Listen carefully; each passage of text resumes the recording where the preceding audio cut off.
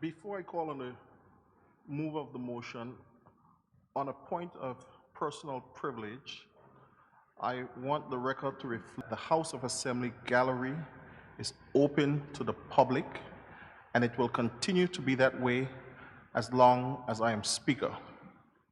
Further, the Save the Seed Energy Center has been designated by the proclamation for the sitting of the House of Assembly. Therefore, all the rules apply to visitors in the gallery. There is a dress code that visitors have to adhere to when coming to our sittings, and a decorum for when entering and leaving the chambers. And I expect that we will be enforcing all the rules. One of the areas I hold dear as Speaker is to continue to uphold the dignity not only of my office, but that of the House of Assembly as we continue to build the legislative institution. With that said, I call upon the Honorable Premier, the Minister of Finance, the Leader of Government's Business, and the representative for the First District to report on the deliberation of the Public Procurement Act 2021.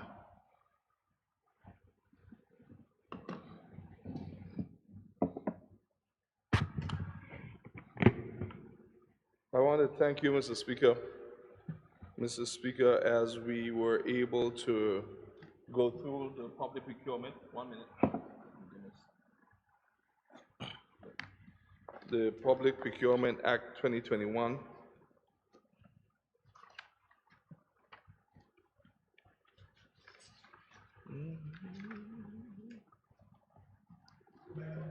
It's on. Just 1 quick minute for me, please.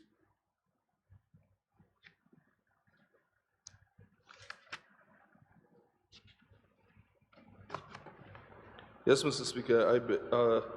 Mr. Speaker, I just want to state that I'm very pleased and the time that we've taken with the Public Procurement Act, because I want it to be registered loud and clear, near and far, that this is yet another piece of good governance legislation that has been brought forward by your Virgin Islands government. Successive governments, as I stated before, have worked on it, and has been through a rigorous and time-consuming development process.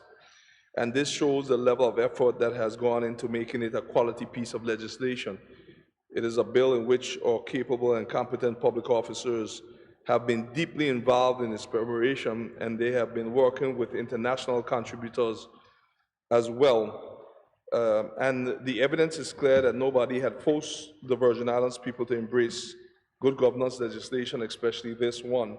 And I want to thank both the past and present administration members who have worked tirelessly to get this going, and for us finally being able to bring it to fruition. It has been quite some years that this has been worked on, and since taking office, we tried to accelerate it. We got a little behind with COVID, and I want to thank the financial secretaries, especially Mr. Glenroy Falls, past financial secretary, and present financial secretary, Mr. Jeremiah Fred, and of course, Dr. Drexel Glasgow. If you look at the speeches from the throne in terms of good governance, which are written by the government and read in the House of Assembly by the governor, you will see that the good governance legislation has been consistently on the legislative agenda. And this includes the Whistleblower Act, the Contractor General legislation, integrity in public life, and many others. And for the Virgin Islands people, further strengthening our good governance legislation is something that we value. Just like the bills that I just named, the integrity in public life, Contractor General legislation, and whistleblower, we have seen many other legislations that have passed through going through the worst pandemic in the last 100 years as we are trying to rebound our economy and also make our public service more efficient and effective in the 21st century. So much so we have seen the suite of e-government legislation, which are being implemented now, and you'll be much easier to do business in government online very soon. The Go Green in legislation, which is very good for environment and also economy, a new sector. The new police action, the stamp duty exemption for belongers, which many of our belongers who are first-time homeowners have benefited from, and we'll be getting an update on that initiative very soon. So we have seen a lot of legislation that have passed to further strengthen good governance, and the Public Procurement Act 2021 falls within that line. So we have not been sitting on our laurels as a government, and I've only named some. But I also want to assure the public that we have already stated and pledged, and will be moving forward with the Freedom of Information Act and the Human Rights Commission, among other legislation to further strengthen good governance and also strengthen our economy and build our people so that we can move towards a direction of, when that time comes, as Article 73 says with the United Nations, towards self-determination, so that our future generations would know that the foundation has already been laid. And I just want to make sure that persons know that while we're in the committee stage, the public procurement bill they established a legal framework for public sector procurement in the BVI. And I was glad that we went through the primary of maximize economy and efficiency in public procurement, foster and encourage participation in public procurement proceedings by suppliers and contractors, mainly from our territory, and when we were able to look into when persons, even from abroad, have to be able to tender, how those procurement rules would be, to make sure that we bring our people up to the level of international tendering also, and promote competition among suppliers, service providers, and contractors for the supply of the subject matter of the public procurement. Provide for the fair, equal, and equitable treatment of all suppliers, service providers, and contractors. Ensure that domestic suppliers, service providers, and contractors are provided with ample procurement opportunities in order to encourage and support national development. Promote the integrity of and fairness and public confidence in the public procurement process, and achieve transparency in the procedures relating to public procurement. Notice in the bill, when we went through it, we were able to put a section in that was already in, but strengthen it even further, so that persons who want to get information from any tender or procurement that they were involved with, or others that may state that something did not go right based on what they're hearing, they have access to the information, and there's a clear path now how to proceed if you want to object to anything that was done within the tender process. There will be no political interference in persons getting that information, as the act done in such a manner that it allows for the actions of persons who may feel that there are some grievance that they have to take up based on what has happened with the procurement process, and they have a clear avenue, very clear avenue, how to move forward in that area. That is what you call extreme good governance legislation and extreme good cooperation by the Honorable House. It took us many hours to do it, but Mr. Speaker, I beg to report that the bill entitled Public Procurement Act 2021 has passed through committee with amendments. Mr. Speaker, sir, I move that the bill entitled Public Procurement Act 2021 be read a third time and passed as amended. And I thank the Ministry of Finance again for all they have done, and Dr. Glasgow especially. Thank you.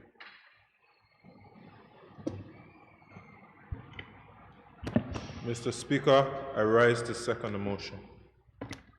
Thank you. It has been moved and seconded that the bill shortly entitled Public Procurement Act 2021 be now read a third time and passed as amended. Those in favor? Aye. Those against? The ayes have it. I therefore call upon the clerk to read the bill for a third time. This act may be cited as the Public Procurement Act 2021. The bill has been read a third time and passed with amendments.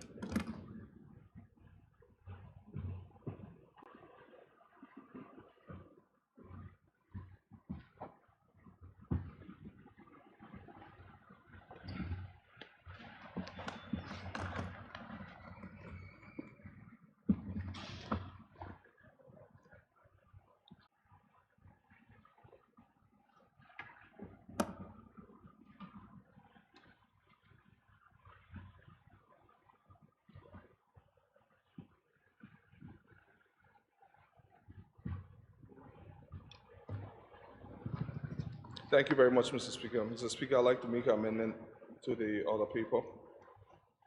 Mr. Speaker, we are now moving on to what we have as a new number 10 that we did from the last time, and then 11 and so on. But I'd like to go to Mr. Speaker to number 12, item 12, which is the motion to have that move up now, Mr. Speaker. 12 go to 10, and the 10, in terms of the last 10, will now go to 11. 11 will now go to 12, and the rest numbering will remain the same. Again, Mr. Speaker, the 12, which is the motion, goes to, one of the motions goes to 10. 10, the old goes to 11, the old 11 goes to 12, and number 13, thereafter, all remains the same. So, Mr. Speaker, I so move.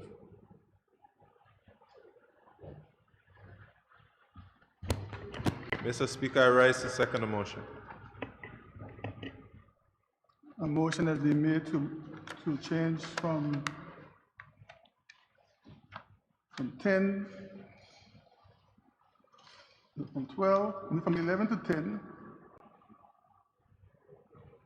10 to 11, 12 remain the same. Those in favor? Those against?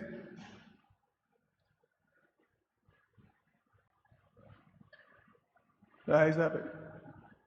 Excuse me?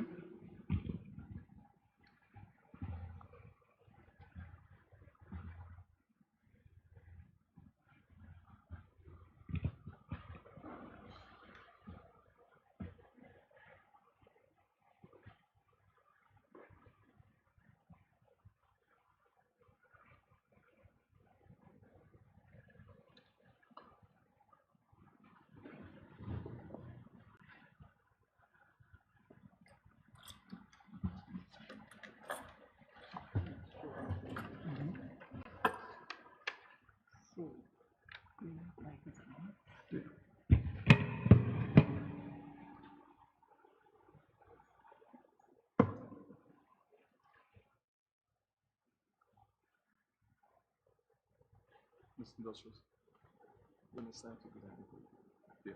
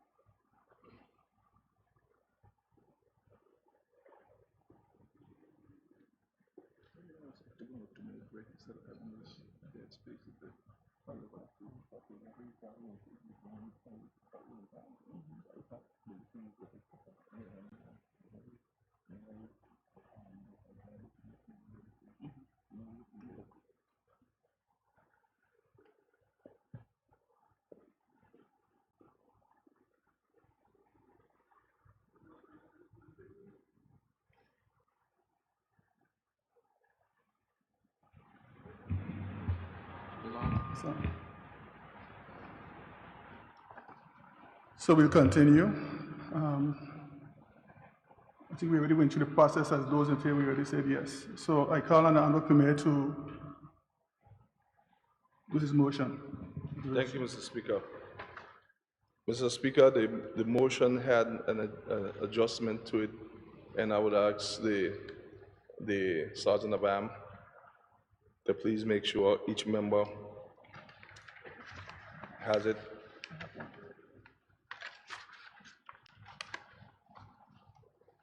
And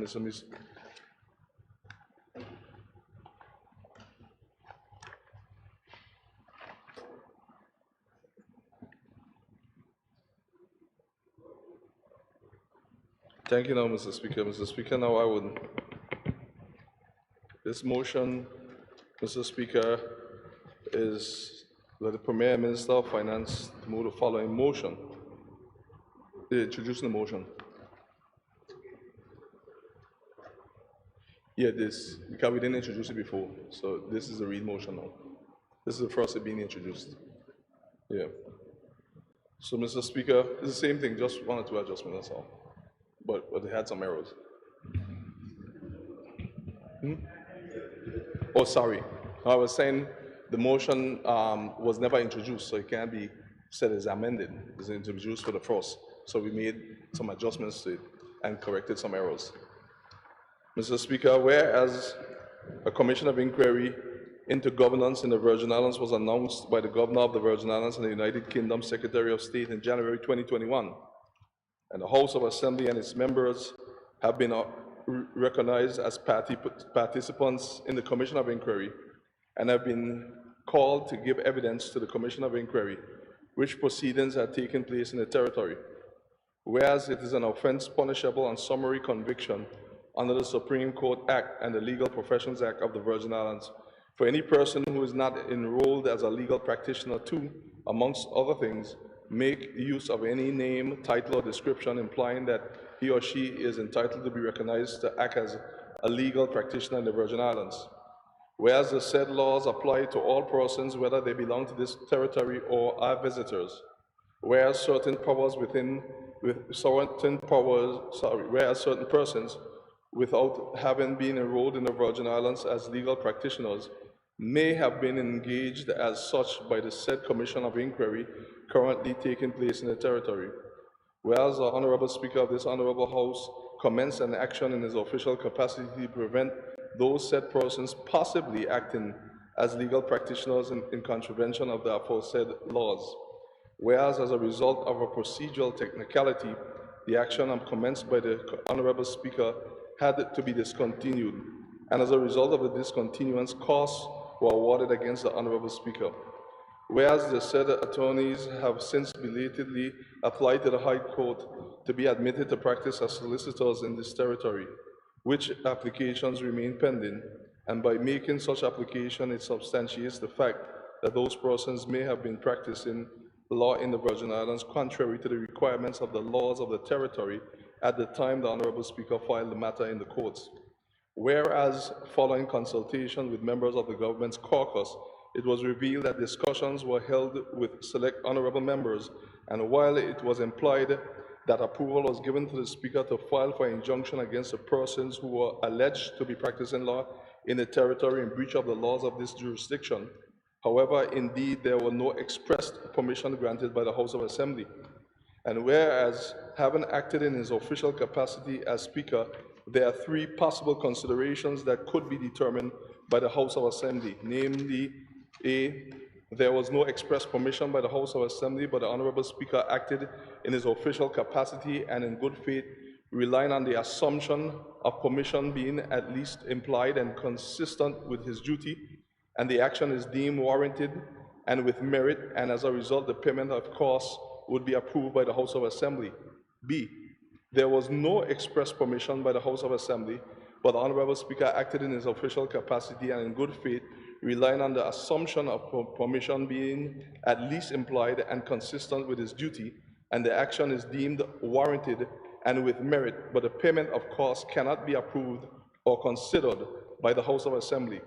And C, there was no express permission by the House of Assembly, but the Honorable Speaker acted in his official capacity and in good faith, relying on the assumption of permission being at least implied and consistent with his duty. The action is not deemed warranted, and it is without merit, and as a result, the House of Assembly ought not to approve payment of the costs. Now, therefore, be it resolved, this Honorable House by order appoints a special committee with no more than 5 members, but no less than 3 members, to consider and to report as to which of the following recommendations is to be made to the House of Assembly: that A, there was no express permission by the House of Assembly, but the Honorable Speaker acted in his official capacity and in good faith, relying on the assumption of permission being at least implied and consistent with his duty, and the action is deemed warranted and with merit, and as a result, the payment of costs would be approved by the House of Assembly. B, there was no express permission by the House of Assembly, but the Honorable Speaker acted in his official capacity and in good faith, relying on the assumption of permission being at least implied and consistent with his duty, and the action is deemed warranted and with merit, but the payment of cost could not be approved by the House of Assembly.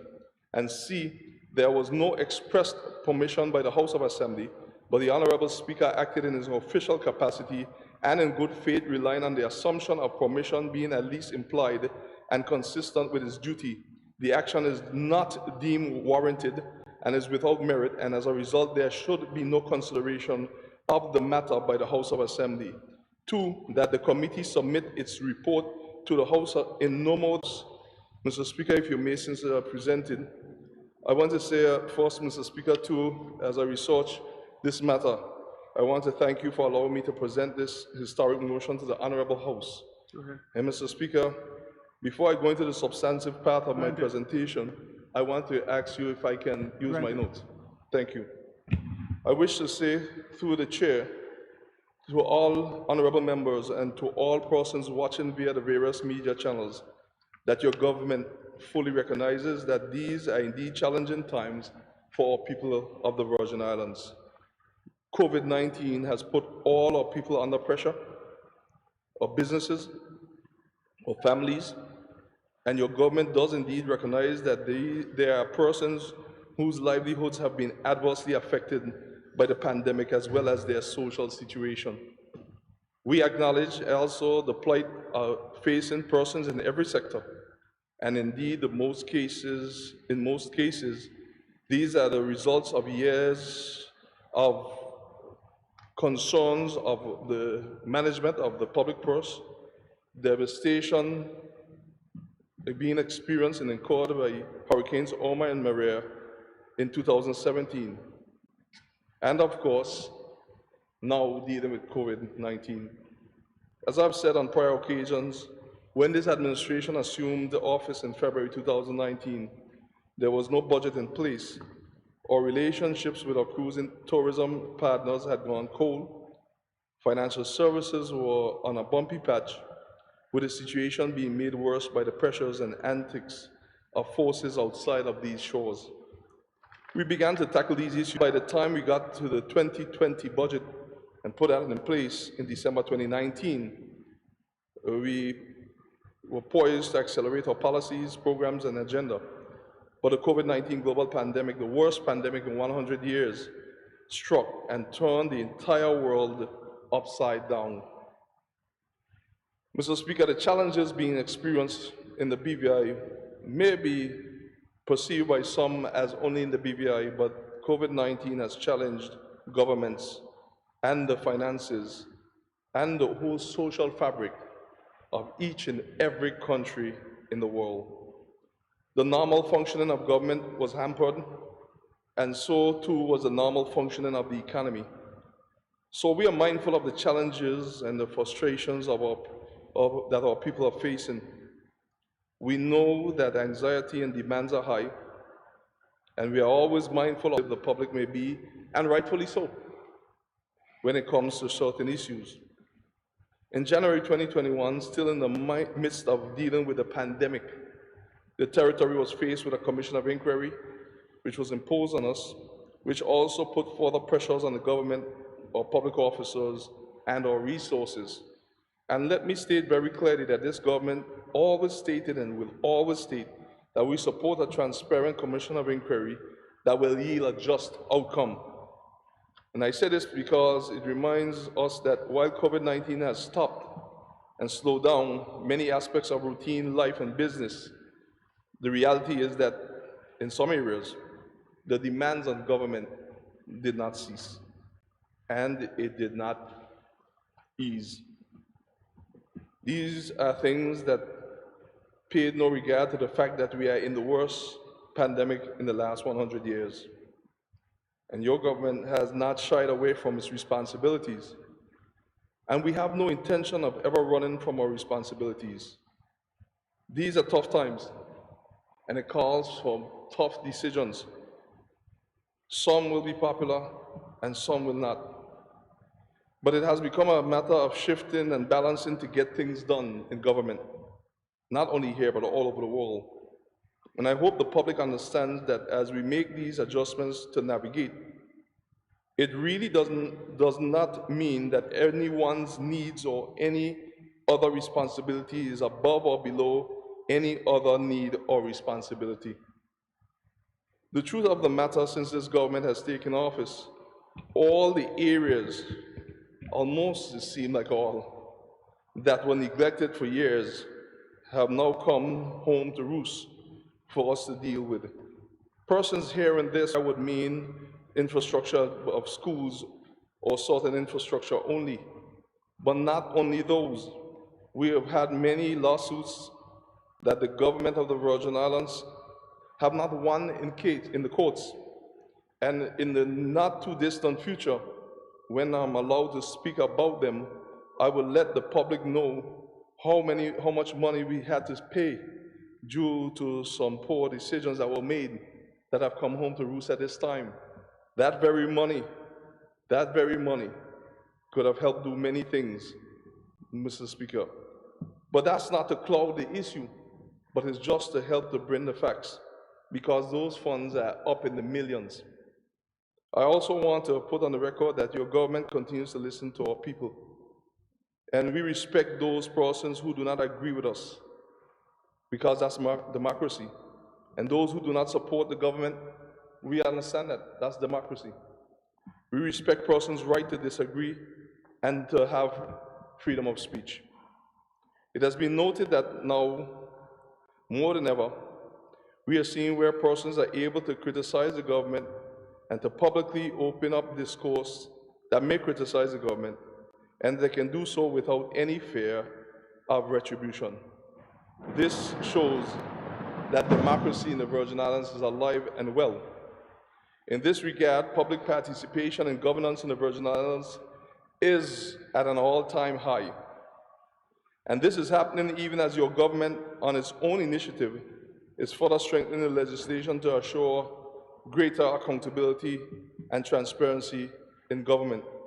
With many legislation, may I add that many governments and many persons in office seem to have shunned over the years.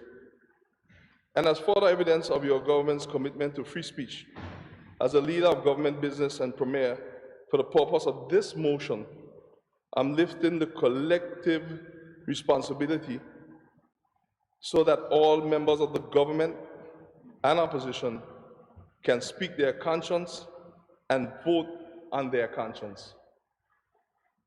That is the true essence of democracy.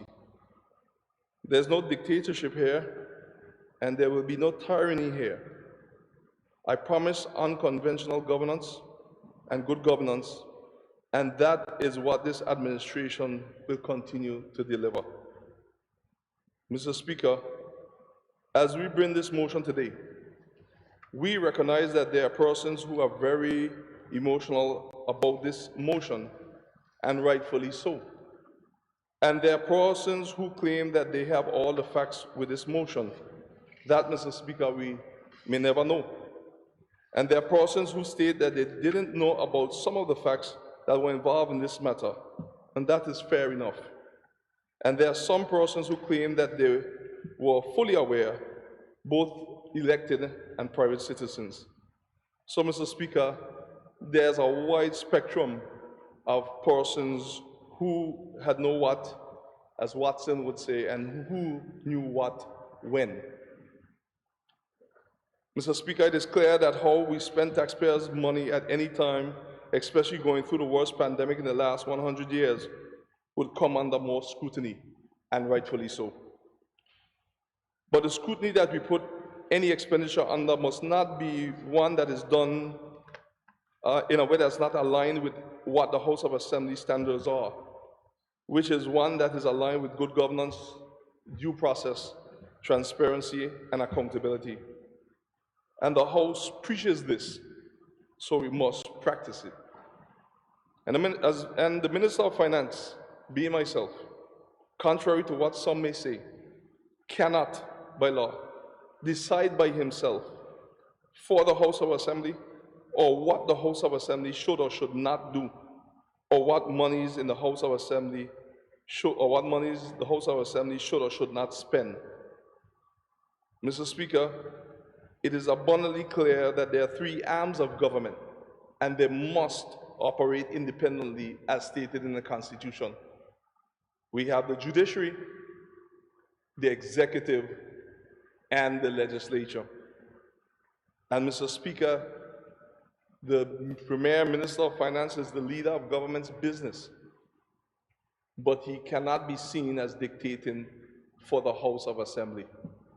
And I stated this from day one when I took this office to now.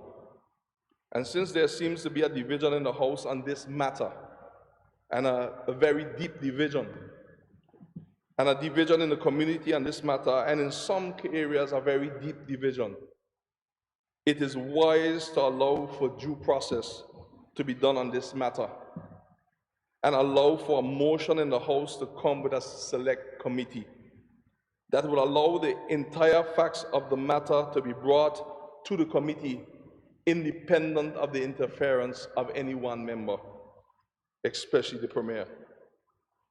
And the committee should be proud to move forward, showing that we can further strengthen good governance and be able to call, whether it be legal or other persons, to come as they see necessary for assistance to the committee as they consider the facts. And I'll explain that later because it won't cost taxpayers a dime. This is extremely important because the Minister of Finance's job and all members of this House is to make sure the independence of the three arms of government are kept, as I stated before, the judiciary, the legislature, and the executive. Mr. Speaker, if I as Minister of Finance paid this bill without coming to the House, I would be accused of dictating to the House of Assembly. If I as Minister of Finance refused to pay this bill, I would still be accused of dictating for this House of Assembly. Mr. Speaker, it's a House matter, and the House must act independently and take care of its own matter, but do so in a manner that reflects due process. And it should never be seen that the Minister of Finance unilaterally decides what will be paid, or what bills will be passed, or what bills will come to the House, or what expenditures will come to the House and be paid through the House of Assembly, or not be paid by the House of Assembly. That, Mr. Speaker, should never be allowed to occur by any Minister of Finance or Premier. Mr. Speaker, I take my responsibilities as Minister of Finance, Premier, 1st District Representative very seriously. And I also believe in my life, as I live my life over the years, that to respect everyone's opinion, to respect everyone's views, opinions, and their feelings. But I also know, Mr. Speaker, from my own experience in life, to always ensure due process, so that when a decision is made, it's not made out of emotions, it's not made out of siding with anyone, it's not made out of pressure, it's not made out of biasness, Mr. Speaker, but it's made out of having all the facts in front of you, and, Mr. Speaker, have it properly laid out so that the facts are clear, so that it can stand the test of time. That, especially when it relates to the House of Assembly, must be done by the House of Assembly, because that is what the Public Finance Management Act dictates anyway. And as Minister of Finance, I have to ensure that my actions are directly in alignment with the Public Finance Management Act, Mr. Speaker, which calls for me not to make such decisions on my own for the House of Assembly when it comes to expenditure.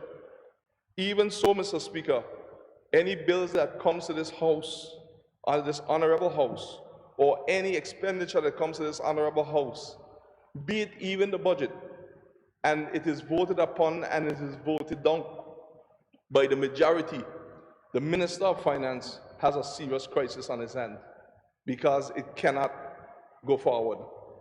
So, Mr. Speaker, I crave the indulgence to inform the public that there are certain powers that are afforded to the post of Premier Minister of Finance and certain powers that are not. And this, Mr. Speaker, is another education lesson for how the House functions. Mr. Speaker, the House of Assembly rules are very important, and there is no need for us to divide the country in an area where we can help to educate our people further on how the House of Assembly functions and how the arms of the House of Assembly functions.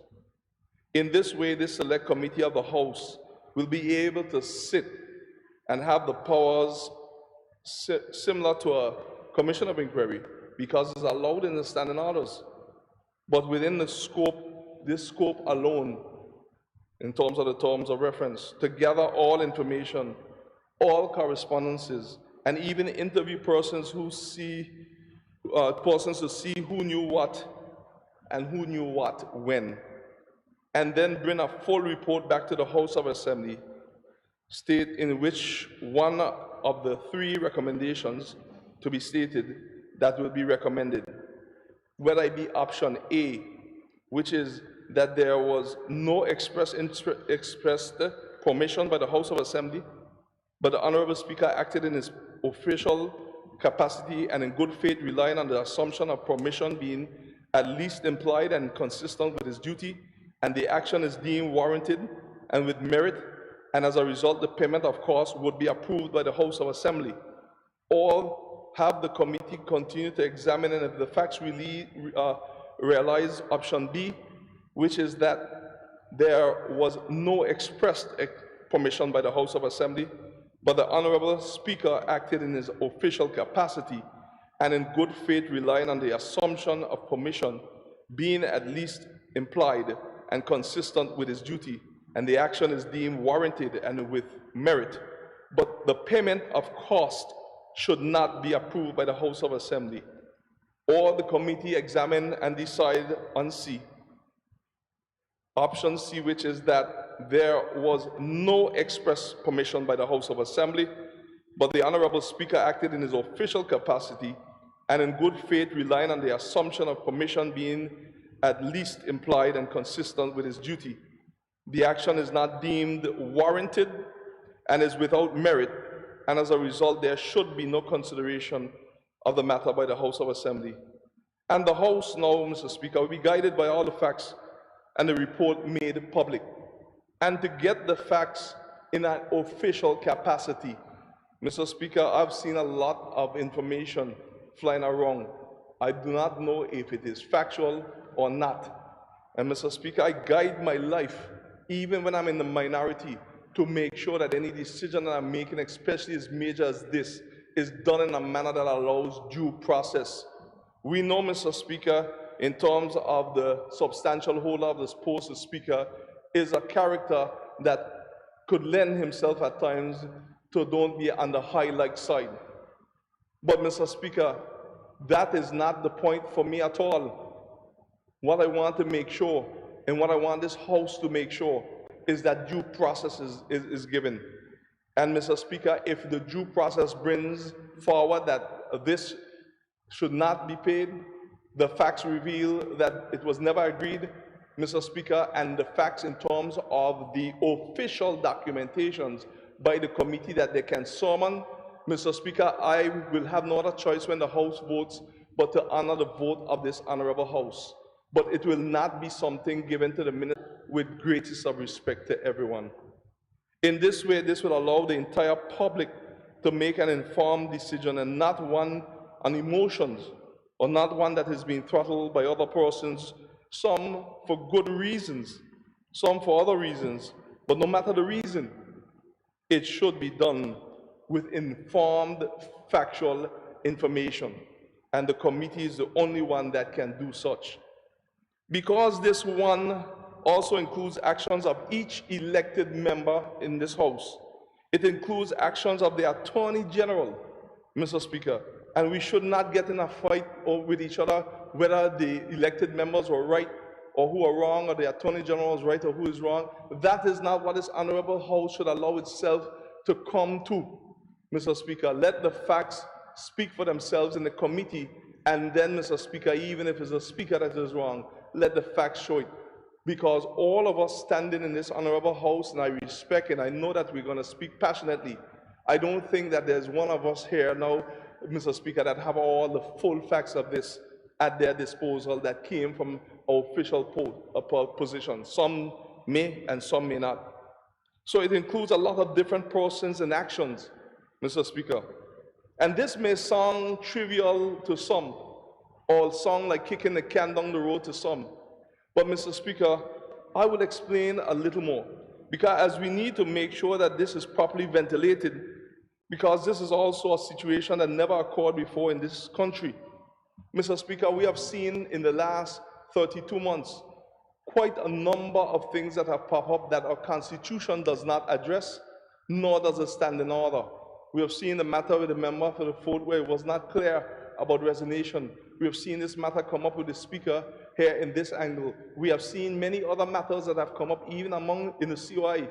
So we have seen our laws and our Constitution, our standing orders, being challenged in areas that they have never seen in the history of this country, which is why we have to continue to ensure that we update these laws, these policies, and even as we're in the process of moving forward with the constitutional review. So we have to make sure that these things are documented. So if things like this happen again, there's a reference point, there's precedent on how to handle it, and the House must always be seen to be allowing for due process. So as Minister of Finance, every bill that is brought here, you bring it knowing that it can be voted down. You bring it knowing that any expenditure you bring to be approved by the House of Assembly can be voted down. And if it's voted down, as I stated before, the Minister of Finance cannot approve the money because the House has spoken. Now here's a chance for the House to speak with facts from official source. Today the debate will be going on. There'll be a lot of persons speaking passionately and rightfully so. But where are all the official documents? Does any one person have them all? We must make sure that everyone is interviewed when the committee starts to work. And we must, once it's approved, and we must make sure all the facts are there. And we must make sure that all the paperwork involved in this are coming forward. And I mean the official paperwork relating to the matter that they may have that is factual. And when all of that is done, the report can come. And the select committee also can get a lawyer, because there are ways to do it, even in the standing order, to make sure that all the findings are done according to the law without any cost to the taxpayers. And all the writings and recommendations are done according to law. And wherever the independence of the committee sees this to go, we will then be guided as a House of Assembly. Mr. Speaker, each person in the House, I put it to them, each political party that is represented in the House, Mr. Speaker, I put it to each of them to be allowed to nominate an elected member to be part of the committee. Mr. Speaker, that will ensure that the government side does not dictate or dominate the committee, but merely would have one single voice. It allows each political party, Mr. Speaker, to be able to put up and do what the standing order allows for due process and get all the information, the factual information, and form the report. And Mr. Speaker, when they do meet, they decide upon themselves who will be the chair of the committee. Because, Mr. Speaker, we have no reason to stymie democracy. But, Mr. Speaker, we must also never allow anyone to allow us shut the door on due process. Or the government has already nominated its member that would be on it. And each party will have its nominated elected member. The PPM, the NDP, and the PVIM, who are in this House as members now. That is one option. And if not, Mr. Speaker, they can also do it in a combination of a way.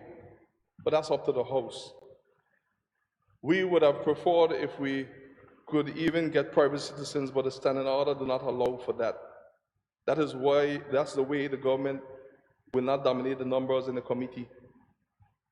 It will be a fair, balanced committee across this honorable House. And if we seek to always ensure fairness, transparency, and balance, we cannot allow ourselves to be drawn up and taken away by emotions. Because we have to understand that at some point, each of us, some point in life, each of us may be accused. And before we make a final judgment, it should be one that is properly researched. And Mr. Speaker, I want to repeat that. At some point in each of our lives, all the crowd is saying something else to allow for due process. Mr. Speaker, it's very important to democracy.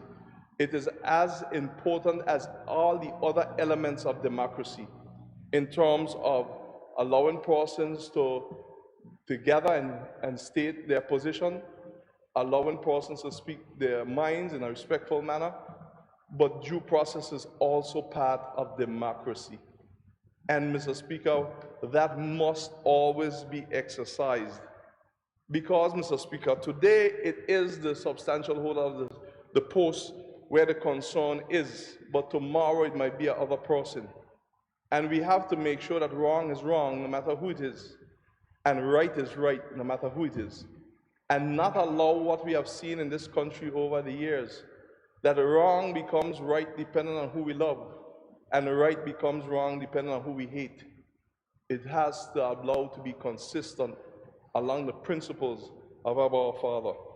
Maybe not popular in some quarters, Mr. Speaker, but I know for sure I can sleep and rest well in the night that we are going to do it in a way that will allow for due process and let the chips fall where they may.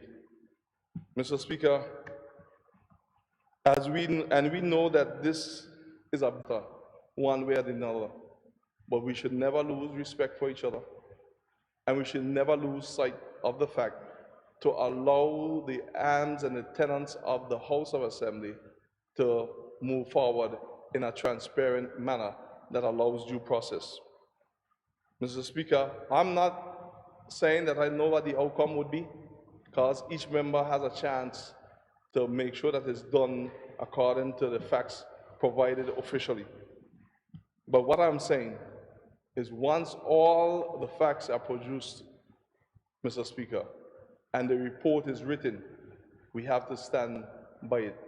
And if it says don't pay, don't pay.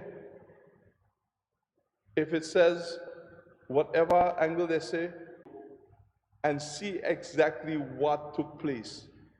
And because, Mr. Speaker, may I tell you that most times in any society, most persons don't have the information in front of them. They ride on a wave sometimes of emotions or certain frustrations they're experiencing, and they join that wave. And rightfully so, because we are only humans.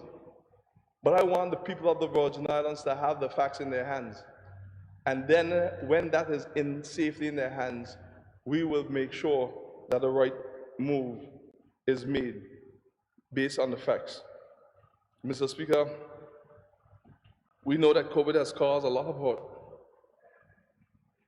And Mr. Speaker, but at the same time, we want to make sure that even in the middle of all of this hurt as a people, passionate we are on many topics, and rightfully so. But we want to make sure actions reflect one of due process, one of transparency, one of accountability at all times. And that's all as Minister of Finance, Premier, First District Representative, and as a citizen of this Virgin Islands, that I seek as this motion comes forward. Mr. Speaker, those who have walked with me, those who walk with me, and those who have known me over the years, especially in the latter part of my life, know that I do not practice making emotional decisions. It can destroy persons' lives. It may very well be that the bill is not paid, but some pertinent information comes out that exonerates elected member, exonerates the Attorney General, or exonerates the Speaker. But let it not go down in history that we did not officially have all the facts. Let it go in history that we had all the facts in front of us. And then let it be so. The people's voice have been heard, and heard loud and clear. But I ask each of them, would you want this for your child?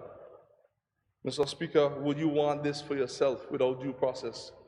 Yes, the character of the person will lead some of us to reach the conclusion that we have reached before all the factual information is received in an organized manner. It is one which everyone can vote their conscience. But at the same time, the actions of the House will not just be based on conscience alone. It will be based on the facts that are produced. It will be based on what the committee produces, and it will be the most balanced committee that this House has ever seen, where no one side can dominate what happens in the report when it comes forward. This is true democracy, and this shows that we continue to strengthen our democracy and further strengthen our good governance as we move forward as a territory. Mr. Speaker, note that I have not gone into the depths of some of what has been said or some of what is being said, because for me, I'm not going to prejudice the committee one way or the other. I want them to make sure that they look at it with an eagle's eye and bring out the facts without persons like the Premier Minister of Finance painting the picture that they may want or may want them to come up with. That's not my intent, and that is not who I am. Unlike what happened in the past, your government continues to open up good governance so that the citizenry and Her Majesty's loyal opposition and the government side and all of us can participate in the decision-making process. And that is why this motion is being amended or being brought in the fashion it is being brought, not amended because it's the first that has been read, for a special committee to consider whether the House Speaker can or should be dealt with indemnified of these costs in this legal matter which he filed, Mr. Speaker, in good faith in his official capacity against the breaches of the Virgin Islands law, based on the recommendations contained in the motion and which I have stated above. Whatever is the decision that it is returned, your government will abide by it. Mr. Speaker, I will pray that God's protection continue to be over the Virgin Islands. And I pray that democracy will continue to reign. We want to make sure that when the time comes to make a decision based on views, that everyone has as much as is possible the factual documents gained from a credible source, and this committee, by law, other than the courts, are the only one to get all of that information. Mr. Speaker, may God continue to bless and protect our Virgin Islands and its people, and may He continue to guide our territory on the path to success and prosperity. And may we do so, continue to lifting up the true essence of democracy, which is to make sure that all voices are heard. But when all voices are heard, that due process is followed. Mr. Speaker, I so move the motion before this honorable House. Mr. Speaker, I rise to second the motion. And while I'm on my feet, I would like to, if permitted, to offer my contributions. Granted. I will also ask that I be permitted to refer to my notes from time to time. Granted. Thank you very much. Mr. Speaker, before I go into the substantive motion or the resolution before the House, I would like to make 2 or 3 acknowledgments, because unless I'm mistaken, November 3rd, 2018 marks the anniversary for the funeral of Dolores Christopher. But November 3rd, 2019 also marks the first annual BVI Festival of Arts, which was named in her honor. And I know the Minister of Education will expound on that some more, either now or when he makes his contributions. But I thought that these two should not go unnoticed. On the other business, I will speak of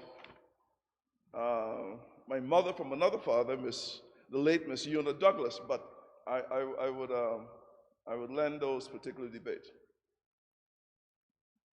Mr. Speaker, the motion, the matter before us is one which has been long in coming. I say that because it is just the tip of the iceberg. What attains, what this speaks of is a much bigger issue that we in the Virgin Islands are speaking of. Mr. Speaker, I look in terms of what the platform for the elections of 2019 was about, and we look at what was occurring throughout the overseas territories from before, but coming into stead as it relates to this from 2014, 15, 16, 17, straight up. In fact, at one point nicknamed the Popcorn Man. These movies were being featured in other overseas territories, and it was warned from back then that we should and we have to deal with it. Mr. Speaker, I would like to make it perfectly clear that my sojourn, my journey, my tenure, my particular position in this House of Assembly is in full observance of the people of the Virgin Islands. There could be no mistake coming into a full-time job at age 60 that is anything else other than that. So I cannot be a 20-year politician.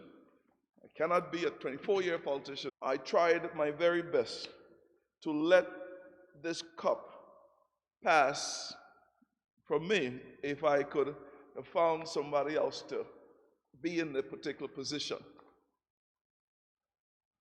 But we are where we are, Mr. Speaker. Mr. Speaker, I received calls from Europe, UK. I received calls from the North American shores in the United States. I received calls from throughout the Caribbean as it relates to what attained. And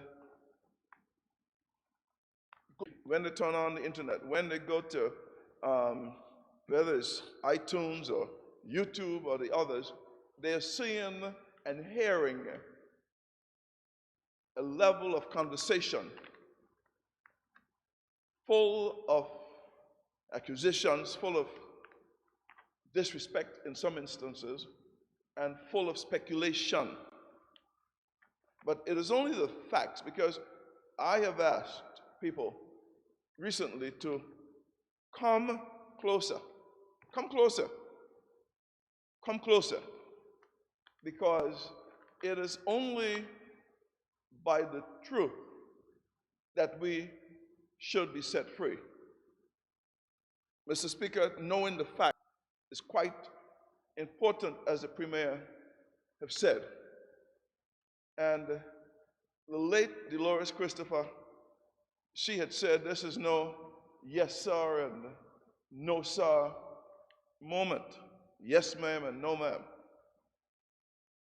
Each and every person have the right to voice their concern, voice their unfettered,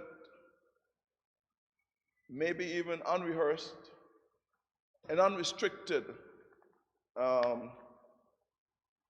feeling as it relates to the chain of events. But it is not merely concerning this matter, because this is just the tip of the iceberg. 9% of the persons tuned in right now as to whether or not government should pay legal costs without knowing any other facts or circumstances of Julian Willard.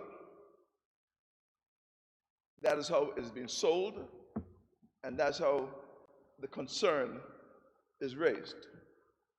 Is he a lone soldier? There are those who are tuned in, and they are part of a never VIP group. VIP should not have been elected. VIP is not the best for this country. And if we can use this to unseat them, then that will be a good forum. There are those who are part of a never Andrew and Carvin group. He should not be premier, and Carvin should not be here. There are some who are part of a COVID-19 conspiracy group. If it wasn't Dr. Fauci, it was Bill Gates, it was a chip, it was 5G. You had no reason going in quarantine. You had no reason providing funding for accommodation.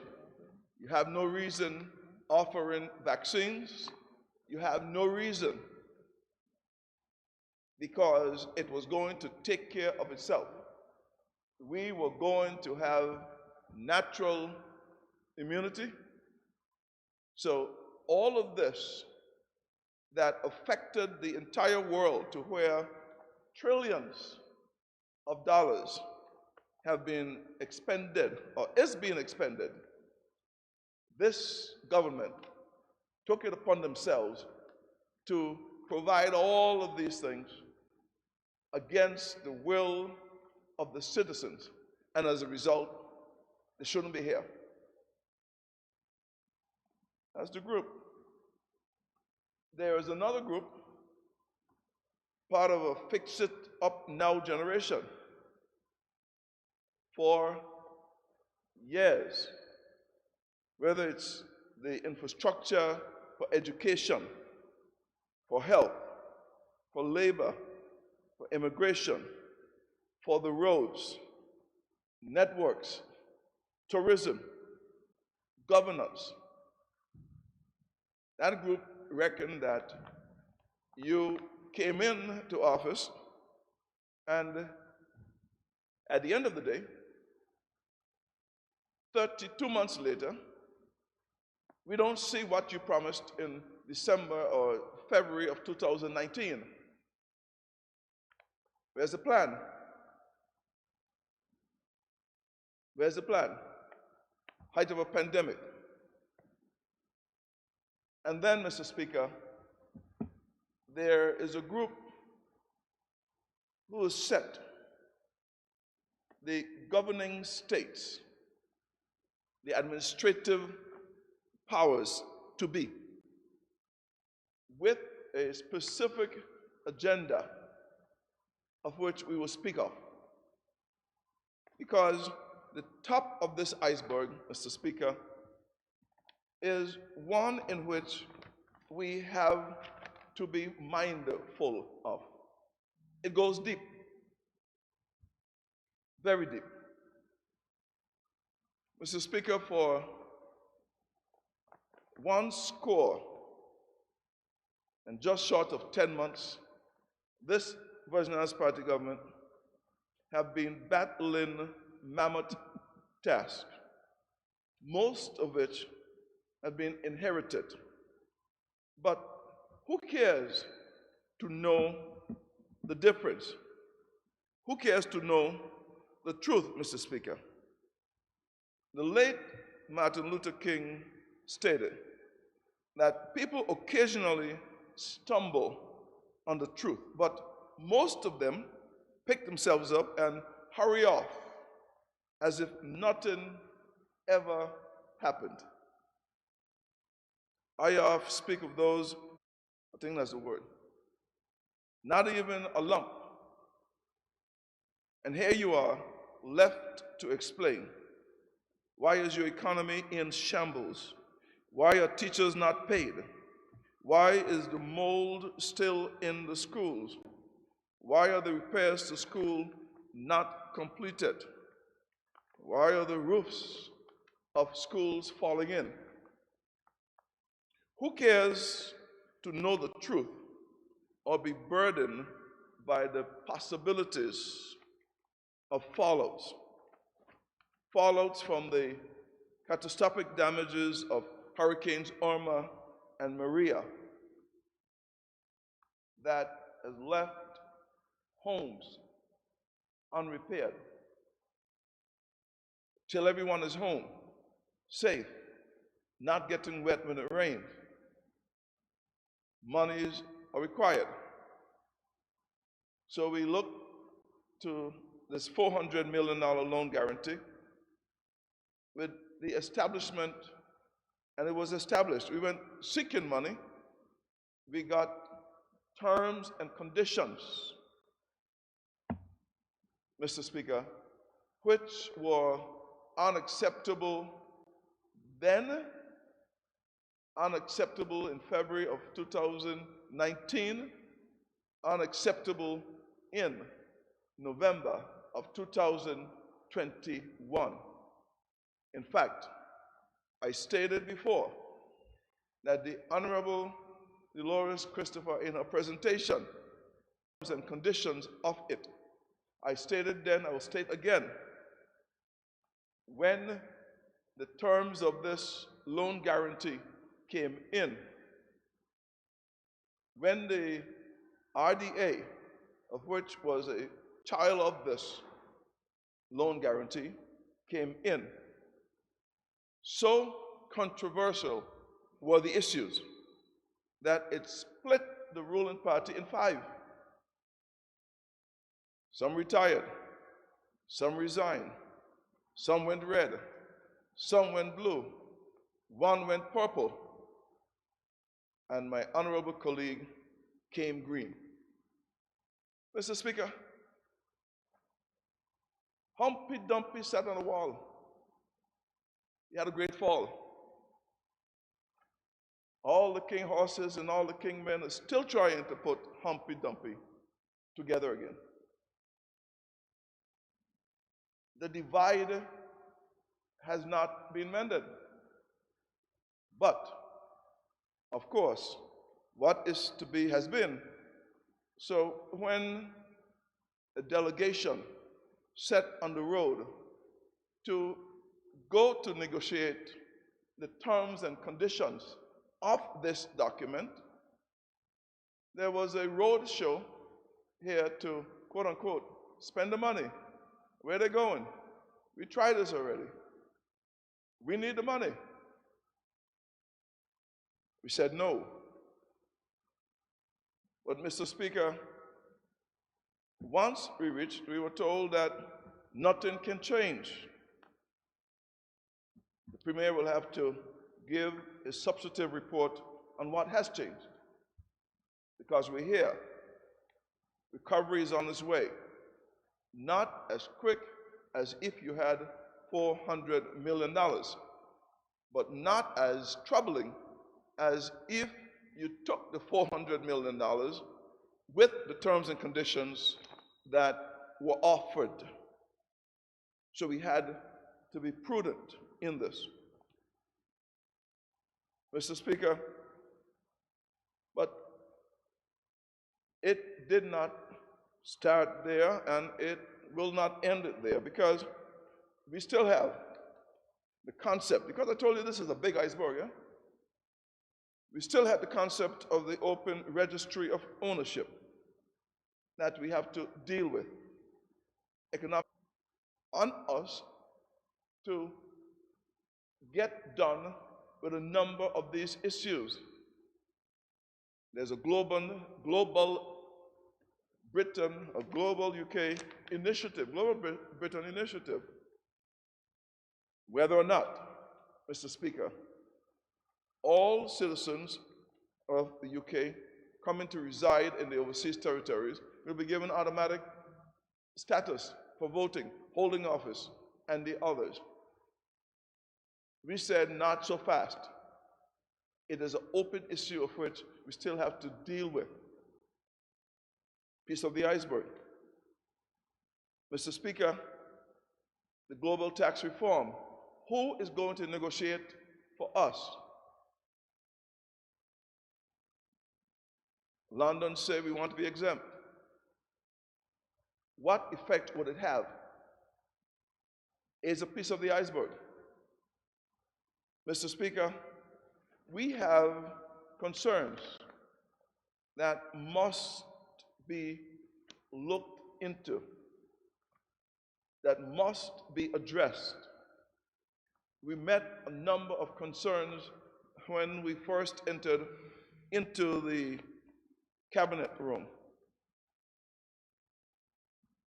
I looked and I looked to the four sides of the room for the red flags or even the yellow flags and could not find any, because if we are concerned about transparency and accountability and good governance, I asked the question,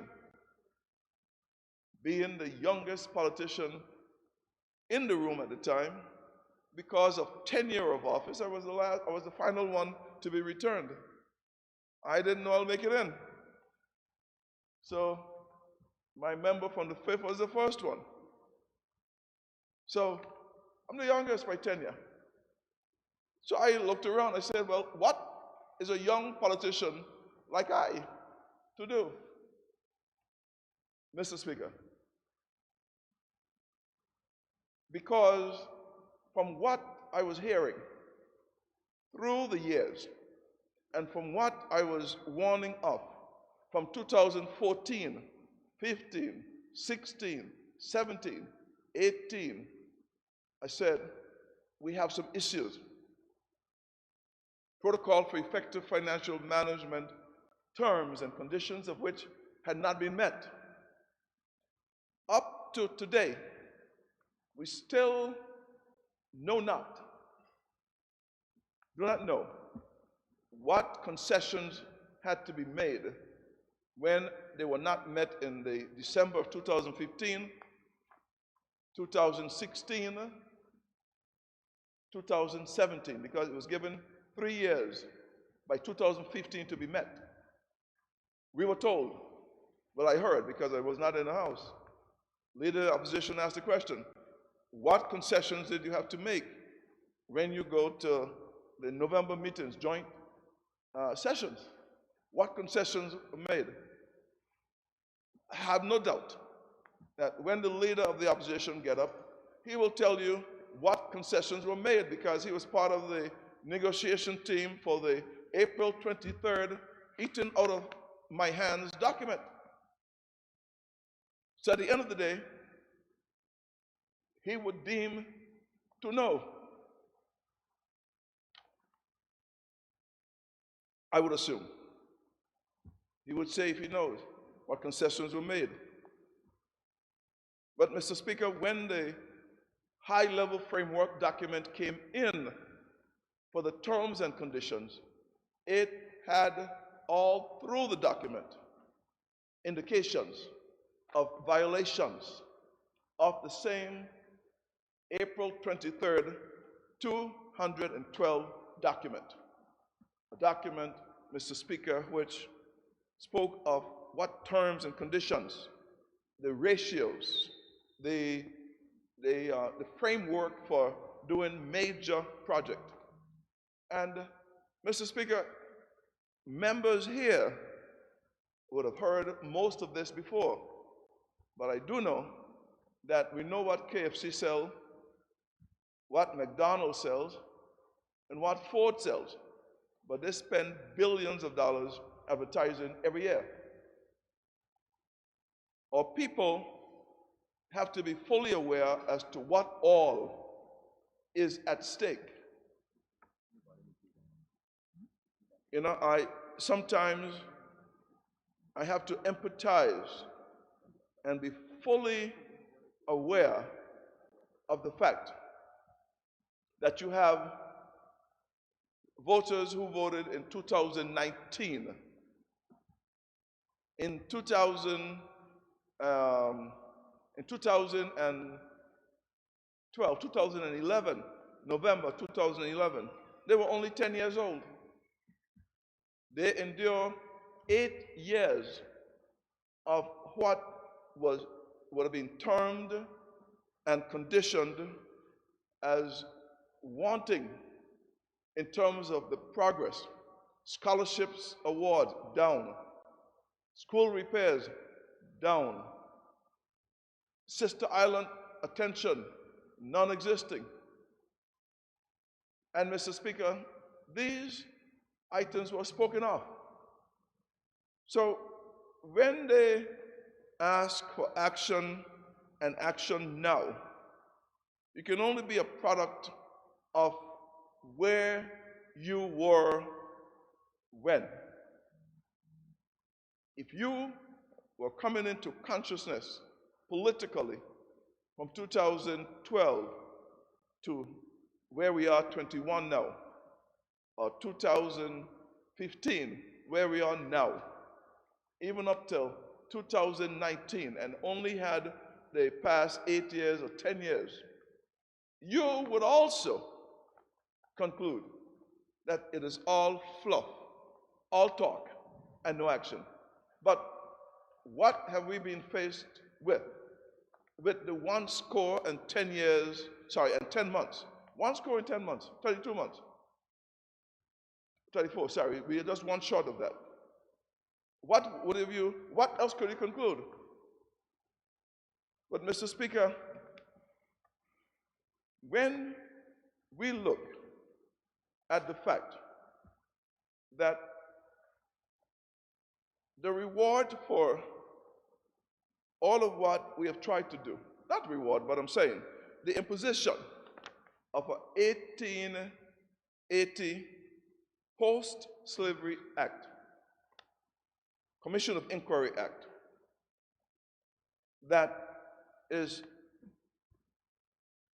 void as it relates to the special inquiries being looked into, that conducts at least since 67, but I always say since 1950, an inquiry into the governance of the Virgin Islands. It seeks to look at every institution, every department in, and it is a matter now of institutions. What is sacred?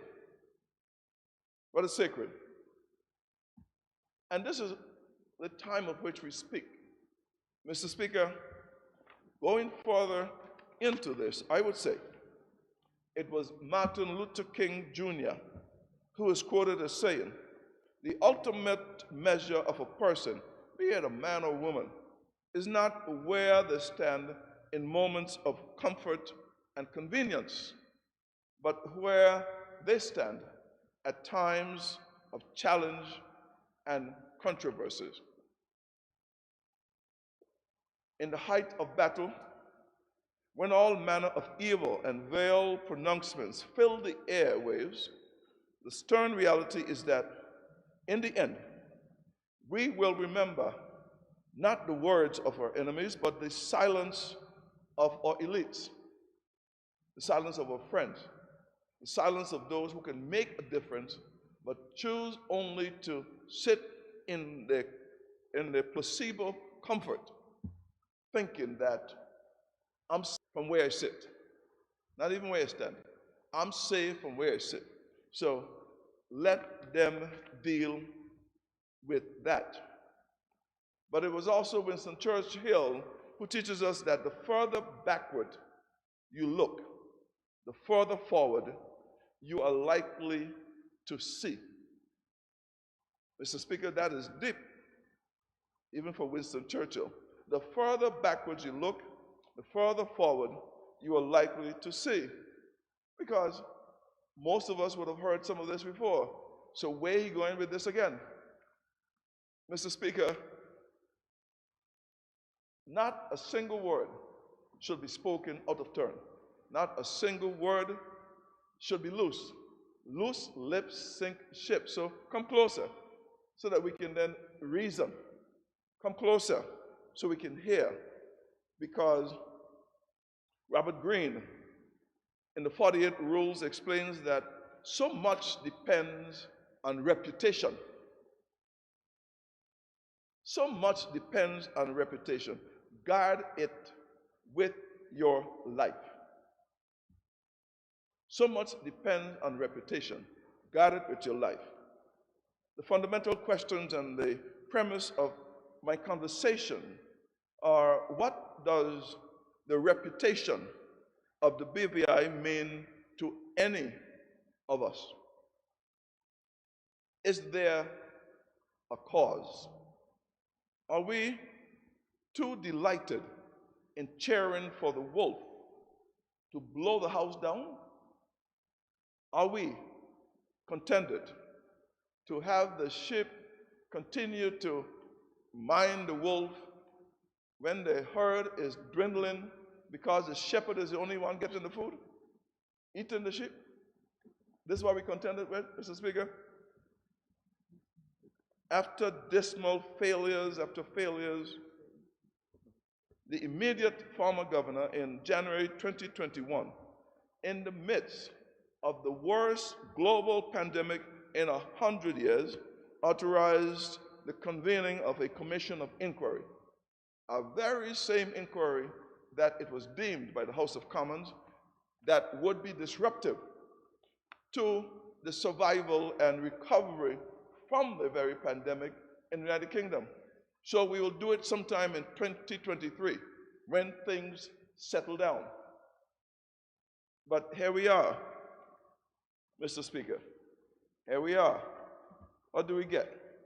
We have a member of the House of Commons getting up in the House of Commons and repeating some of the very items that were repeated by the former governor as it relates to why this commission of inquiry had to be done at this time. Sometimes we stumble on the truth, but who cares to know the truth, is what I asked earlier. So, says that $7.2 million plane, it was concerning, but not enough for an inquiry. A wall, a cruise boat, of which items were done.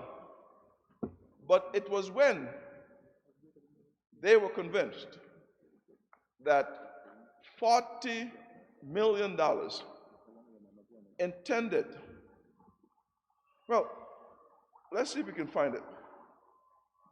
Allegations that funds set aside for struggling families during the pandemic may have been reallocated to political allies. The global economy, in the global economy, it was stated a lot more troubling. In fact, it was in the one of the newspapers in the UK.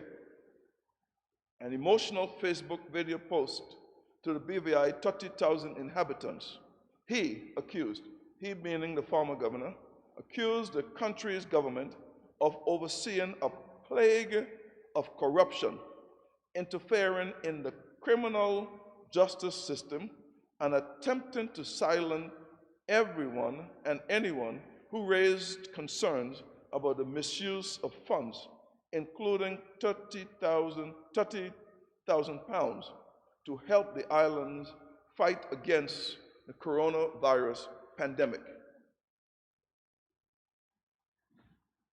Mr. Speaker, there are a number of pieces of this iceberg that we have to be prepared to unfold, because what is the BVI reputation to any of us? What is it to us? All 13 members in here are accused of misappropriating the funds. The opposition is going to say, probably, I don't know. No, not I. I didn't have handle on the purse. Some ministers might even say, no, not I. I wasn't the Minister of Finance. I didn't see any distinction here. In fact, the honorable member for the 4th district, he opined that you have to bring some facts with this. The Attorney General, I didn't hear anyone in the open media denouncing this. I haven't heard enough outcry as far as this particular subject is concerned. Your reputation, what does it count for, Mr. Speaker, becomes a specific question. That's serious accusation. This iceberg is big. Mr. Speaker, we have the member in the House of Commons on the 18th of January, 2021, stating primarily that the areas of concern that was on the table were light in comparison to when he got report that there were credible business people. Well, before I go there even, because this whole concept of stifling freedom of speech and expression, it's always amazing to me, Mr. Speaker, because you have radio hosts and even public officials, because the credible thing, I have to start this one, but I have to get a proper holder for it, for the phone, because it's fashionable now to get in your car, pull aside, and do a Facebook Live. And the kind of names that you hear being referred to public officials, you would say, you would call that stifling of speech. In other quarters, people are accusing of allowing blatant disrespect. So on one quarters, you can pull aside, you can go on the AM show, you don't want to call it the morning show, you go on the AM shows, you can have your freedom of speech. In fact, your voice could be loud, your voice could be high, whether by liquid or smoke, and you call it inhibition, that we are stifling freedom of speech. Mr. Speaker, the iceberg is big. The terms and conditions that were brought before to be looked at, I said they didn't have no need, but it was explained that those were small compared to when you received accusations from credible business source. It didn't stay from talk show hosts. I hope not. But they will be cross-examined, because nowhere in the Commission of Inquiry was this specified to be inquired into. And if you're going to damage the reputation of an entire country, an entire House of Assembly, an entire country. You have to come with something so that at the end of the process, you can say, well, look, those guys really messed it up for generations yet to come by their very actions, because we have found credible evidence that what these credible business persons come and say, high officials, people in high offices involved in criminality and drug running. Mr. Speaker, I don't know about the others, but no, not I. Because at the end of the day, sometimes when you get into the courtrooms, they will tell you, well, we didn't hear you denounce. We didn't hear you refute. We didn't hear you speak against any of what was out there in some of these papers, which some class action suit, and the Attorney General will see if we have basis for this, because, and it can't be done without an expressed attention of the House of Assembly. But who will join in a class action suit to have defamation of character? Because what is a reputation worth for the BVI? Tourism, financial services, and all of the other pieces that will be affected by these pronouncements were made. I wrote back when I first entered into the Commission of Inquiry, I left a particular paper on the table, a statement on the table.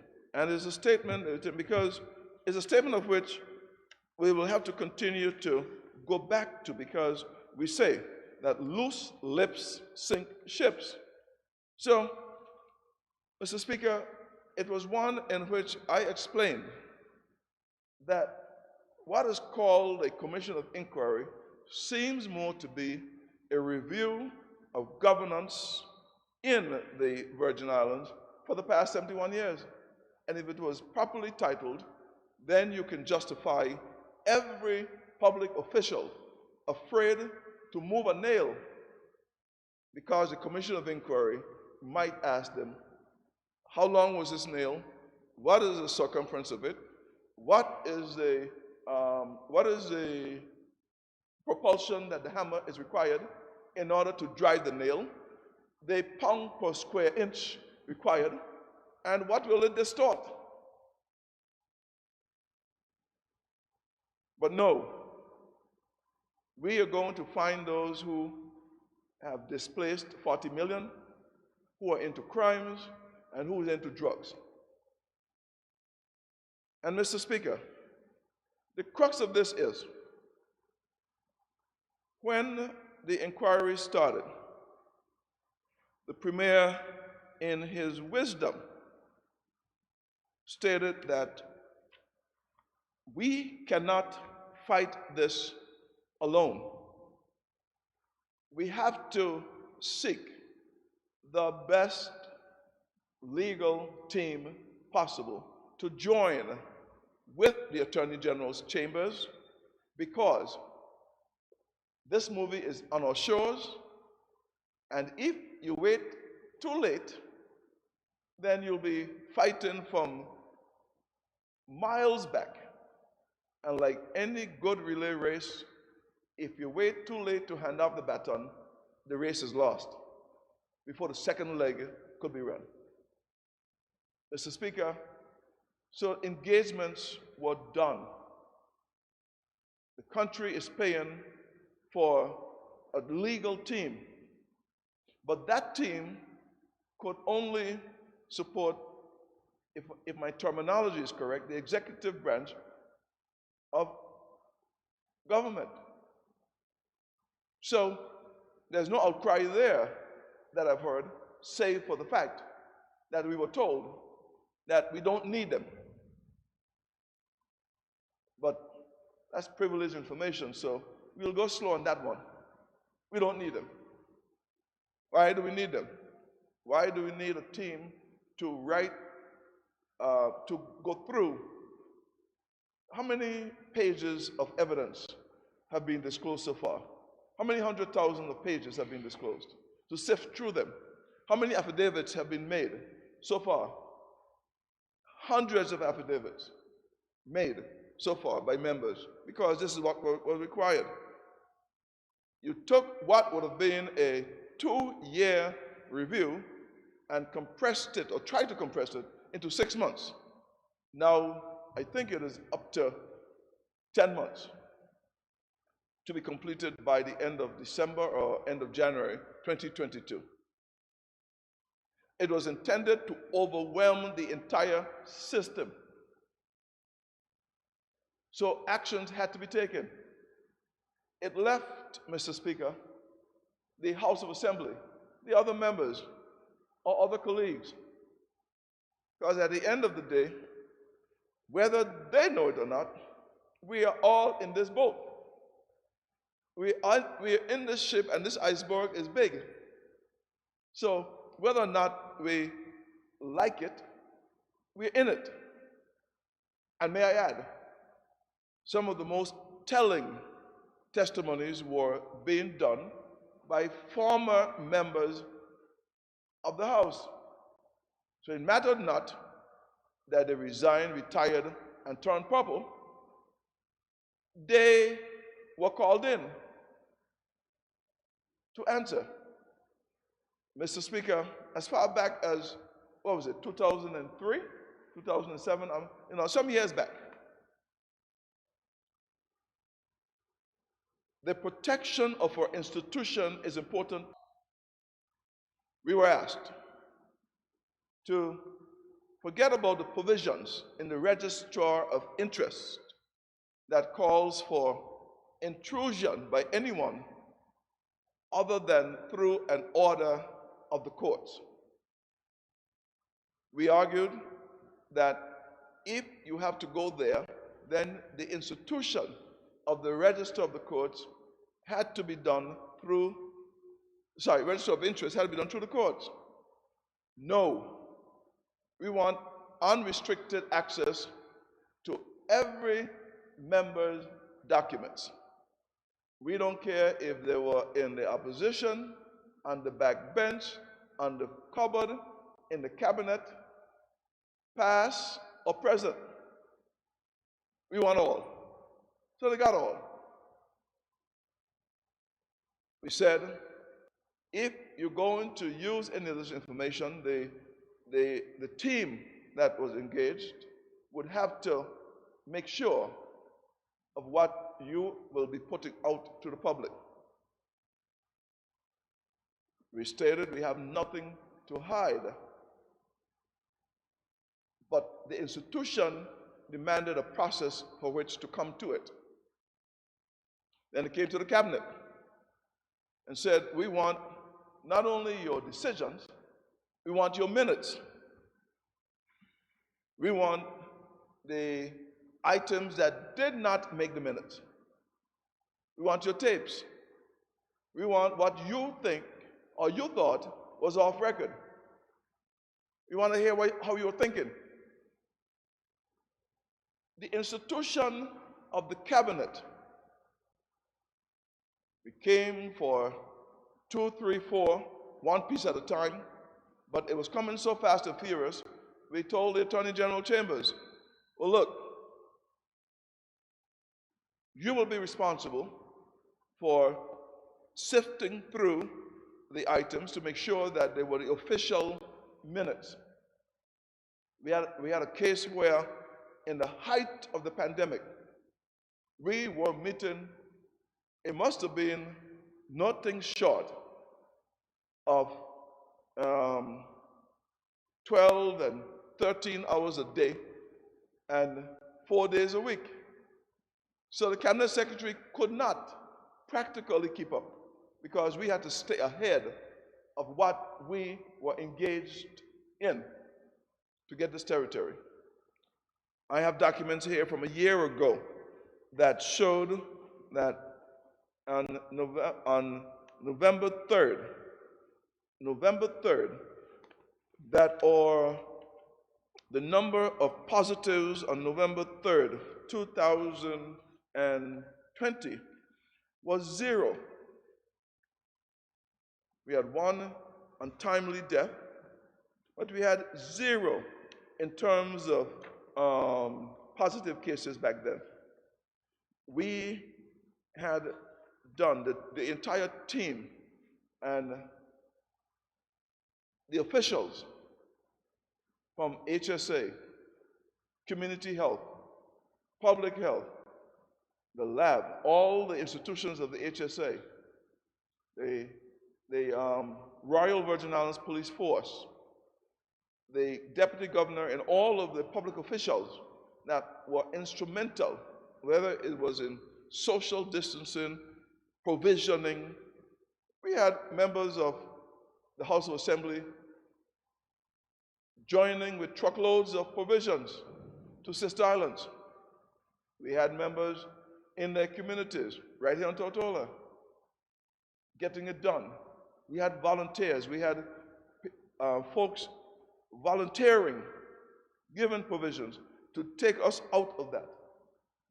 And at the same time, while this was going on, and now that we are into a commission of inquiry, we were looking to see if the timelines for approval for given provision, if that was followed. Did you allow the normal 30 days for the proper procurement to be had before you send food? Did you allow for this provision to be done before this? You could not. Look at any other jurisdiction and you'll see what they had to do in order to make sure that lives and livelihoods were taken care of. So there goes your second institution, gone. We don't need no court to tell us about your cabinet minutes and your cabinet papers. We want unrestricted access. Even had a case. I had jokingly said, but he doesn't like me to put it this way, so I'll have to not say. The Minister of Natural Resources came out shaking when he was confronted with a case that came before us based on conversations, never saw the light of day in terms of approval. Once the facts were reported to us, we made the correct decision in zeroing it out. But of course, blindsided, the minister was caught off guard. I always say I'm too heavy to be dancing on a slippery floor, but he's lighter. Couldn't dance on the floor either. Could not dance on the slippery floor either. But it was intentional in terms of how it came out. Not a word about this, other than folks joining in the refrain that it shouldn't even have been there. Joining in the refrain. But administrating states are masters of the divide and conquer routine. Masters of it. So when you have a nation who is intent, because I've contended, I told a number of my associates already, governance of the Virgin Islands by Virgin Islanders will not be attained until we get the respect and the confidence of Virgin Islanders in our very own people.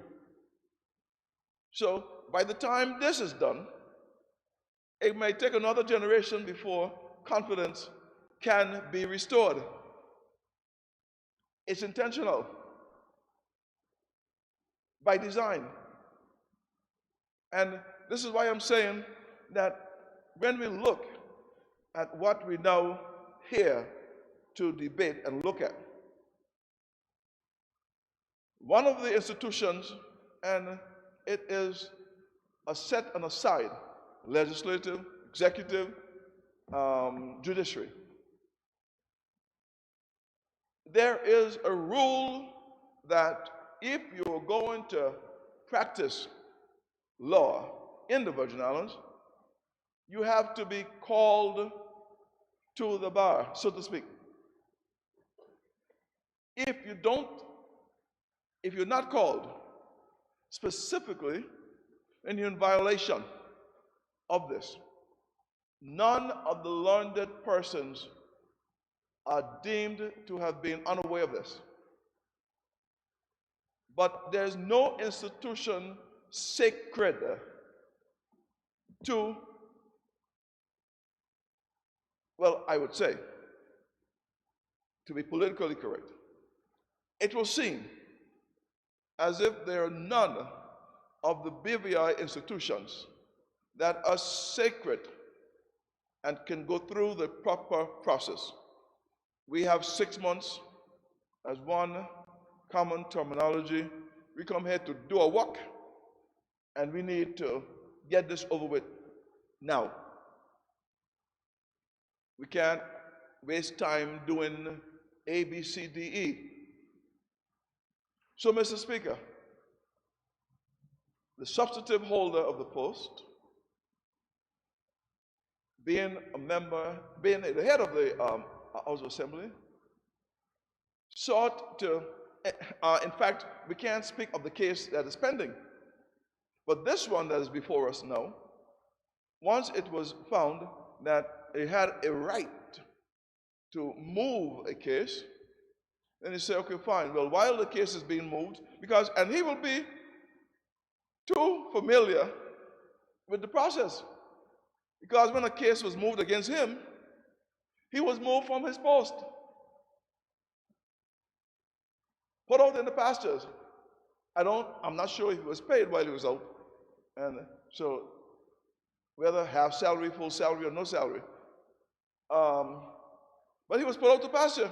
So he knew quite well that if you have a substantive case filed against you, that by the institution of law, you are supposed to be there as permanent secretary when we have such a case against you.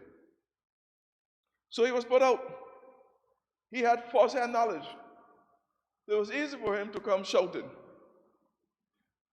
As the Premier said, he is a chap that is easy not to like. But is that what we're here for? Friends, countrymen, colleagues, we have come not to praise Julian Willock. We have come not to do it in my best Shakespeare. I see the member for the third looking to help me. For the second, looking to help me. How does it go, member for the second? We've come not to praise him, but we come to look in defense of our institutions. Would there be any standing when we leave? Is it, because there were conversations held when it came to the injunction. I didn't get to make all of the informal meetings, but based on a forensic audit of members on both sides of the aisle, it is determined that express approval was not given. Implied as it was, then we are where we are, because mine, everyone have to abide by the law. I don't know what being rule of the house means.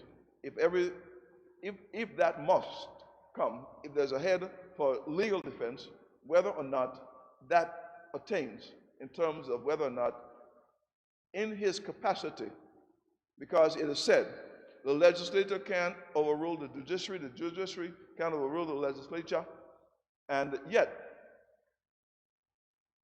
Speaker went there as Speaker and came out as Willock. Willock is the guy who everybody want to hate. The post of Speaker is sacred in the institution of the House of Assembly. So when the committee of which the revised motion is made, when that examine all of the details that are there, they will have to get all the facts. This is why I invited everyone to come closer. And if, by the end of the presentations, if, as to which way they go, and the House of Assembly is here, they would have to look in terms of actions would be taken at the particular time. It would not be for the Minister of Finance only. It would not be for Carvin Malone only, or any of the members only to decide. Because each of the four parties would have the right to select a person to sit on this tribunal, so to speak, inquiry board, so to speak, on what is being formed here, to be specific. Because it is critical that we do, Mr. Speaker, that we uphold the rule of law. And for those who are tuning in, now be it resolved that this honorable House, by order, appoints a special committee with no more than 5 members and no less than 3 to consider and to report as to which of the following recommendations is to be made to the House of Assembly. That A, that there was no expressed permission by the House of Assembly, but the Honorable Speaker acted in his official capacity and in good faith, relying on the assumption of permission being at least implied and consistent with his duties, and the actions is deemed warranted and with merit, and as a result, the payment of cost would be approved by the House of Assembly. That's A. There's the choice. B, there was no expressed permission by the House of Assembly with the Honorable Speaker, but the Honorable Speaker acted in his official capacity and in good faith, warranted, and with merit. But the payment of cost should not be approved by the House of Assembly. As it goes to the second choice. The third, there was no expressed permission by the House of Assembly, but the Honorable Speaker acted in his official capacity and in good faith, relying on the assumption of permission being at least implied and consistent with his duty. The action is now deemed not warranted and is without merit, and as a result, there shall be no consideration of the matter by the House of Assembly. Here's an anchor. And important that the committee submit its report to the House in no more than 2 months, on which of the above recommendations, of the 3 recommendations, should be adopted by the Honorable House. I would seek to see if the Attorney General will be minded to leave or any other recommendation deemed appropriate by the committee. I don't know what else could be. I don't know what else could be deemed, but the committee, in every multiple choice, it have one, none of the above. So maybe this one too, none of the above. So, Mr. Speaker, I stand in protection of the institutions of the Virgin Islands. I stand in protection of the right to defend one character. I stand in defense of the right to defend the reputation of the BVI. I stand in defense of, I might be bold enough, of all the members of the House saying they did not misappropriate $40 million to their families and friends. They did not. They are not involved in criminal activity, and they are not involved in drug smuggling operations. Thank you very much, Mr. Speaker, for allowing me those brief moments to express my feeling on this subject. Thank you. Thank you, Minister of Health. It seems as if we are having some problems with the internet. So I'm going to, before I break, I'm going to say that when we come back, we'll be open for debate. And I already have some names who already said they'll speak. So at this moment, we'll break for 5 minutes to see the internet come back. This house is now on recess. Break.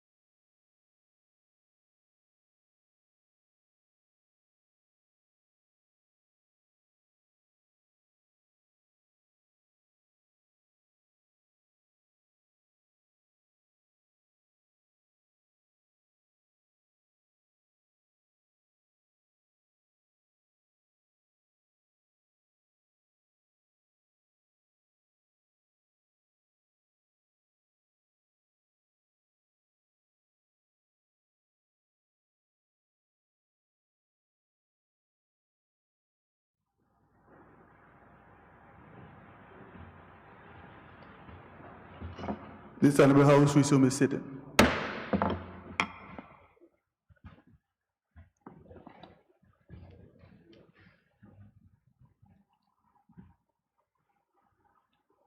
Honorable members, the floor is now open for debate. I have a list of names who already want to speak, so we'll start with Honorable the Junior Minister of Trade, Honorable Shireen Flax-Charles. Thank you, Mr. Speaker.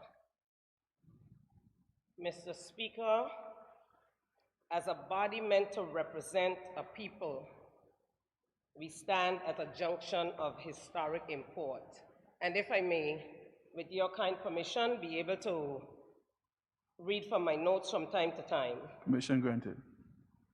Mr. Speaker, I don't think anyone isn't clear on some of the struggles that I have faced as an action-oriented and opinionated woman. I can admit to sometimes going against the goad. And Mr. Speaker, today I was very disturbed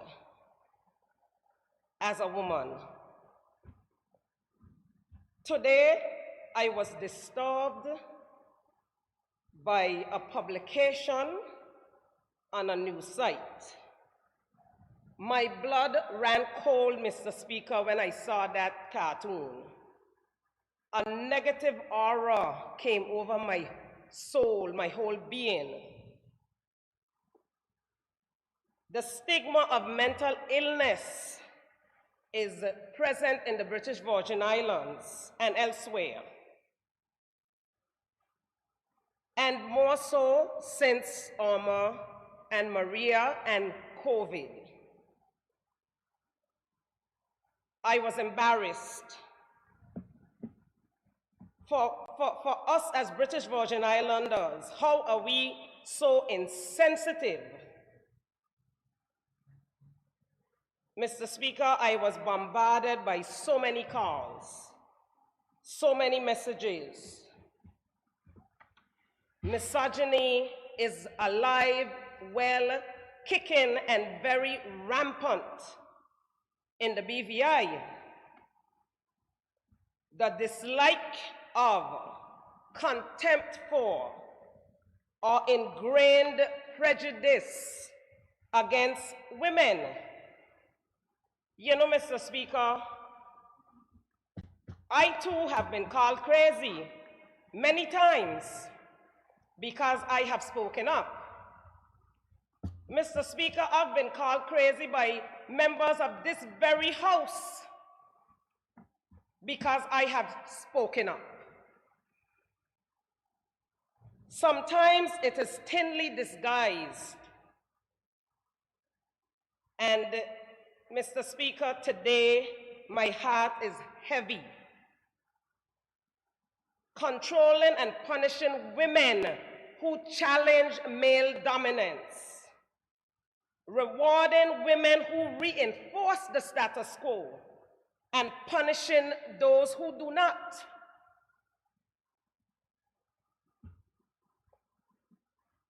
We are facing shrinking budgets, Mr. Speaker, public dissent, global upheaval, stifling bureaucracy, yet none of these are the greatest challenge of representation. In democratic republics, Mr. Speaker, as elected officials, we labor to achieve the just balance of true servant leadership. We must interdependently form conclusions, wielding our passion. And I talk about passion because I feel whenever a woman gets up and talks or opens her mouth, it's all about emotion. And we need to get away from that. If you would have done some research, Mr. Speaker, countries where the majority of members of houses of assembly are women, they do much better. Do the research, and I don't have anything against men. I love men. But the reality is the reality. The fact is the fact. And so when we form these conclusions about wielding of passion, knowledge, and integrity, we must also know when to defer the voice of the people and make it clear. To offer context, I wish to repeat a statement I shared to the community when we were met by protesters first on Monday.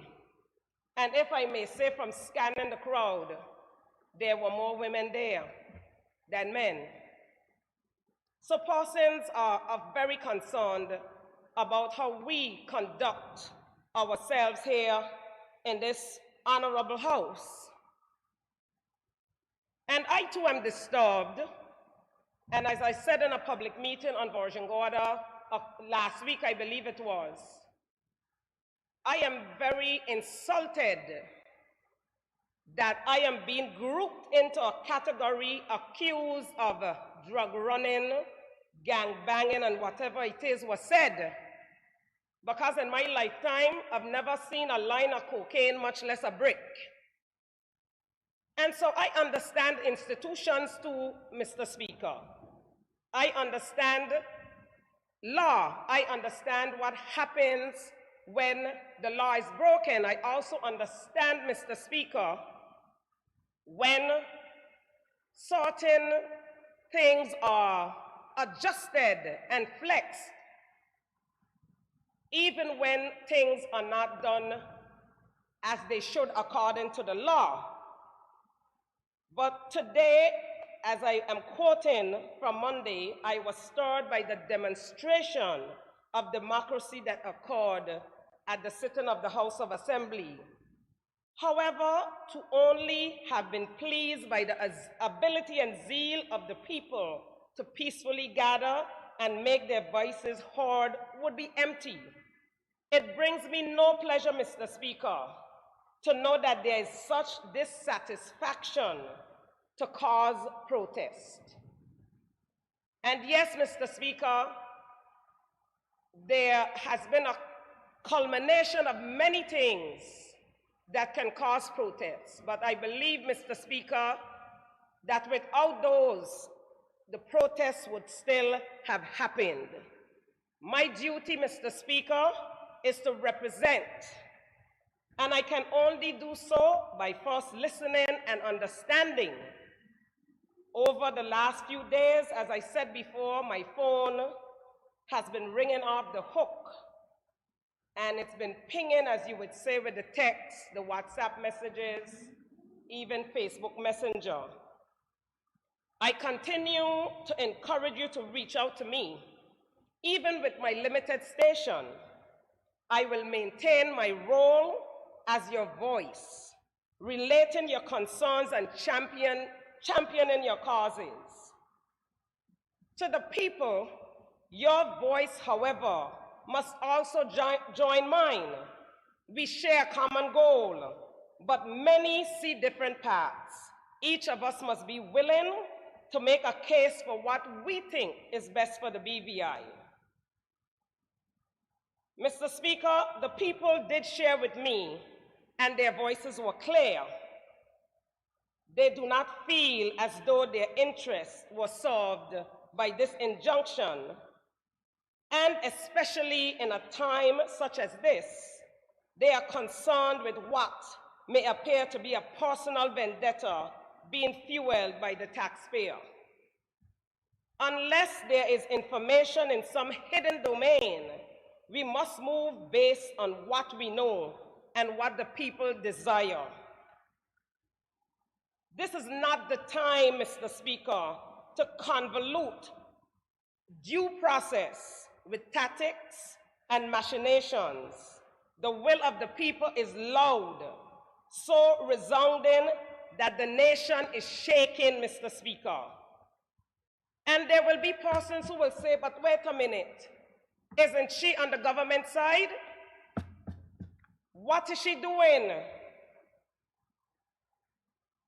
But I have to listen to the people, Mr. Speaker, because the people I would not be here standing if the people did not put me here. And Mr. Speaker, I must say that my conscience is clear. I continue to speak about educating our people about the processes of the House of Assembly, government, etc. I continue to speak about constitutional review and reform, Mr. Speaker. Without it, we are doomed. We have to shore up our institutions, Mr. Speaker. And we can have an institution, but if the foundation is weak, we, Mr. Speaker, will all be doomed. So we must come together and shore up our institutions. I saw a post the other day on Facebook, Mr. Speaker, and I have to read it, and persons might hear it from me over the next coming months. And I think it is important that persons understand where I am coming from. I am a team player, but I also have my own opinion on issues that will come to the fore. And I expect those opinions to be respected, Mr. Speaker.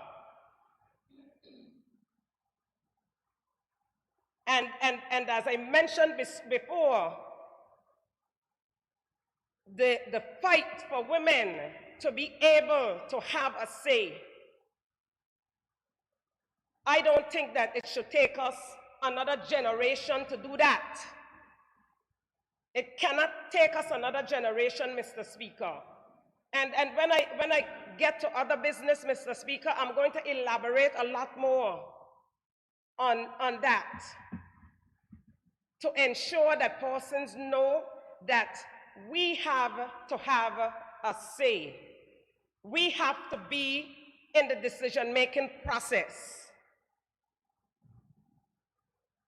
We, as women, take a different tact when dealing with making decisions, because you cannot have 4 children and an issue comes up and you're only looking at one of them, Mr. Speaker. You're only considering one.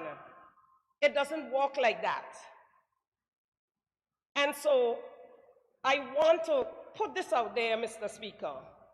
Conformity is doing what you're told, regardless of what is right. Morality is doing what's right, regardless of what you are told. And Mr. Speaker,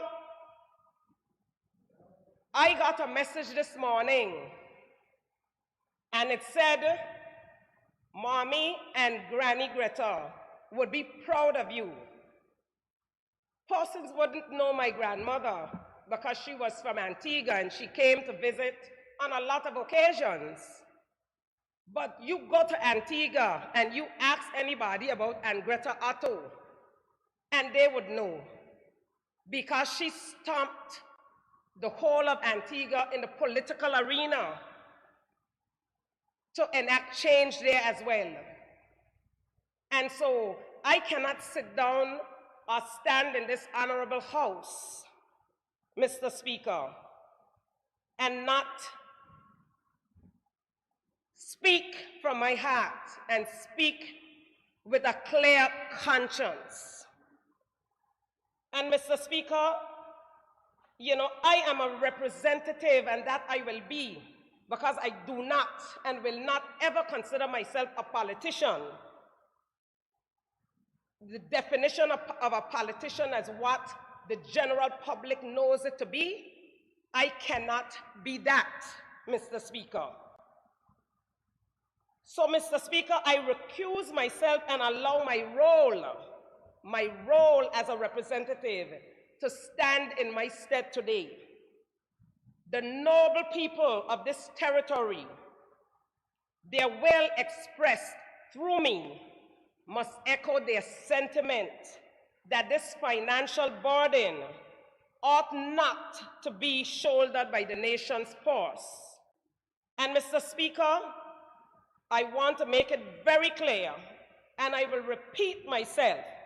Conformity is doing what you're told, regardless of what is right. Morality is doing what's right, regardless of what you are told. Thank you, Mr. Speaker. Thank you, Honorable Flex Charles. I recognize the Leader of Opposition, Honorable Malcolm Penn.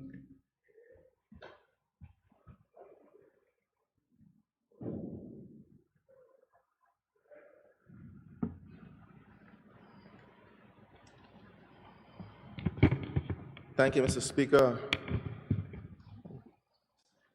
Thank you, prior speaker, Mr. Speaker. Speaker, I'm not sure I could be as brief as the prior speaker, but I think she was very succinct and got to the point. I wish I could have that brevity and as succinct as her, but there's a lot to be said today, Mr. Speaker. Mr. Speaker, this particular resolution, it's been coming for a few days now. And I see that we have an amendment on the table from the original resolution that was put forth before this honorable House, Mr. Speaker.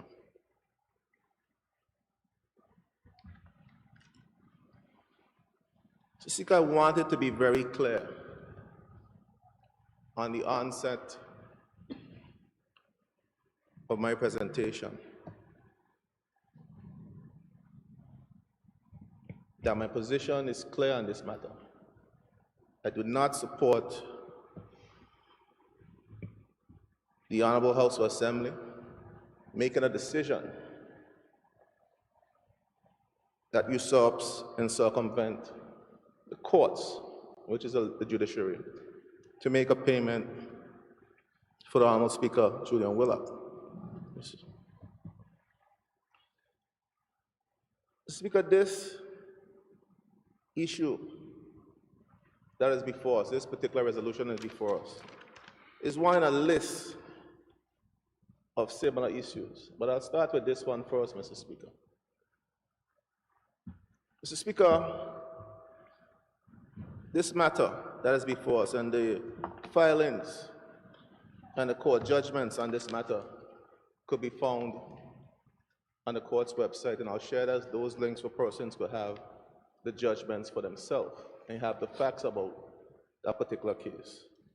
Mr. Speaker, I heard he called himself the junior member, spoke for almost an hour and some, and hardly spoke on the substantive issue that is before us, Mr. Speaker. He likes to talk about hiding behind banana tree. We came to this house, Mr. Speaker, people elect us, to make decisions and make decisions on their behalf.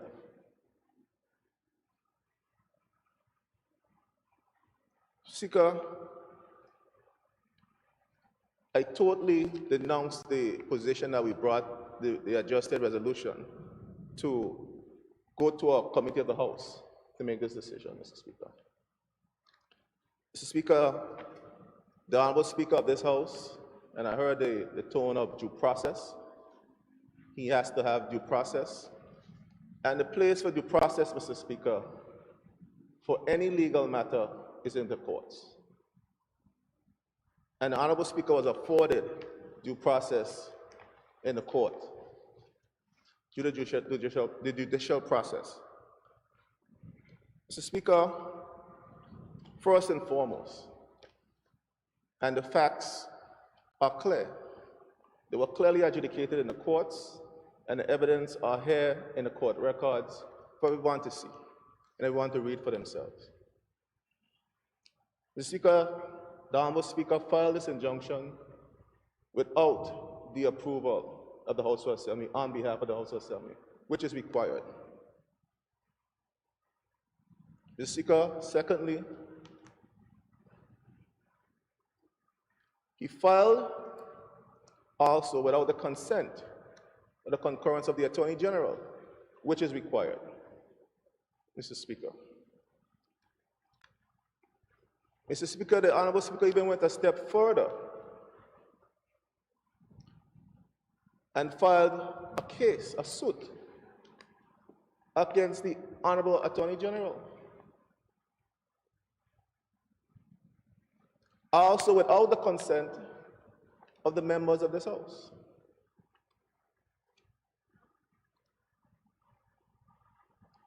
Mr. Speaker, in addition to that, the Honorable Speaker, the basis for which and the contract that was used to get the legal support to go to the Honorable to file this injunction was used and it had no basis because the contract clearly states, and I'll read the provision in terms of what are the terms in which this contract was executed.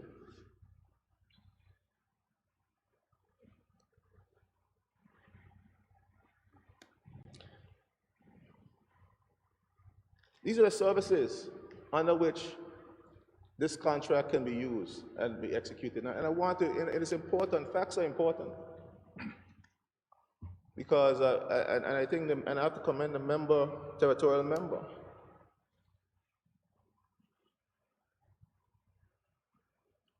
You don't, I think that I want to get the right member. You don't conflate, is it convolute due process with tactics? I wrote it down. And I'll add with smoke screens and smoke and mirrors.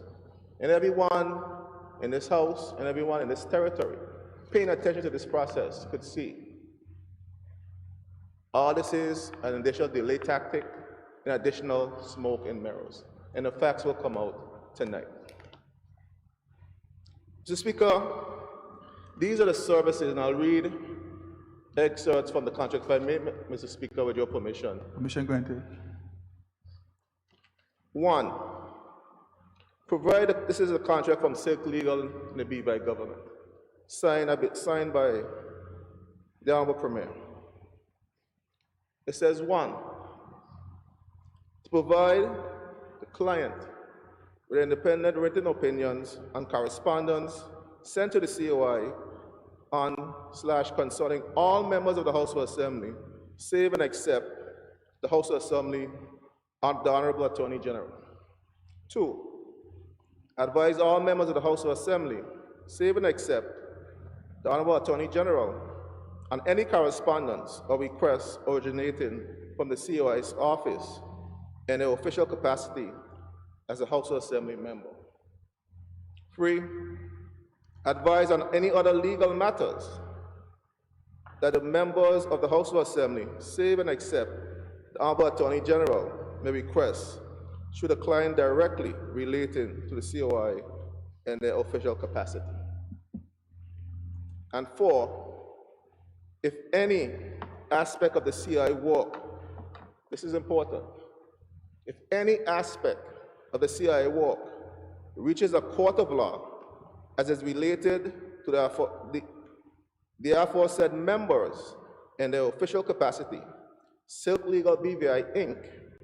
will assist the Attorney General, will assist, not take a case on their own, will assist the Attorney General with legal representation in forms that the Honorable Attorney General approves and considers necessary. So, Mr. Speaker, this is a 4th area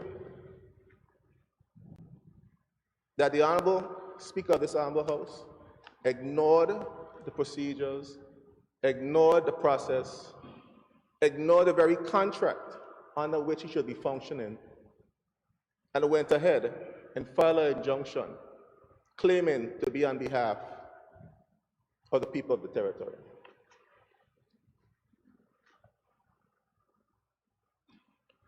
Mr. Speaker, these irregularities were highlighted in the process when this filing was done. The Honorable Speaker of the House had the opportunity.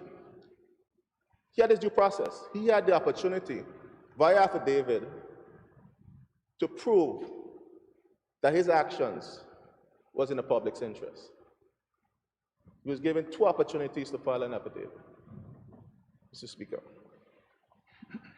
Mr. Speaker, he filed and was unable to prove, and there was no evidence because he couldn't prove that he had the support of the House of Assembly members, which wasn't the case. There was no evidence that there was support from the Attorney General. This is obvious in the fact that the Honorable Speaker then came back and filed a suit against the Attorney General. There was no evidence based on the contract and the retainer how this particular suit that was filed will be paid. And the contract was cleared in terms of how the terms of the contract should be applied, Mr. Speaker. Mr. Speaker, the evidence and the due process that this process went through in the courts is clear. So the tactics and the delays, the constant delays, the smoke screens about a select committee, and the fact that we're going to use 1 member from every political party in the House, it's just that, tactics. And I'll make it clear that I'm not going to be any select committee to further undermine the sanctity of the judiciary system, the sanctity of the institutions that we continue to discuss, that we're building or we're trying to build. We like to talk about institutions and the independence of institutions when it's convenient, when it suits us, or when the timing suits us. The act of even bringing this resolution to this Honorable House to adjudicate something that was already adjudicated in the courts, the place for due process when it comes to legal action. The House of Assembly is not the place for due process for legal action. So you're telling me that we're going to establish a select committee to discuss a court matter and make a ruling on a court matter in the Honorable House of Assembly? We're no longer going on a slippery slope. We're down the bottom of the slope, Mr. Speaker. We're down the bottom of the slope. Mr. Speaker, I commend the member for having the conviction to stand up here today and speak her conscience and vote her conscience. She was very clear.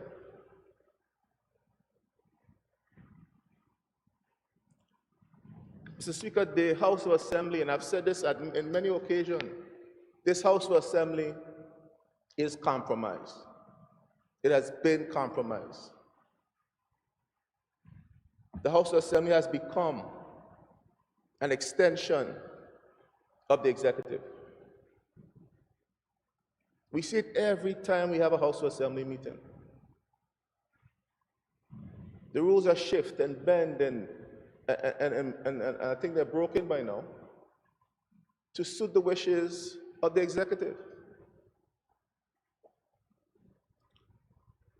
I remember when there was a member who was the then leader of opposition, now premier, used to complain about the constant moving of question and answers,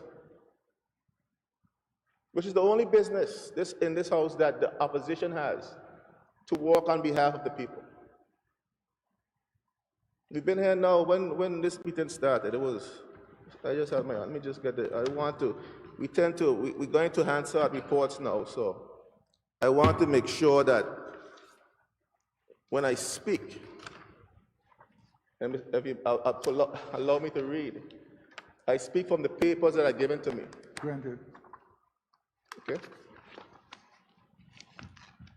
So this meeting, initial meeting started the 22nd, Wednesday, the 22nd of September. We're in November, right? It's over a month since we started this meeting. We're not even halfway through the agenda. And the rationale that we moved the business for the opposition was because we had urgent matters to attend. So 5 weeks in, we're still here. We want break for almost over 2 weeks. I guess the one that urgent. The House of Assembly has become an extension of the executive to manipulate, to play. 3 independent branches: the executive, the legislative, and the judiciary. 2 of them are already compromised.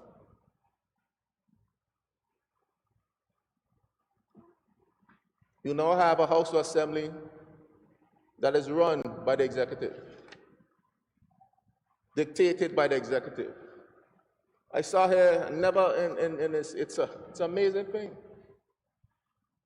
Premier was in the middle of his wrap-up, in the middle. And someone come from the back and he was stopped and allowed to speak. And the same Speaker of the House, in the second budget, I was thinking it was the second budget, the budget debate,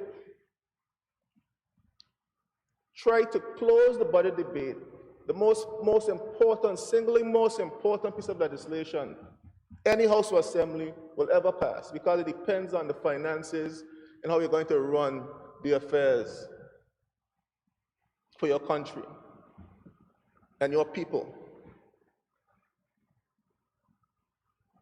When I called as a courtesy, as a member, leader of opposition, I called him and said, look, Honorable Speaker, I'm running a little late. There's an emergency in the eastern area. We're taking someone to the hospital. I want to make sure I'm there to debate the budget.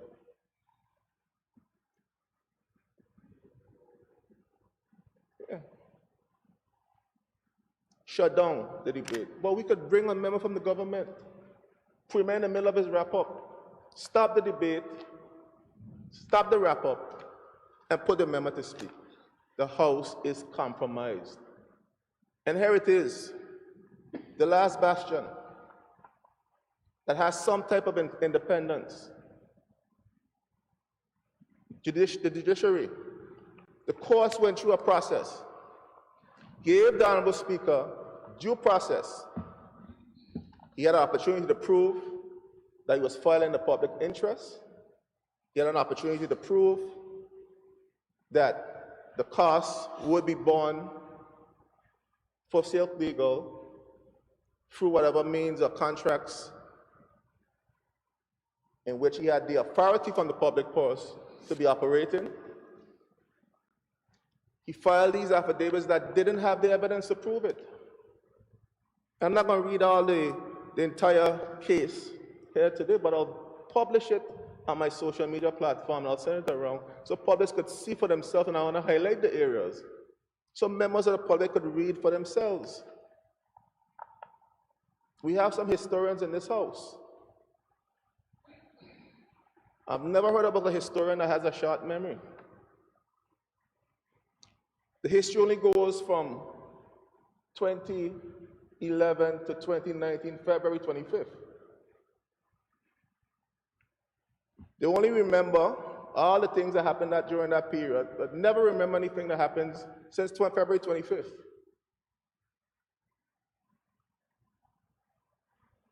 Mr. Speaker, this act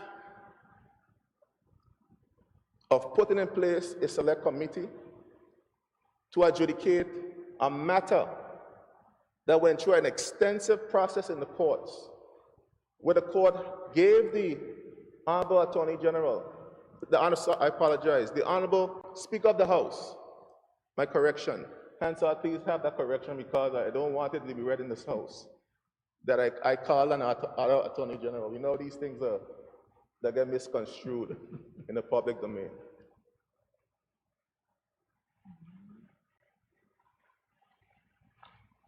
He had due process. We now in the House now want to give due process. We have that authority to give due process over the court's process? Is there something in the standing orders and something in the Constitution that speaks to that level of authority that we have as a House of Assembly that I don't know about? We're going on a slippery slope. We're to the bottom of the slope, Mr. Speaker. And this step makes us look familiar with North Korea. A level of dictatorship where everything is controlled by one individual. We're now interfering with the judiciary. We've already taken over the House.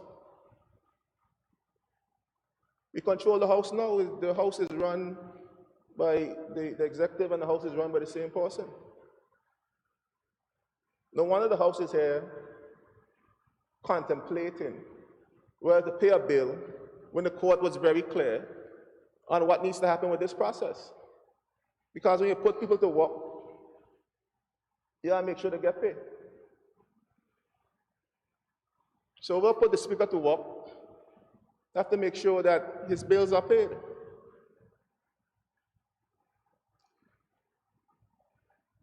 Mr. Speaker, I'm not going to be a party to the sideshows or the tactics shrouded, as a good member said, in due process.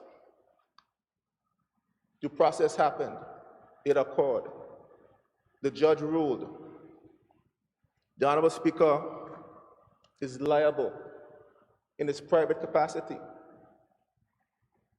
He's liable to pay the funds in his private capacity. The process had no public good.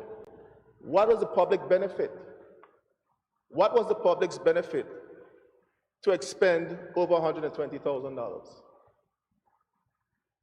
What was the public benefit if you claim that you are operating the public's benefit to discontinue the process?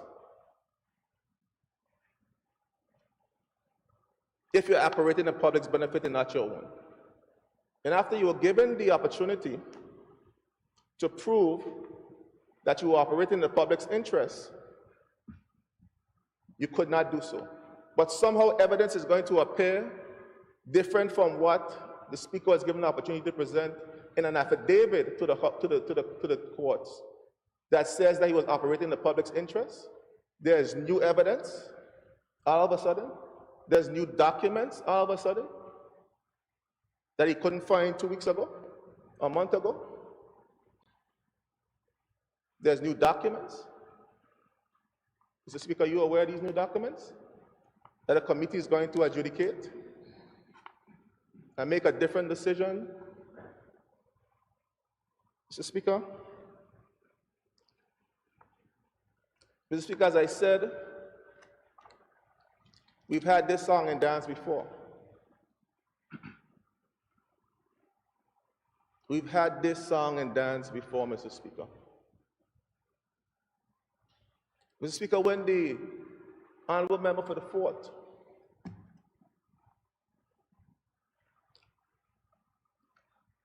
came back to the House, we sent his resignation because based on the Constitution, it did not meet the test. And based on the then Attorney General, who gave his opinion, he was within his right to come back and be seated in this honorable House. Again, then, the same Speaker, and this is not personal, Mr. Speaker, and I heard these little nuanced arguments, these little dog whistle arguments that you continue to make it feel like we're going after not the honorable Speaker, but we're going after Julian Willock. Stop it. You know better. And the public ain't buying it. These are principled arguments. These are arguments based on the facts.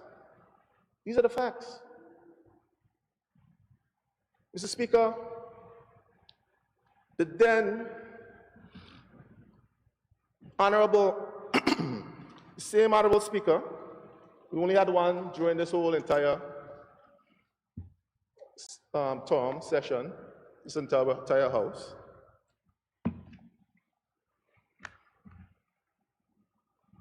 Took the matter to court. He took the matter to court. Then then like now, he needed the approval of the Honorable House, which he didn't get, but he went anyway. He needed the opinion and the approval of the AG, which he ignored. The AG had given his opinion to the point where the Honorable Speaker had his lawyers in the courts, and the AG had to come to the court himself to present his position on that matter. It's deja vu. We're here again, it's deja vu. Mr. Speaker,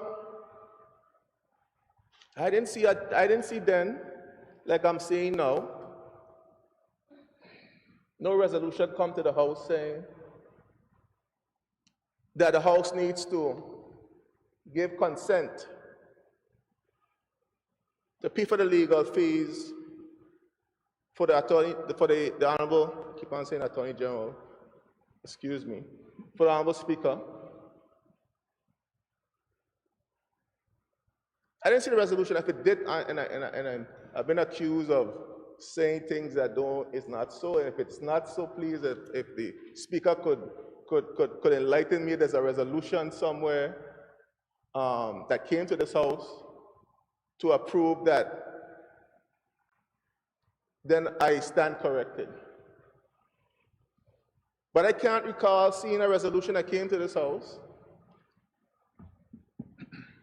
for the member to be relieved of paying his duties. And I'm sure that if it exists, the Premier will get up and present it and make his point when he has to wrap up. So I'll wait with bated breath to see if there's such a resolution.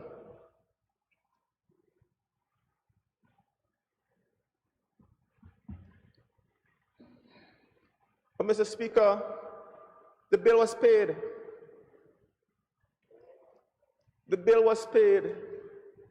And if the Premier has a resolution, he could bring it. That was in we came at 2019, all in the game. We passed, this woman likes to boast that we passed the most bills ever in the history of the House. We've been here long. This one sitting alone has been here since the 26th of September. So you can imagine,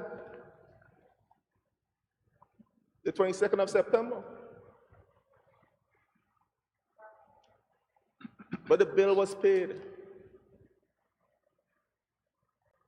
to the tune, and people forget, the legal fees for the case against Amber Vanterpool was over $200,000. That's just the AG's, the Speaker's, the AG probably your ears are ringing, AG, I apologize. That's the Speaker's bill alone. And people forget, we had to pay costs for Amber Vanterpool. Again, over $100,000. Absent, and I asked the House for the accurate figures. Absent the accurate figures, we're looking at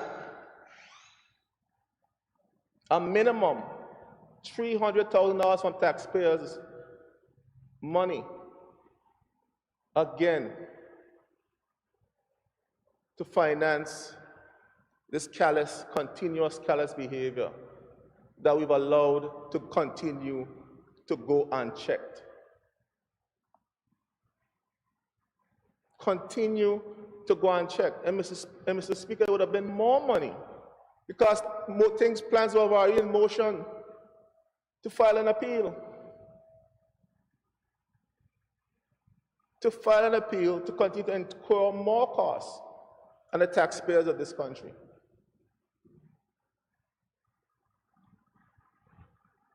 And it was then the Speaker, and that's why I tell you this House has been compromised a long time.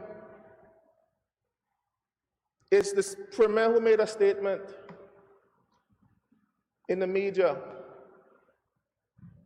about discontinuance of the case, not the Speaker, who's supposed to be the representative for the independent legislative branch, which is one of the 3 independent branches. That's how we didn't end up incurring more costs to the taxpayers. So this is a pattern of behavior, Mr. Speaker. And the taxpayers of this country should not be made to be paying for a pattern of behavior that's continuing to go on unchecked. We're already in the whole $300,000 in legal fees. Am I wrong of something, or is it? It's my understanding that the office that is responsible for litigation for the government is the Attorney General's office. Attorney General, am I wrong? But every time I went online to try to find this case, and you know how these technology systems work.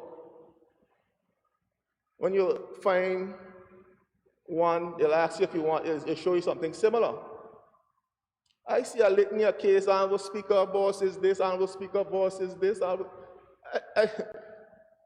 That is the role of the House of Assembly now, to be in the courts in litigation and costing the taxpayers of this country thousands, tens and hundreds of thousands of dollars. And we're going to continue to aid and abet this behavior, talking about we're going to a select committee of the House. To do what? To waste more of taxpayers' money and time? Just because my position is crystal clear on this matter.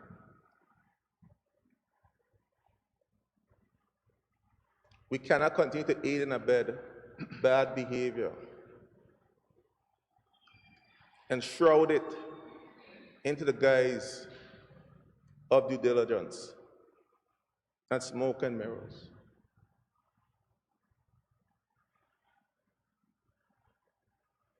Mr. Speaker, we have already seen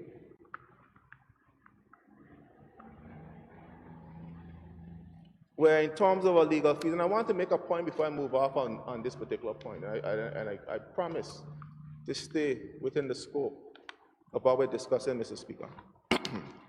Yeah. Because the standard is clear in terms of how we need to conduct ourselves and our business in this House. Mr. Speaker, there was even an informal meeting. And this is not over, and the public needs to understand that this is not over. Even if this committee comes back within a month or 2 months or within a week, or we decide tonight to pay this bill, there's another filing that's going to go forward. The House made, the decision was made, and the 2 mischief makers over here, as usual, creating mischief and confusion.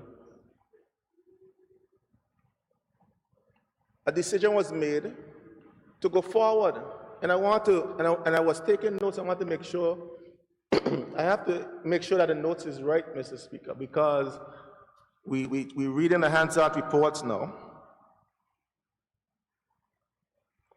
I want to make sure I'm accurate.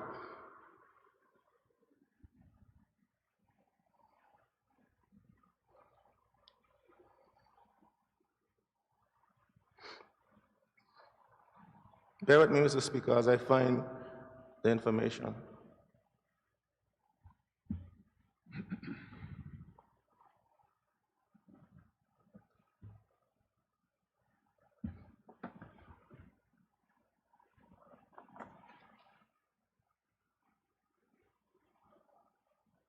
Okay. Decision was made to vote to give the Honorable Speaker the ability to re-engage Silk Legal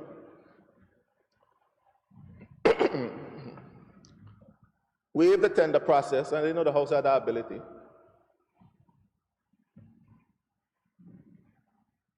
In an informal meeting, and to spend up to $300,000 in the first instance.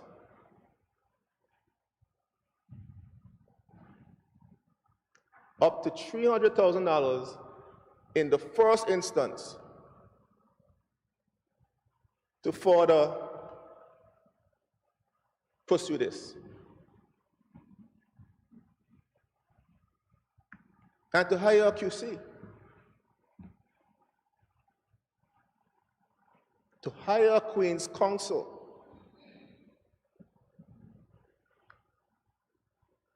To assist Silk Legal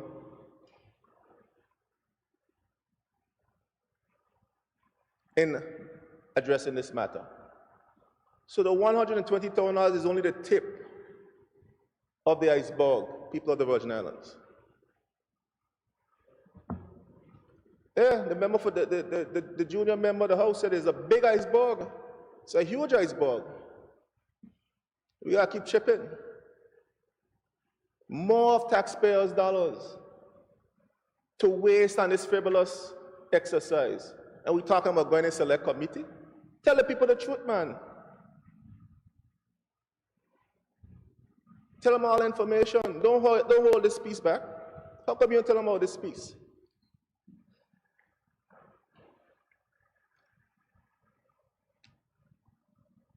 $300,000 in the first instance. And we saying that we learn? We saying that we're going to just continue to condone and reward bad behavior? Condone and reward persons continue to usurp the processes, continue to ignore the institutions that are supposed to be responsible for these type of litigation matters for the government. The AG is not just the lawyer for the executive. She's a lawyer for the House of Assembly as well.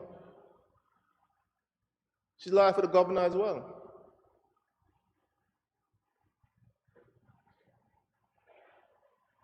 Office just has to happen to be a woman now, but the office is responsible for those three institutions, those three individuals. Mr. Speaker, we cannot continue down the road of condoning bad behavior depending on who it is. If the executive send the speaker to work, you gotta find a way to pay. You poor man to work, you gotta pay him. You gotta pay his bills. But don't use the institution of the House and discredit the institution and go down a road now where you're now undermining, to further undermine the judicial branch, independent judicial branch of government. Come with me, Mr. Speaker. 120, just in these legal litigation matters undertaken by the Speaker and the guys on behalf of the House of Assembly. Honorable Vanterpool case, no permission granted. The case against the COI lawyers, no permission granted. Now we're here pushing for a further case up to $300,000 in the first instance. 3 and 3, 6 and 120. Honorable Tomo, you're the maths. You're the financial person. That's 720, right?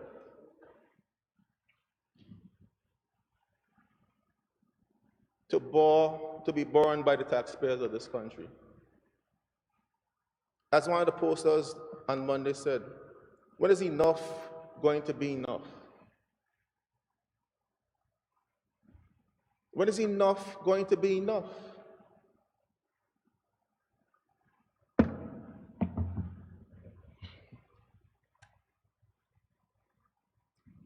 Mr. Speaker, we're here considering this. And I got a call yesterday from a person who came to tears, was homesick, on sick leave, gone now, has young children, to collect their check from Social Security. Depending on this money to feed her family, to do what she has to do because she's been off from work, work is not going to pay. To her, nothing there. Nothing there because the Biba Airport Authority didn't pay this individual Social Security contributions. From January to September, that have been taken out of their checks. But we here talking about paying a bill for the Speaker from the public purse.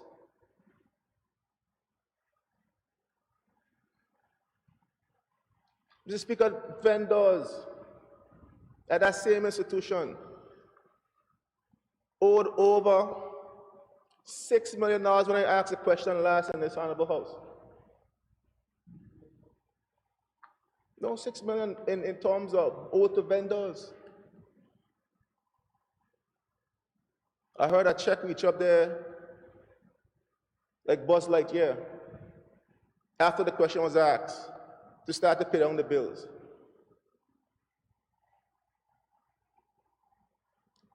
And we here talking about paying money for a rogue Speaker who's not respecting the institutions that he claimed that he wants to build and maintain its independence. Mr. Speaker, you had, during the COVID-19 pandemic, frontline persons working tirelessly to keep us safe, our fire officers, our security officers at the ports, our security officers at the airport. They came out, they did whatever had to be done at the airport authority. Their salary was cut for 6 months. The only frontline officers whose salary was cut. I asked a question in this Honorable House, and it was said that it would be paid. It was an oversight, it was a mistake, it should not have been cut. Till this day, you haven't paid them back the salary, both the Port Authority and the Airport Authority. And you here talking about a select committee to decide paying legal fees for a personal vendetta?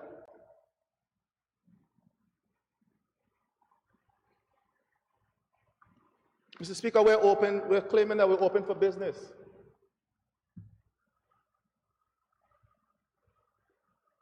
We're open for business, Mr. Speaker. I saw posts flying around. I love it when a plan comes together. Tourism is on the move. We don't want to run the country by our face, but we're always on it. I love it when a plan comes together.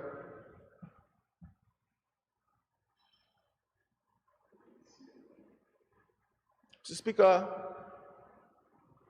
I'm afraid to drive through the night now. But it's probably safer driving through the night because you can see the lights coming. Mr. Speaker, the bush throughout this country has taken over the entire country. Tourism districts. I went to the beaches, man, just to see what's happening up there. The guys excited. They got the chairs out, they stocked up, and I know the same thing was happening in King Garden Bay. Finally, we're going to try to make a couple dollars after so long in the pressures that we've been facing. So it's going to take you 10 to 20 minutes to get in on the road. Then I continue to beg and ask Public Works and the ministry responsible, please fix this road to the beach. I called tourist board. I called the director. You cannot be welcoming persons to this territory saying that this is your bubble, and this is what you're presenting to them. What about our people who use these facilities every day? The same is true for the 2nd District going down in King Garden Bay. You can't fix a road into a beach that you have listed as a bubble area, because when you ask the question, we ain't got no money. Ain't got no money for this. But you're here considering paying money for the Speaker of the House? Where the judge clearly state, based on the evidence presented, and was given the opportunity to present more evidence, that he did not meet the test of public interest. Speaker, we just came through an exercise in this House where $1 million was reallocated to cut the bush and clean the areas throughout this territory. Speaker, you go down Josiah's Bay, it's a one-way street. Now you're talking about one way for a car, one way for a donkey. That's how bad it has come.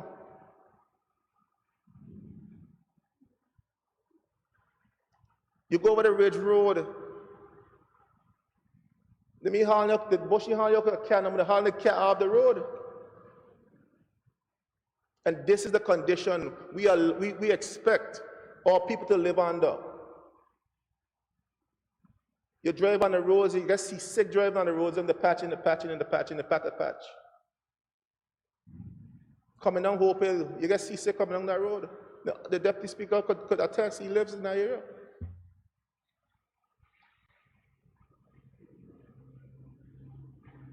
Where the $1 million gone? When you ask a question, the money done. The money done? $1 million allocated to clean the entire territory. Nothing you touch in the 2nd. Nothing you touch in the 8th. I see a little thing start in the 6th now. Well, I believe, and I've come to the conclusion now, that I believe parts of the 7th District is the 8th District. Because he's the members is the Deputy Premier, and his area is just as bad as me. And he's the Deputy Premier and $1 million done. And we're here talking about paying a bill for a rogue speaker. But he's not rogue if he's being put to work. So I'll take that back.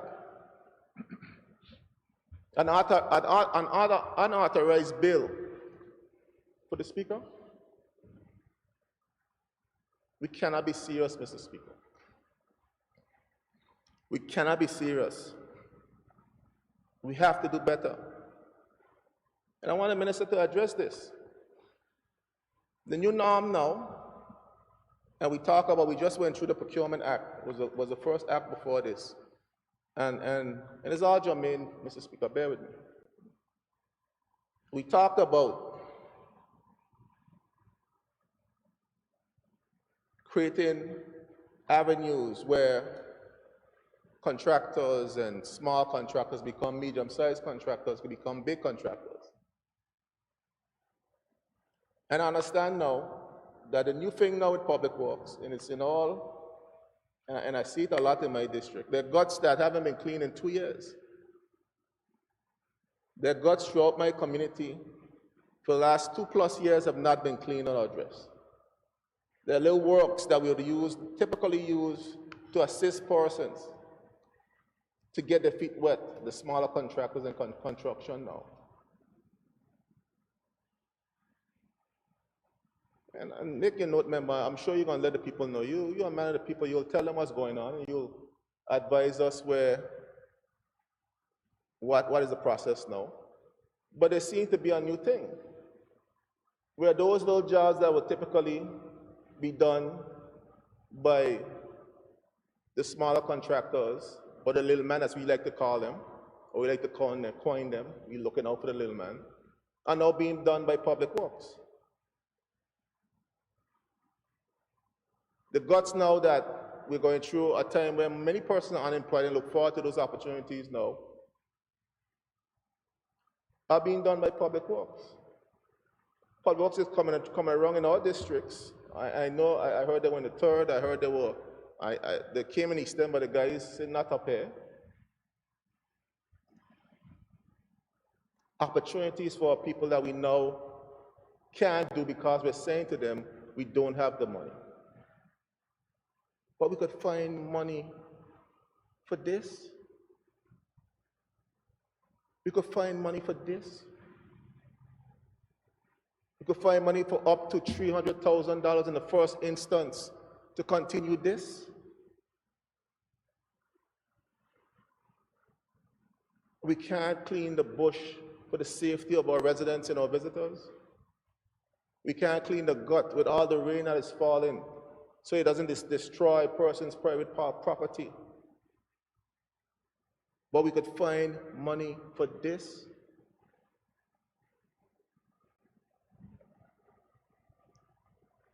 Speaker, our people are going through difficult times.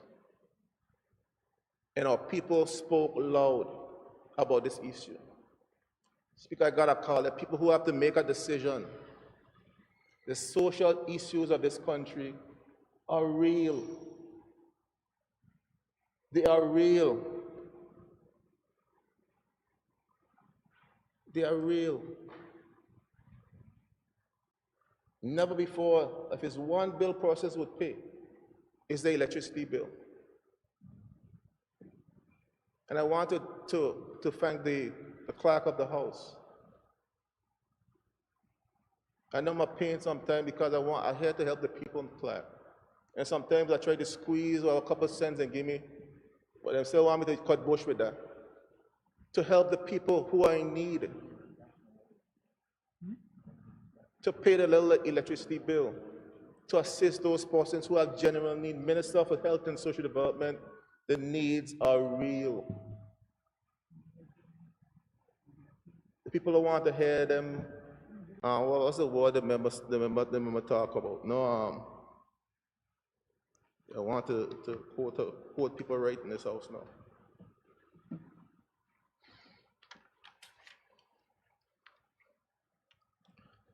No time for no convolution. No time for no convolution. People need help.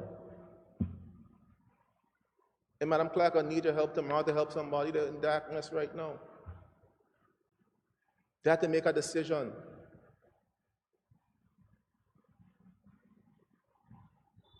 Should I pay this bill or put food on the table for my family? Should I pay this bill or make a contribution to my rent so I could have a roof over my head?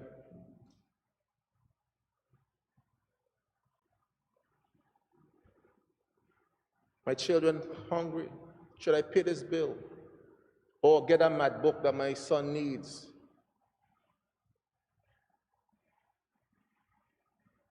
These are the issues that our people are facing.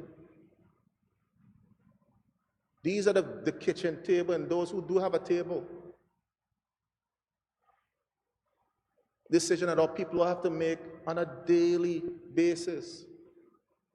But yet, we've wasted 2 days talking about due process to pay a bill for a speaker whose case was adjudicated in the court, and then made a further decision to go an additional $300,000 in the first instance, while these people continue to suffer. We got money for this, but we don't have money for that. Member for Social Development and Social Concerns, that's what the people want to hear from you. They don't want to hear no Humpty Dumpty nursery rhyme from you. They want to hear how are we going to help them address the concerns that they have.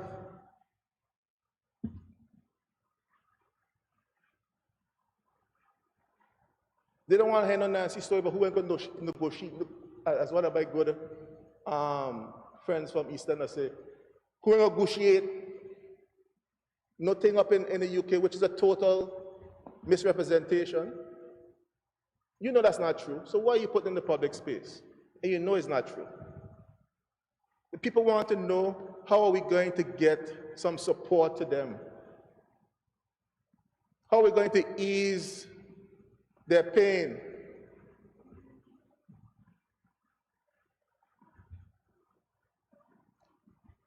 Everybody didn't get a chance to speak enough. How are we going to ease their pain and their concerns? Mr. Speaker, this is what our people want to know. They don't want to hear no Nancy story. They don't want to hear no nursery rhyme. They don't want to hear no convoluted story about this and about that and who the boogeyman is. All those issues have their place and have their time.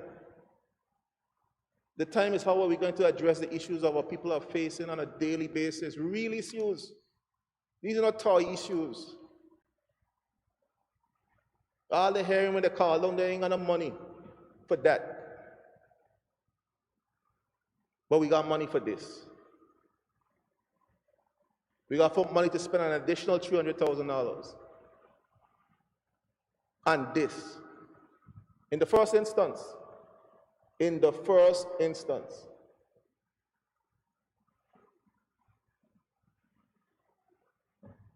we got to do better. Mr. Speaker, we got to do better than this. This cannot be what we're using the House of Assembly to do.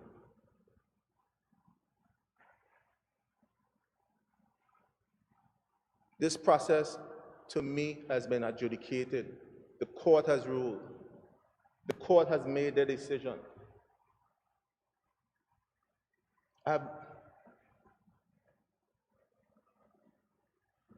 When we pass legislation in this House, I don't see the court come tell us that we can't pass legislation in this House. They do that? If it has happened, I stand corrected. The 10 years I've been here, I've never seen the court interfering with our legislative process. But here we are. And I have to repeat because we have short memories, you know. There are those of us who have the gift of gab. And talk, and some of us are more better talkers than some of us.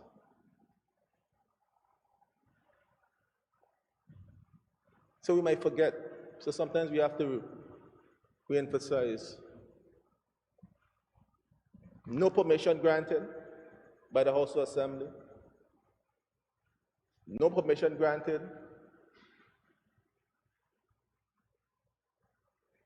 by the Attorney General. The contract in which the injunction was filed for the wrong, was not, he didn't have the authority to use that contract as the basis. Was given the opportunity to prove that the process or the undertaking was in the public's interest. Given the opportunity to file affidavit. All chances failed. That is what due process is. That is what a thorough process is. And we're going to come here to try to do something different from what the court said. Count me out of that, Mr. Speaker. Count me out of that. My position is clear. I am not going to be party to no additional wastage in abuse of public funds.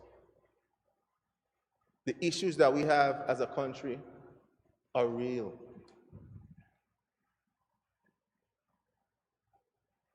I passed this morning again, my good friend, still under the gazebo. 2 years ago, that question was asked, about a year ago, that question was asked in his house. We were waiting to deal with some land to put this person in a house.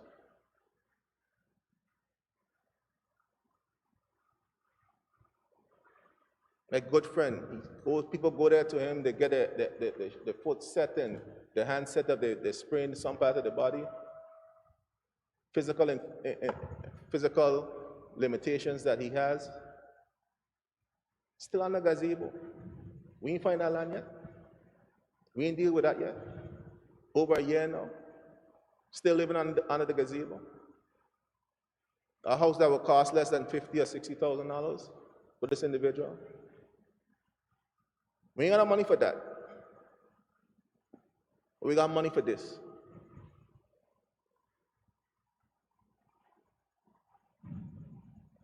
People are fed up. They have reason to be fed up.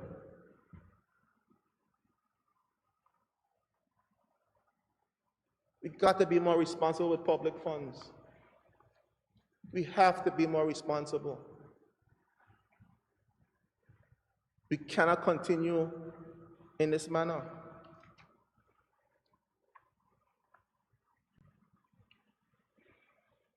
We cannot continue in this manner, Mr. Speaker.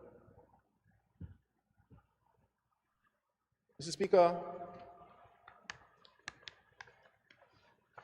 it's so ironic, you know. Irony is a funny thing. Irony is a funny thing. Here we are, at the precipice of celebrating the 1949 March, where our brave forefathers marched on Government House for the restoration, for several things. And one of the things they got was the restoration of this Honorable House of Assembly. Made significant sacrifice. Mr. Faulkner from Manigada, and all the other members, the Castro, and all the members who marched and fought so that we, all of us who are here in this house today, could be here sitting and standing and representing the interests of our people. We have the exploits of Noah Lloyd and the Passive Action Movement. And we have the holiday bill that's coming up next. All those persons who sacrificed themselves so that we could be here in this house today, so that we could have Wickham Ski today, so we could have Anegada today. Because people don't remember those things that are already left Virgin Islands' hands. The UK had to buy back those lands for the Virgin Islands.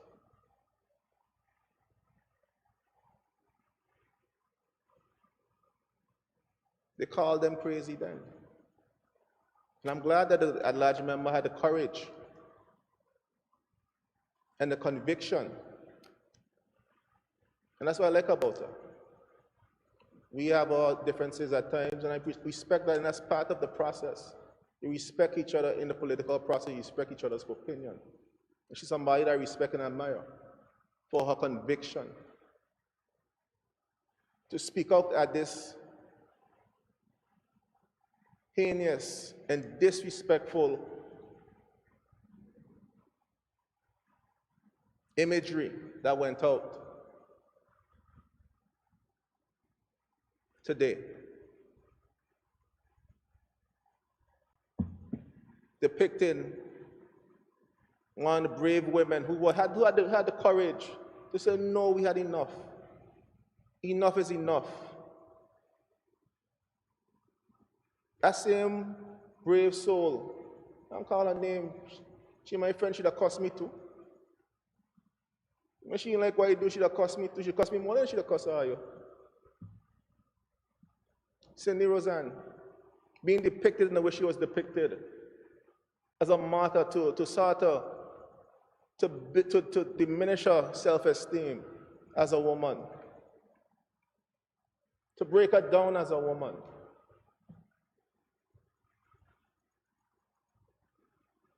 That is what we come to now, Mr. Speaker.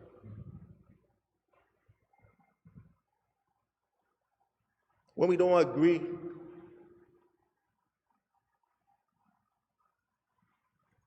with a position of the government or anybody in power, that's what we come to?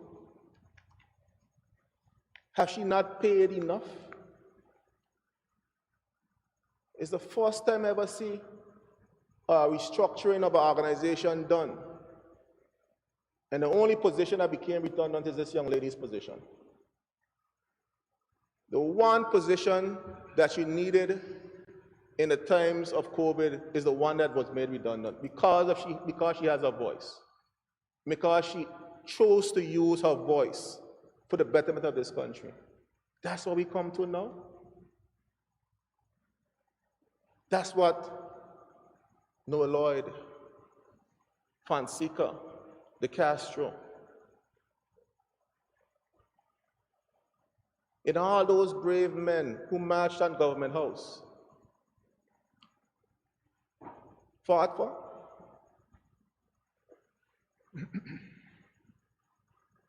For us to victimize and ridicule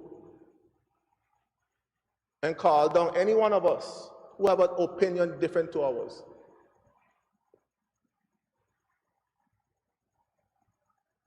So we have to have courage.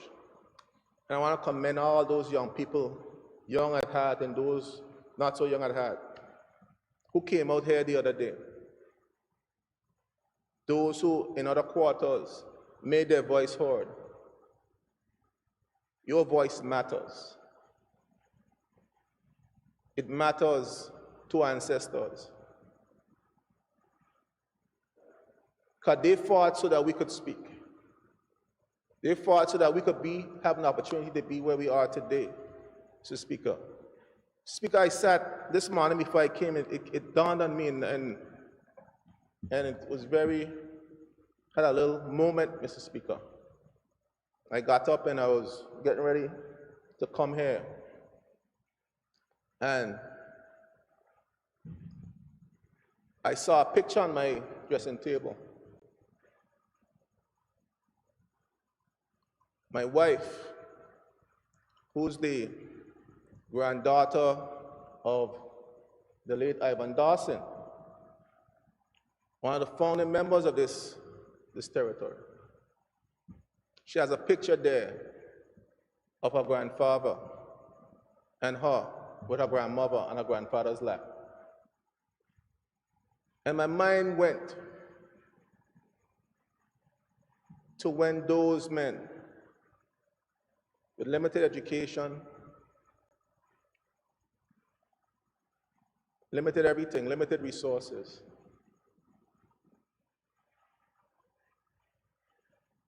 built what we have today.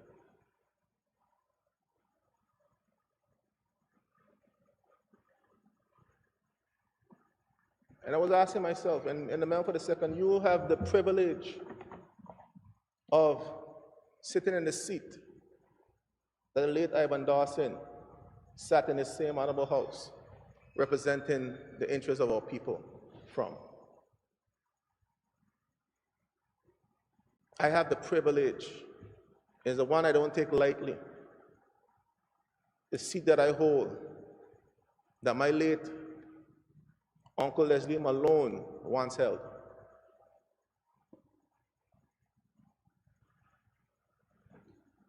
The member of the Premier and member for the Force. He holds a seat. The man that is still being looked at as one of the greatest leaders this country has ever seen.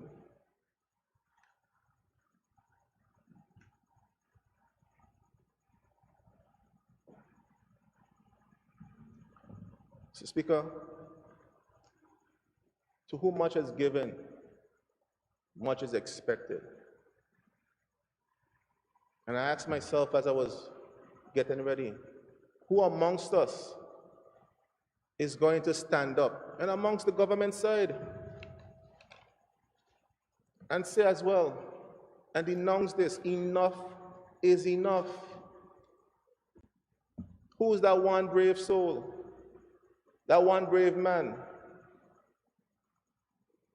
and so far as a brave woman, to say, enough is enough, Mr. Speaker. Enough is enough. We cannot continue to spit on the legacy of the great men and women that have come before us to build this institution. To the point now, instead of marching up on Government House, the 1949 march, they're marching on we. All people, instead of holding us up and us representing their interests, they're marching on us. You see the irony? Do we see the irony? All people are marching on us.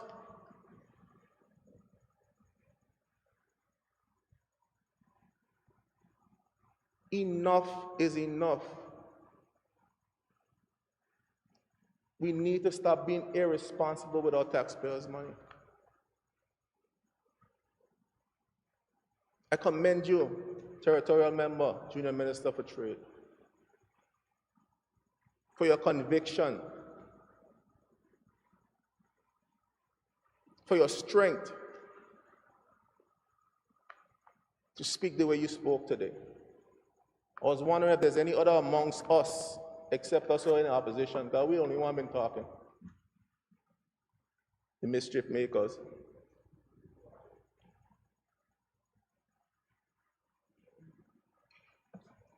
The mischief makers.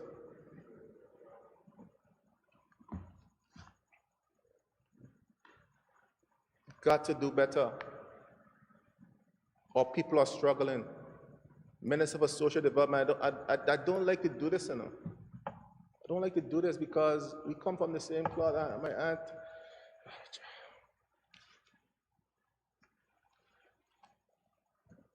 who know better, when you know, both of us come from Leslie Malone.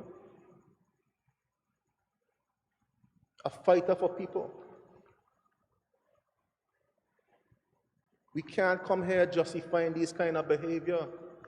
Uncle Leslie would not be proud to hear us in here, hear you in here, justifying this type of behavior, convoluted in terms of due process. You know better.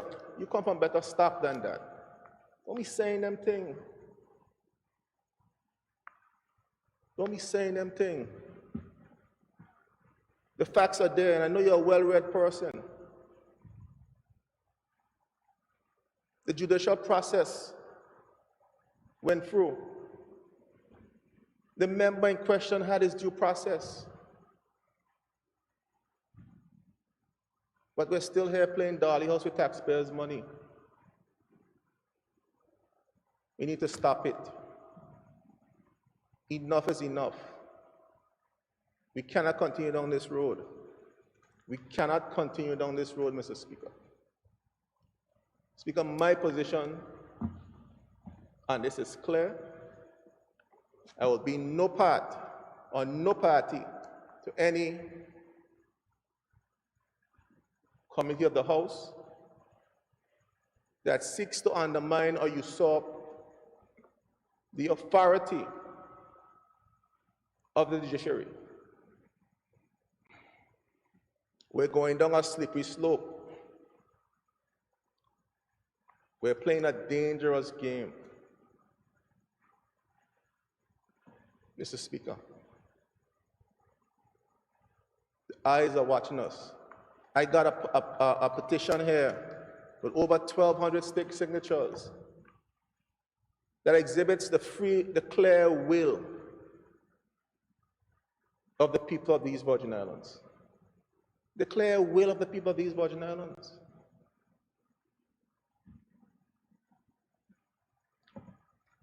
Let us not continue to deny the will of the people. This is unfortunate. It's unfortunate that we have to be at this point. We cannot continue to reward bad behavior. We cannot continue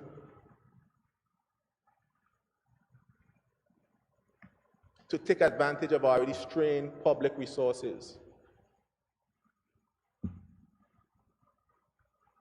When we're saying to our people, for the things, the basic things that they need and we need,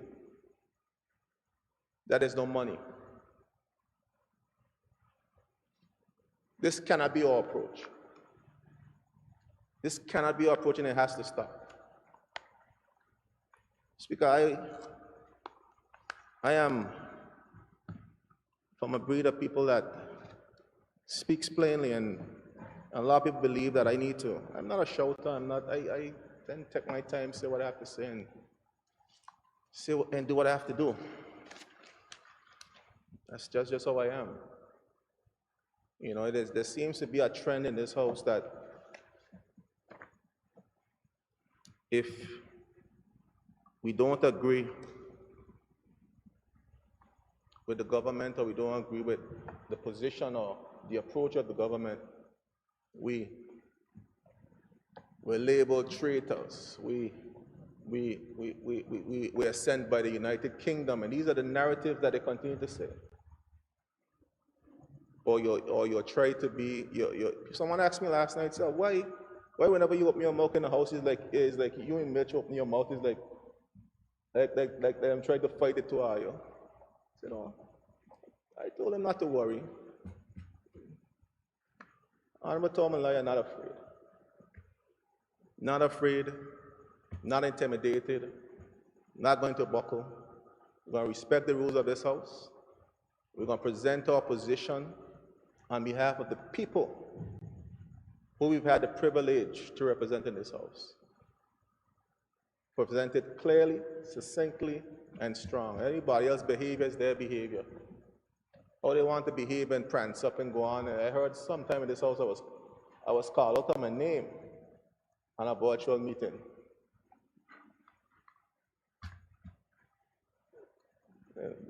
From the same member who like to talk in this house about respect.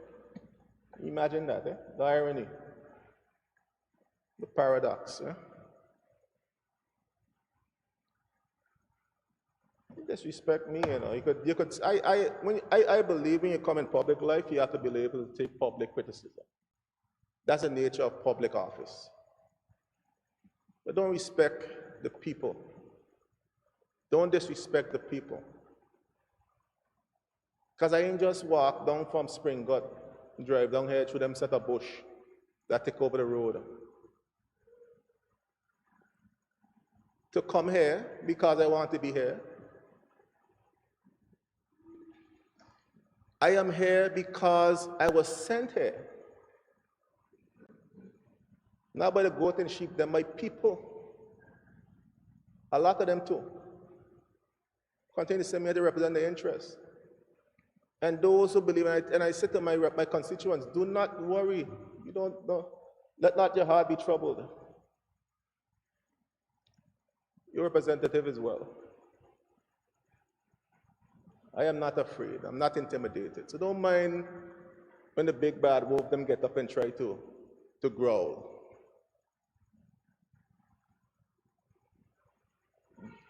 Don't worry. I will be here, and I will stand firm to represent your interests. And you sent me and you said you don't want this thing paid, and I'm standing firm,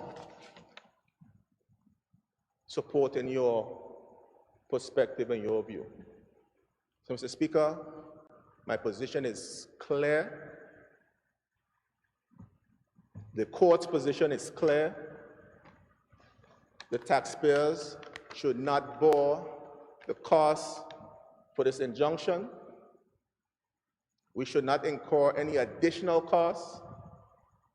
as was voted 8-2 in informal meeting, 8-1 and confirmation of a vote that was cleared by the honorable member.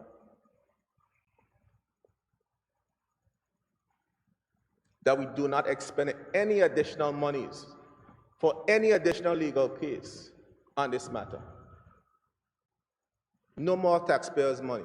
The people is clear. The voice of the people is clear on this. And my voice is clear, Mr. Speaker. I do not support this. I do not support any select committee of the whole House. We need to vote on this matter tonight, dispense of it, and move on with the people's business. Speaker, I thank you. I thank you, Honorable Pen, Leader of Opposition, for your contribution. I now call on the member of the 2nd District, Honorable Mitch Turnbull.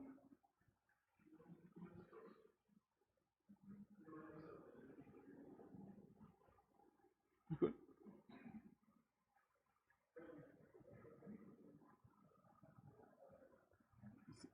Just a minute. You good? You good? Break? Okay, we'll take a 10 minutes break. How much? 10 minutes. A 10 minutes break.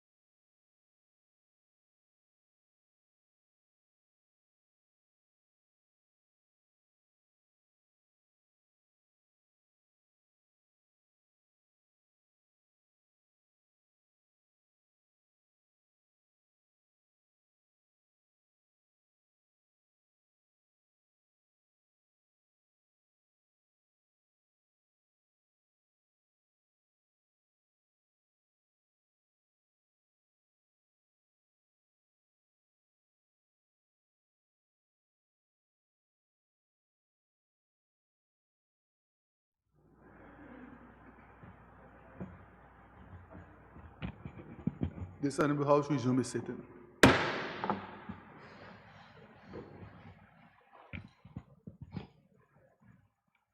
I recognize the member of the second, Honorable Mitch Turnbull. Thank you, Mr. Speaker. Mr. Speaker, we are here yet again.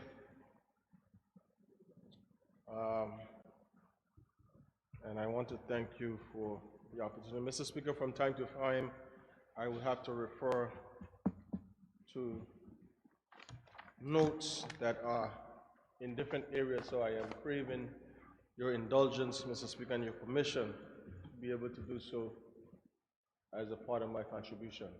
Permission granted. Thank you, sir. Mr. Speaker, we are here, not sure why, but we are here with a resolution, Mr. Speaker, that should not even be here. We are here to discuss and have been discussing, Mr. Speaker, this matter and this resolution that was amended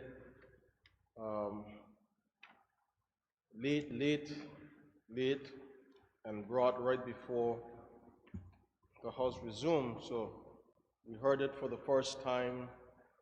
I was looking forward to, Mr. Speaker, I was looking forward to the documents that would change the minds of people, that when we started on Monday, that caused the order paper to shift.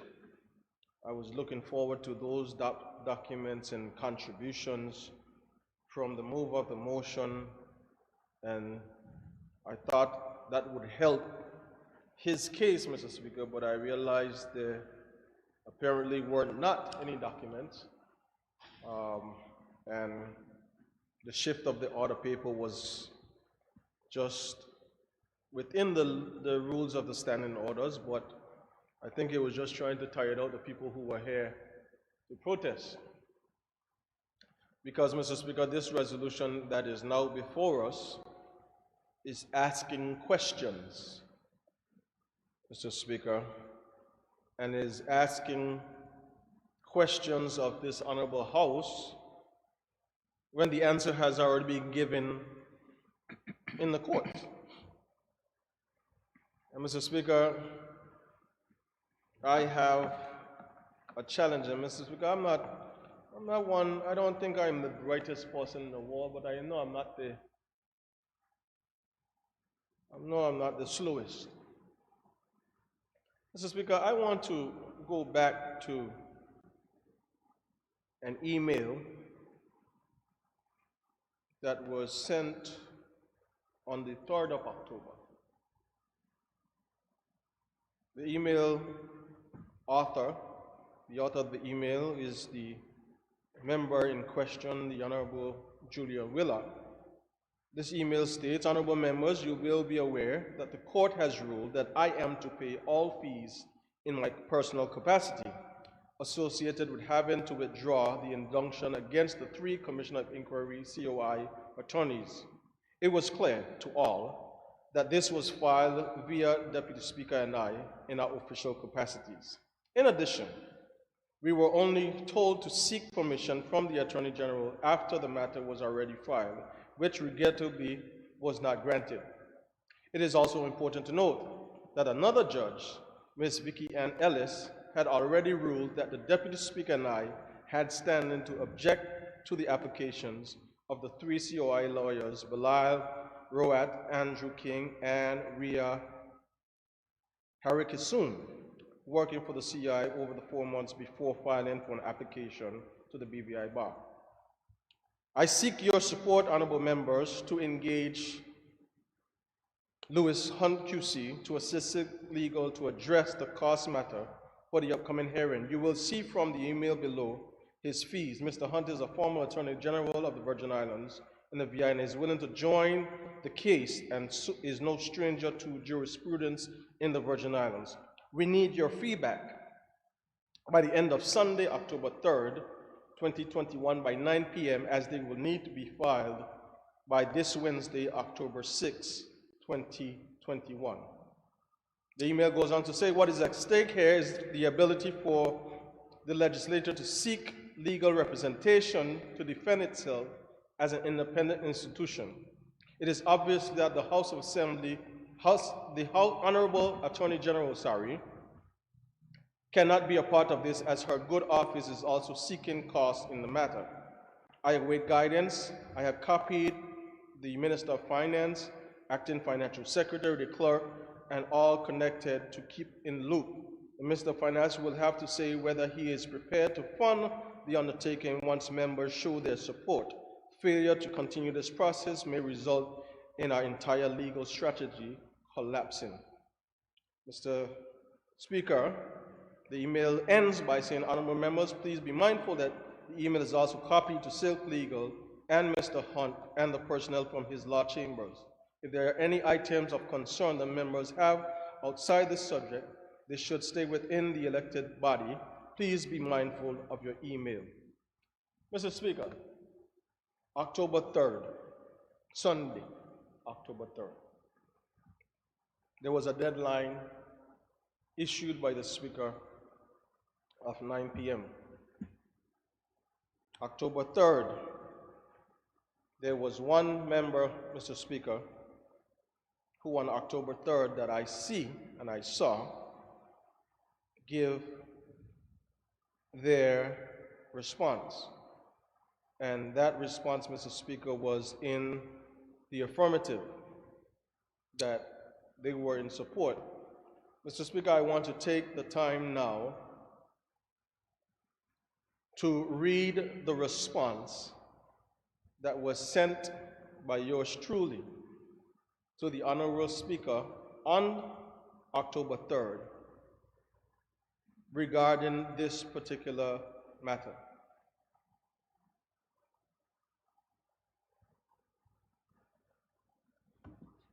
Mr. Speaker,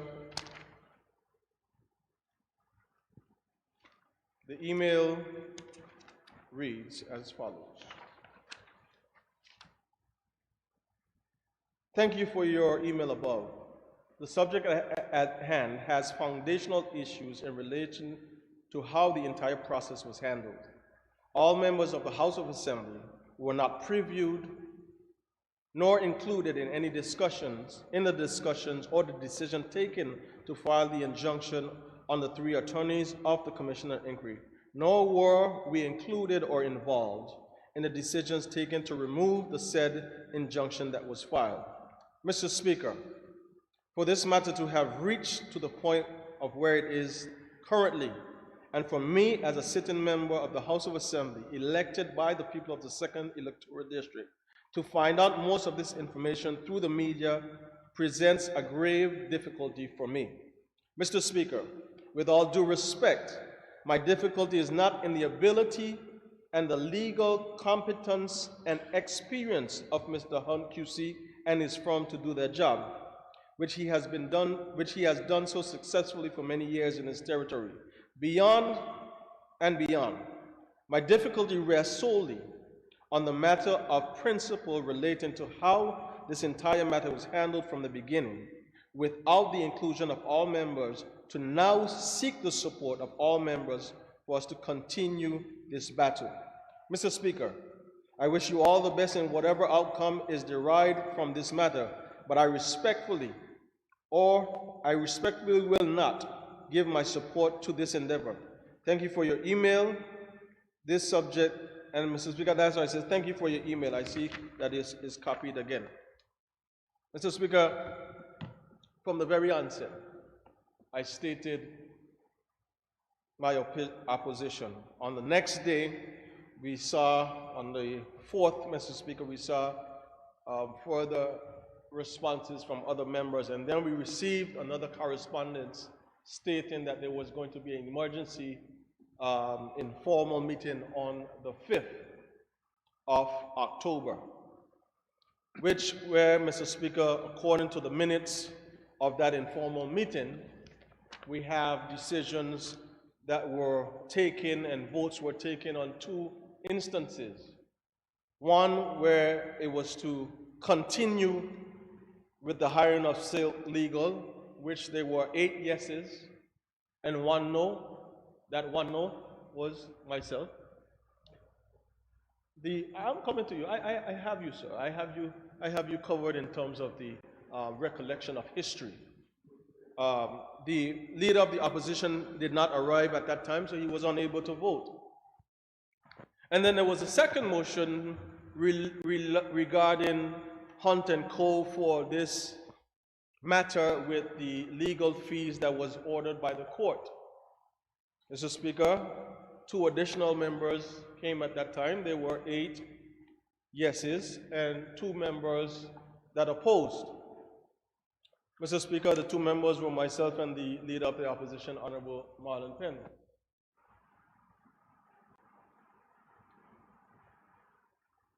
What I have difficulty with, Mr. Speaker, is that this entire process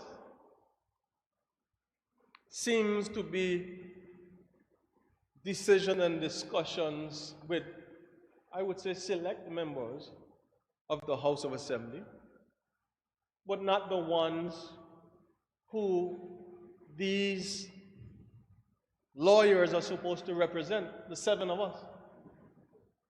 Because, Mr. Speaker, when I asked the questions of some of the fellow members who Silk Legal represents, I was told they had no such discussion and they weren't aware. So, Mr. Speaker, from the onset, as the old people say, what's that? Wrong, care, in, right. From the onset, we see that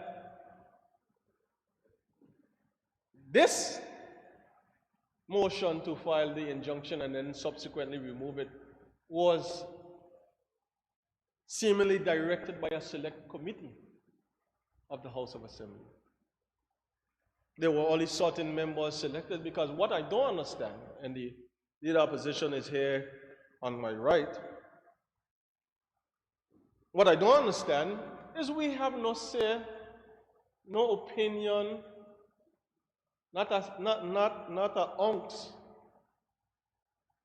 of advice, suggestion surrounding the lawyers that belong to the 5 ministers and 2 junior ministers. Whatever they're doing, and it's absent and outside the members of the House of Assembly who are represented by Silk. But it seems, Mr. Speaker, that when it comes to the lawyers that represent the 7 of us, there is direct contact, confirmation, decision, discussion that is carried out by the executive. Mr. Speaker, I make no qualms about it. I have no issue with Mr. Hunt, QC, and his firm. I know his track record speaks for itself. He is proven to be an excellent attorney. His family and himself are, I would say, good friends of mine. But he's more of a mentor to me than a friend, Mr. Speaker. So it is in no shape or form questioning his ability. My simple plea in this matter, Mr. Speaker, started from a matter of principle. You cannot tell me when trouble hit that you want all of us to give support. But when the decision was made, when the press conference was held, I only saw one person. Mr. Speaker, I know originally the injunction with the 3 attorneys, it stated yourself, Mr. Speaker, Honorable Neville Smith was a line there, but when the press conference called, I thought the zoom in tight and I couldn't see you. I was looking for you, sir, but I didn't see you. And I looked and I played back again and I still didn't see you. And I didn't understand what was going on, Mr. Speaker. I didn't understand. I was lost. You know, as the old people say, I was confused. Because I know they said it was 2 names, but I only saw one person and the legal team, and they were speaking as to why a big press conference, Mr. Speaker, a big one, huge, like Donald Trump, hugely. It was huge. And the one thing that catches my attention, Mr. Speaker, on behalf of the members of the House of Assembly, and then two correspondents you had, according to the wishes of the members of the House of Assembly. Mr. Speaker, I know I'm over here in the opposition, Honorable Penn here, Honorable Fraser, Honorable Vanterpool. I know we are in the opposition and the government has enough to pass bills through the House because they have the majority. But Mr. Speaker, I remember being elected. I remember being elected here by the people of the 2nd District to stand in this honorable House once again and represent their concerns. So when it comes to these sayings, Mr. Speaker, that the interests of the members of the House Assembly, again, these conversations are happening in my absence, and I ain't gone nowhere, Mr. Speaker. I ain't traveling, leaving this island since 2018. I ain't gone nowhere. I've been here. So I don't understand when these meetings happen. I don't know if I don't know if a special select committee was called outside of this one that's trying to be called, Mr. Speaker, but something is wrong. Something is wrong. Mr. Speaker,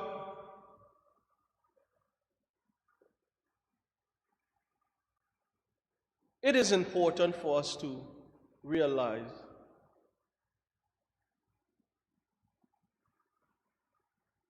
that having served now almost 6 years in this honorable House,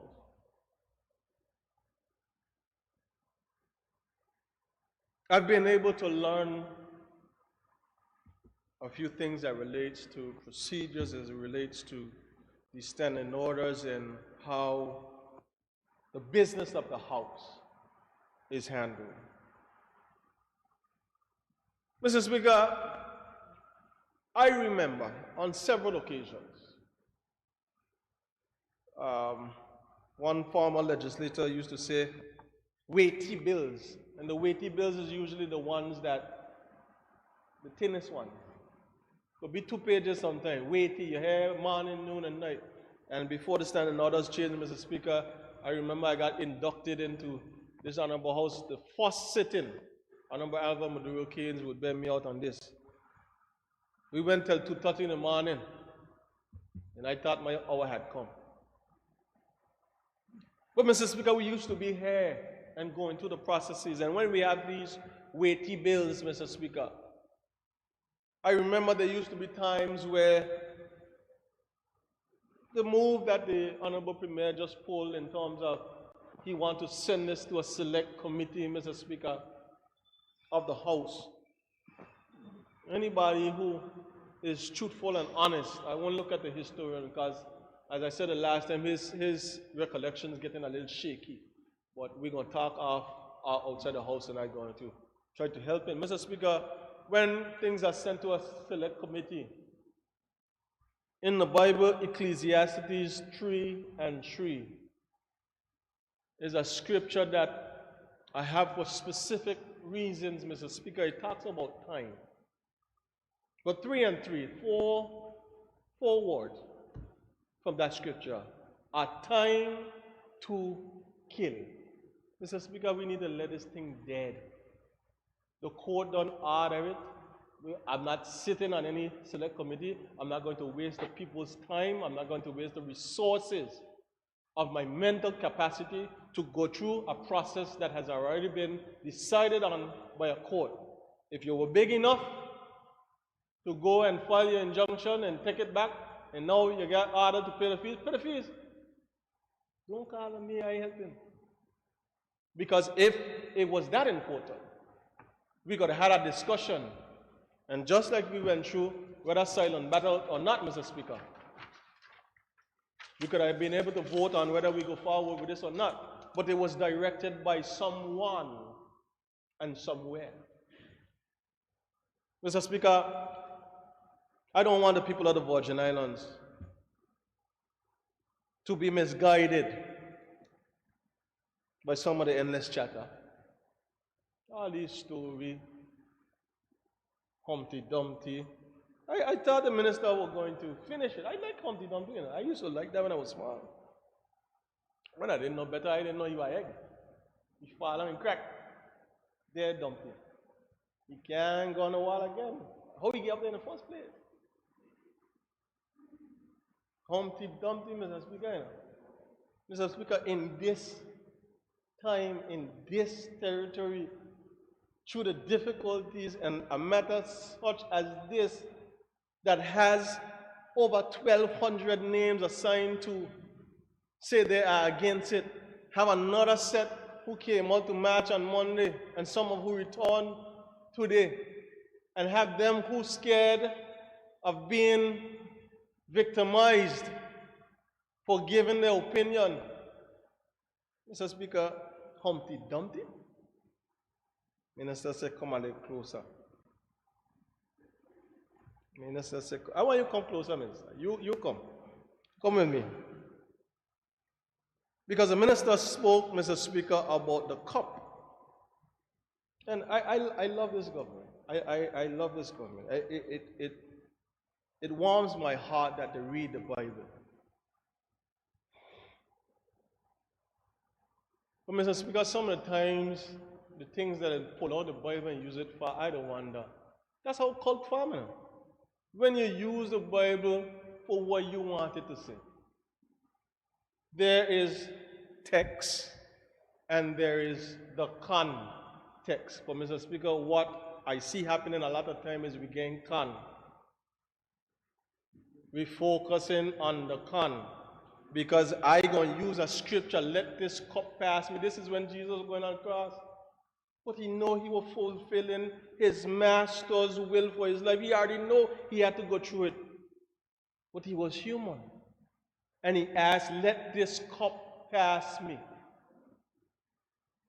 Mr. Speaker, Jesus was sent by his Father. We are sent here by the people. The people spoke. Take your licks. Throw this thing away. Humpty Dumpty. Mr. Speaker, it is important to know Humpty Dumpty sat on a wall. But let me tell you about some of the people in this territory right now.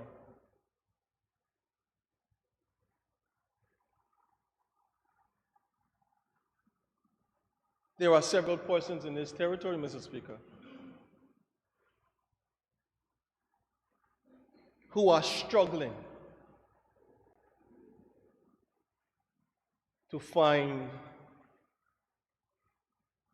and make ends meet. There are people in this territory, Mr. Speaker, why we want to focus on fairy tales.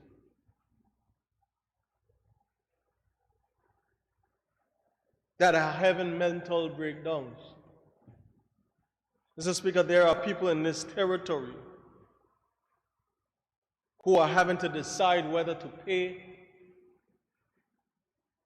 their rent or pay for food.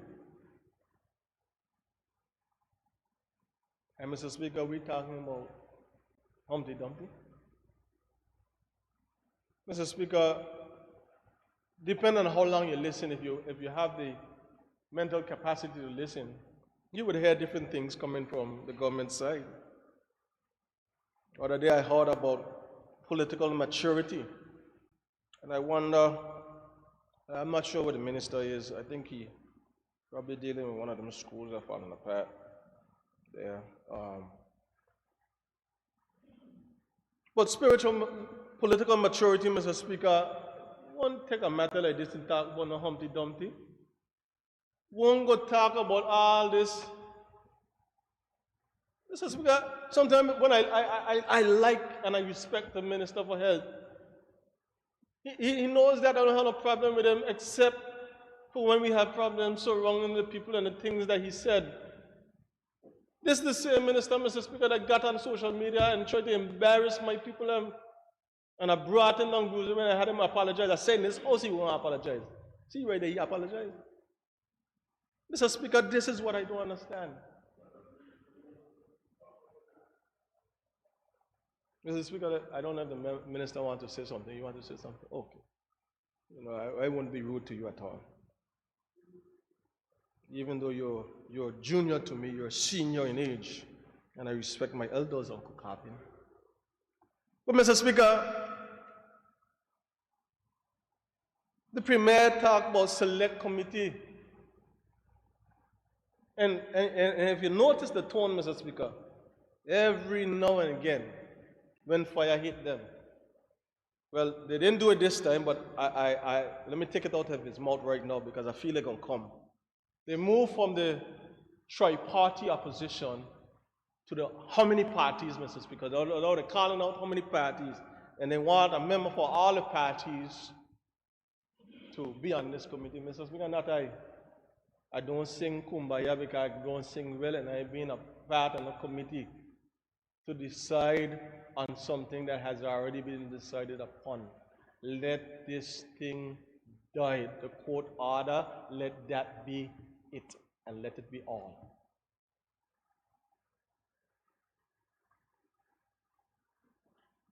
Mr. Speaker,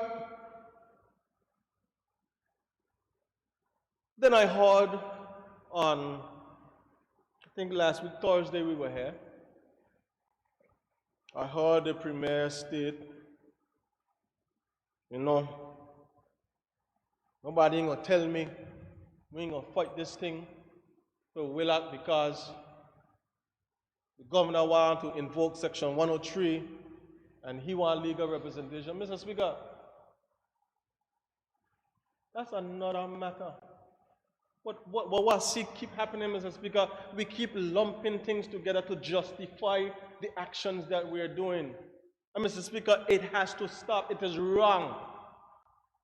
It don't matter how much words you use, whether 1,020 words, it's still wrong, Mr. Speaker. Because this is not a matter about the governor. This is a matter about this institution, where you have members around, out of the 15 of us, Mr. Speaker, 13 who are elected, that have stated categorically they had no involvement, no conversation, no decision, no discussion about filing an injunction, much less retracting one. None of we in here in the court.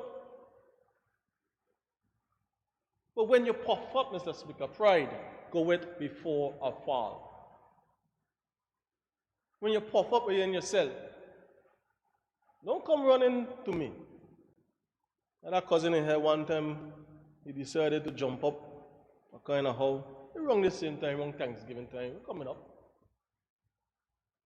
Decided to jump up and then say what he had to say because he had a platform that the government was paying for, going to say what he had to say, and I say what I had to say. And that was said. But Mr. Speaker, I'm going to say some things here.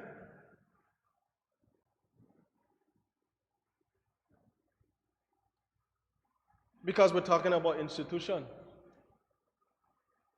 Mr. Speaker, the Junior Minister of Trade,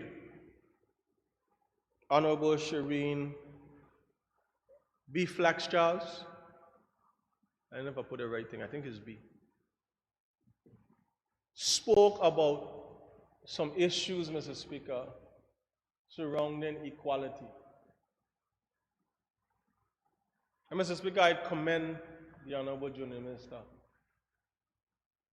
I commend her for having the political maturity to speak according to her principle, to speak according to her conviction. And Mr. Speaker, she spoke passionately about the way she felt. And Mr. Speaker, there's a quote that says, "Fear is a reaction, and courage is a decision." And I put this question, Mr. Speaker. This first move by the Honorable Premier to move this item down from 9 to 12 under the disguise that there was some information that's going to be presented to the people to give reasons as to why he plans to go against their wishes.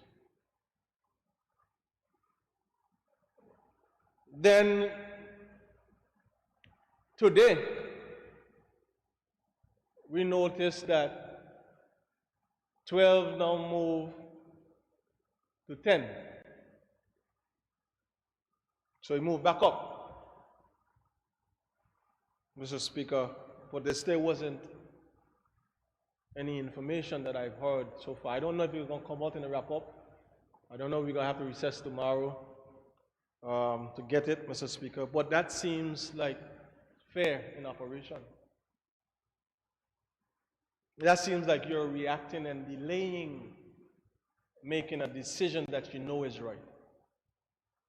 Making a courageous decision that not is only for your own good will, Mr. Speaker, but for the will of the people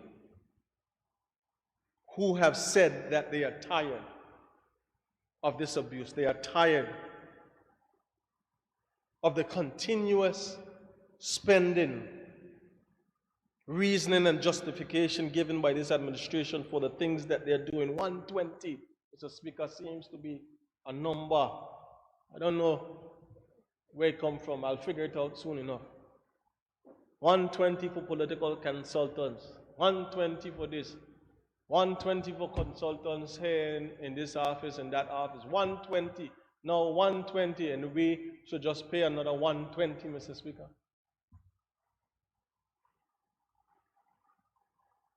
When there are 120 students, at least in the educational system, that still haven't been able to bounce back and recover from the delays that happened with the storms of 2017, and then be faced with the issues surrounding and the difficulties and challenges surrounding COVID-19 where they had to build. There's at least 120 children that have been adversely affected, Mr. Speaker. Where classrooms, Mr. Speaker, you see ceilings falling in. Thank God, Mr. Speaker, that no child was injured. Because that would have been a thing. But, Mr. Speaker, we cannot continue to just take up the money of the people because we think it's not ours personally, so we can spend it how you want, Mr. Speaker. And you have dire needs and dire situations. The Minister for Health and Social Development must be weighed, and he should be made. And he should know, Mr. Speaker, of the many issues that are plaguing under his ministry from a social aspect.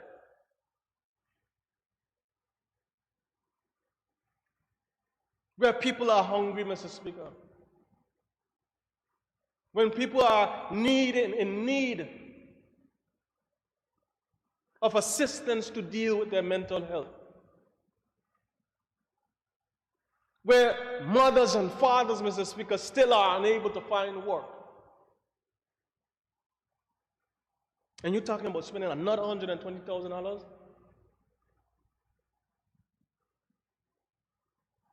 On top of all the other $120,000 that you have set aside for your political advisors and speechwriters, Mr. Speaker? Are we serious? Mr. Speaker, 120? That ain't $120. No? That ain't $1,200. That's $120,000. That's a lot of money.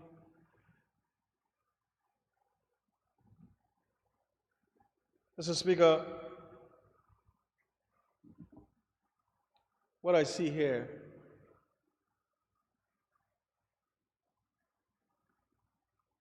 if you permit me to read this short excerpt. It's relating a friend of mine called Jim. Jim, why weren't you at school today? I was at home sick, sir. Yeah, I've heard that one before. It's true, sir. True. But I thought I saw you at KHC at the lunch break. You got me, sir. But I was only there to get a snack, sir. Then I went to my grandma's funeral. But how is that even close to being here about your useless grandmother's funeral?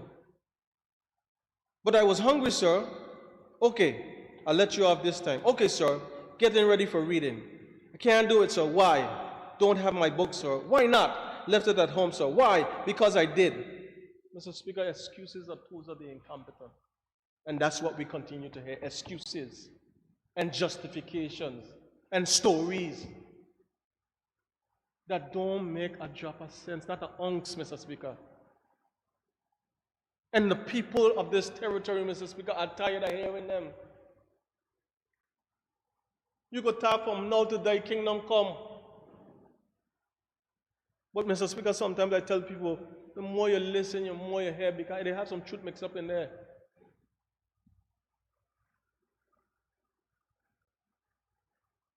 Mr. Speaker, there is absolutely no justification, no reasoning behind why we are here at this point, why we have put the public through this turmoil. And Mr. Speaker, what I don't understand is, it's just things like this. These things like this. This is exactly why the CEO are here. Things like this, Mr. Speaker. We making up things as we go. And we calling right, wrong, right, and everything is right because we're doing it. And if you don't agree with Mr. Speaker, here comes the lashes, here comes the attacks, Mr. Speaker. Mr. Speaker, I want to speak to that very piece of information that I saw that was referred to on one of these sites. I am no longer amazed or amused by the level of dirtiness and nastiness, Mr. Speaker, that we are willing to accept and tolerate. Mr. Speaker, I said to myself, I had an opportunity to go on an interview last night. Questions were asked, I answered them as truthfully as I could, Mr. Speaker. One correction I want to ensure that the public is aware of, that I know for certain that the head of the judiciary is the Chief Justice and not the Attorney General. The Attorney General is the attorney to the Governor, the Premier, his cabinet, and the House of Assembly. But Mr. Speaker, here goes again some persons in the public stating their displeasure about the cartoon. And when I got the cartoon this morning, Mr. Speaker, I said, wow. But then I flick back to my memory, Mr. Speaker, we just passed a Computer and Misuse Cybercrime Act in this house. In this house. We didn't just pass that, dealing with cyberbullying and attacking the character of, we didn't just do that in this house that we're trying to build, but it's okay for it to be done, and we're going to do the tit for tat thing because them do it, I could do it too. Political maturity, Mr. Speaker. Political maturity. That is the order that we're calling for. And it can't be because them do it, I'm going to do it too. It can't be because I have an opinion that is different to yours. Then I become a target. Mr. Speaker, I don't know as a target. I ain't afraid. I know it. This is established. I accept. But Mr. Speaker, one thing I'm not going to be is fearful. I am not going to bow to any master, nor am I going to cower to any threat. Mr. Speaker, somebody gave permission, and it deals with the country, Mr. Speaker. And I can put it out here, Mr. Speaker. Since it wasn't a conversation between the leader of opposition and myself, there's only other one leader of the country besides the Speaker. That'd be the Premier, the Minister of Finance, and his cabinet, maybe. Somebody had to get it okay. So as much as people want to run behind whether guava tree, well, guava tree too small, guinea tree. It just started raining in the banana, them ain't taking it up like before. So I will give them a guinea tree. You want to run behind all kind of different things to run for cover. You come in here, you change all the paper. You said this is the case and that is the case. You hear about Humpty Dumpty.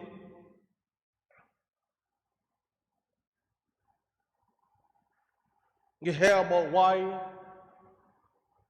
we're dealing with the COI. Well, Mr. Speaker, nobody wants to address the issue. Long time ago, a couple of years back, Mr. Speaker, in this political arena, somebody said something about belling a cat. Mr. Speaker, you see, that's why me and Honorable Malone get along. Because he said something from Church Hill. And that one stuck with me, Minister. He said, look back. When you look back, depending on how far you look back, then you can see much farther forward. Let's look back, Mr. Speaker. Let's look back. Would you look back with me, Mr. Speaker? Let's look back together. It was a few weeks after being sworn in. There were some voice notes through the country. You call no names, Mr. Speaker, because this is not in good light. But there was a member from Zone 6.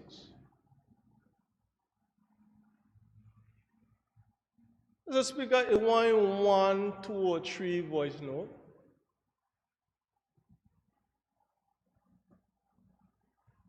And the language, Mr. Speaker, that was used is not parliamentary.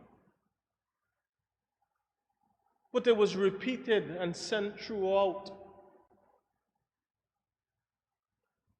the airways. I'm looking back on it, Mr. Speaker. But what was done regarding that, Mr. Speaker? Nothing.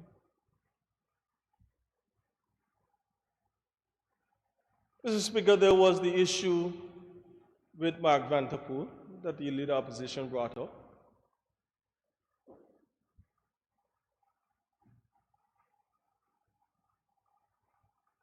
I understand that settlement had to be paid by the government and the people of the Virgin Islands. What was done in that vein, Mr. Speaker? Nothing as far as I can tell. I stand to be corrected. Mr. Speaker, my good friend and classmate, the Minister of Education, said when we were here on Monday, these kind of issues, he was talking about another bill, Mr. Speaker, and he said these types of issues is where you need to close your door and lick your child. Mr. Speaker, let me put some licks on this child. We in here put some licks on this child. This is the door closed. The door closed. Premier waist a little bigger than mine, so I know he belt bigger than mine. Put some belt on this child, Mr. Speaker. Because we keep sparing the rod. And we seem to got a child out of control, Mr. Speaker. And then the people must pay this bill from a child that we didn't want to correct, that we didn't want to confront. that we didn't want to challenge, Mr. Speaker? Because, Speaker, I see we are about to lose quorum, and I don't know if you want that to happen because I have to start over if I'm supposed to sit down. I'll take a break, but we won't start over. But I'll take a break. We'll take a 15 minutes break at the moment. This house is now on recess.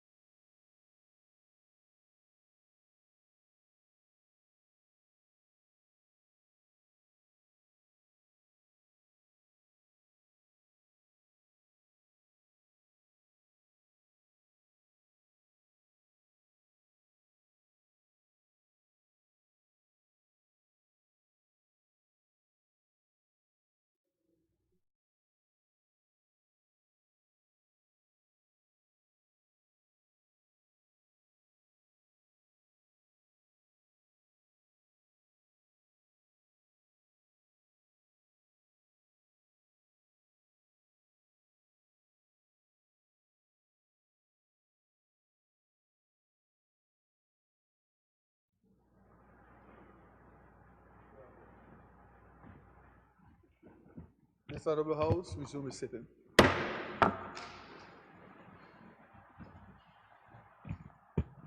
We will continue with Honorable Mitch Turnbull, member of the 2nd District. Thank you, Mr. Speaker. Mr. Speaker, we have a bit of a situation at our hands. And I think one of the things that I was talking about is what the Minister for Health was stating about going back. It says you have to go back in order to go forward. So, Mr. Speaker, the only how I know to do this is go back from the beginning and come forward. Mr. Speaker, we are at a position, we are at a point in this territory where the people of the Virgin Islands, the people who elected us, the people who we are to answer to, we're at a position where we see them now standing up and becoming vocal, speaking out, which we should never be unaccustomed to, Mr. Speaker, because it is in fact our heritage. And Mr. Speaker, it is important as a part of the people speaking out that they want us to act, and to act according to their wishes, to act according as is our gospel, Mr. Speaker. The voice of the people is the one that rules and will govern. Their voice, their wish, their will is what will govern us, Mr. Speaker. Mr. Speaker, I was talking about belling this cat. My good friend who supported me on the matter, so I think we're good friends again. He stated that you must close the door as a part of political maturity. I want to make sure I quote the Honorable Minister, because we're in 2 grades to get a 2nd and 3rd form. So I want to make sure I quote him correctly. He says, when you're dealing with issues, political maturity states that you must close the door and lick the child. Is that correct, Minister? That's what you said. Minister seems a little tired. Give me the thumbs up, so I'll take that, Minister. Thank you. Mr. Speaker, it is simple that we just need to lick this child. The door closed. We have a quorum now. The matters that are before us, some of the past occurrences that we failed to address by the same member in question, are plaguing us. And Mr. Speaker, I say us because this has now come to the House of Assembly for support and a decision. But as I was saying, according to Ecclesiastes 3:3, there's a time for everything, and we must and we should let this thing dead. Let it die, Mr. Speaker. No committee at the whole house. Before it got to the committee, kill it dead. And let us follow through with what the court has ordered. Mr. Speaker, the junior minister was touching on how she felt appalled by the cartoon. Another person's voiced their displeasure. They aired their concerns. Some looked at it as disheartening and simply not a good look. Another shameful thing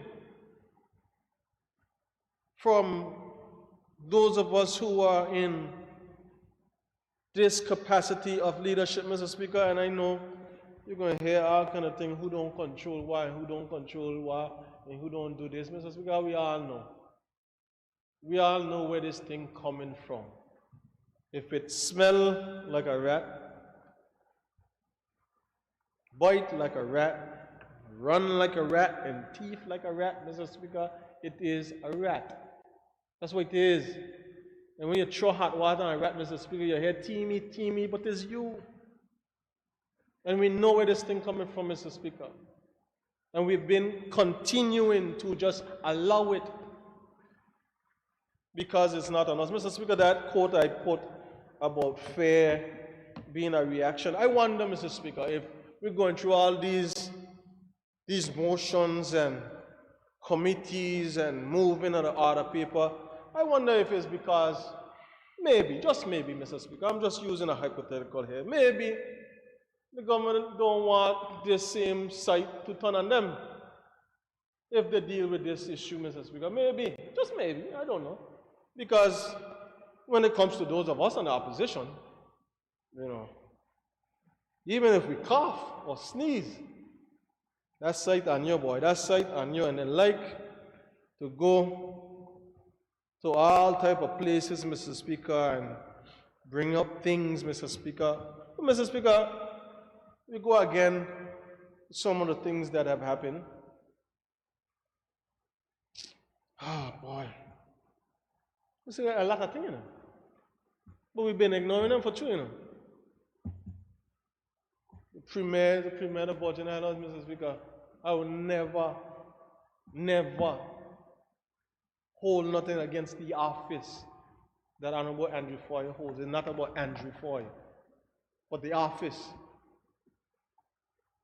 The former premier had a Cadillac,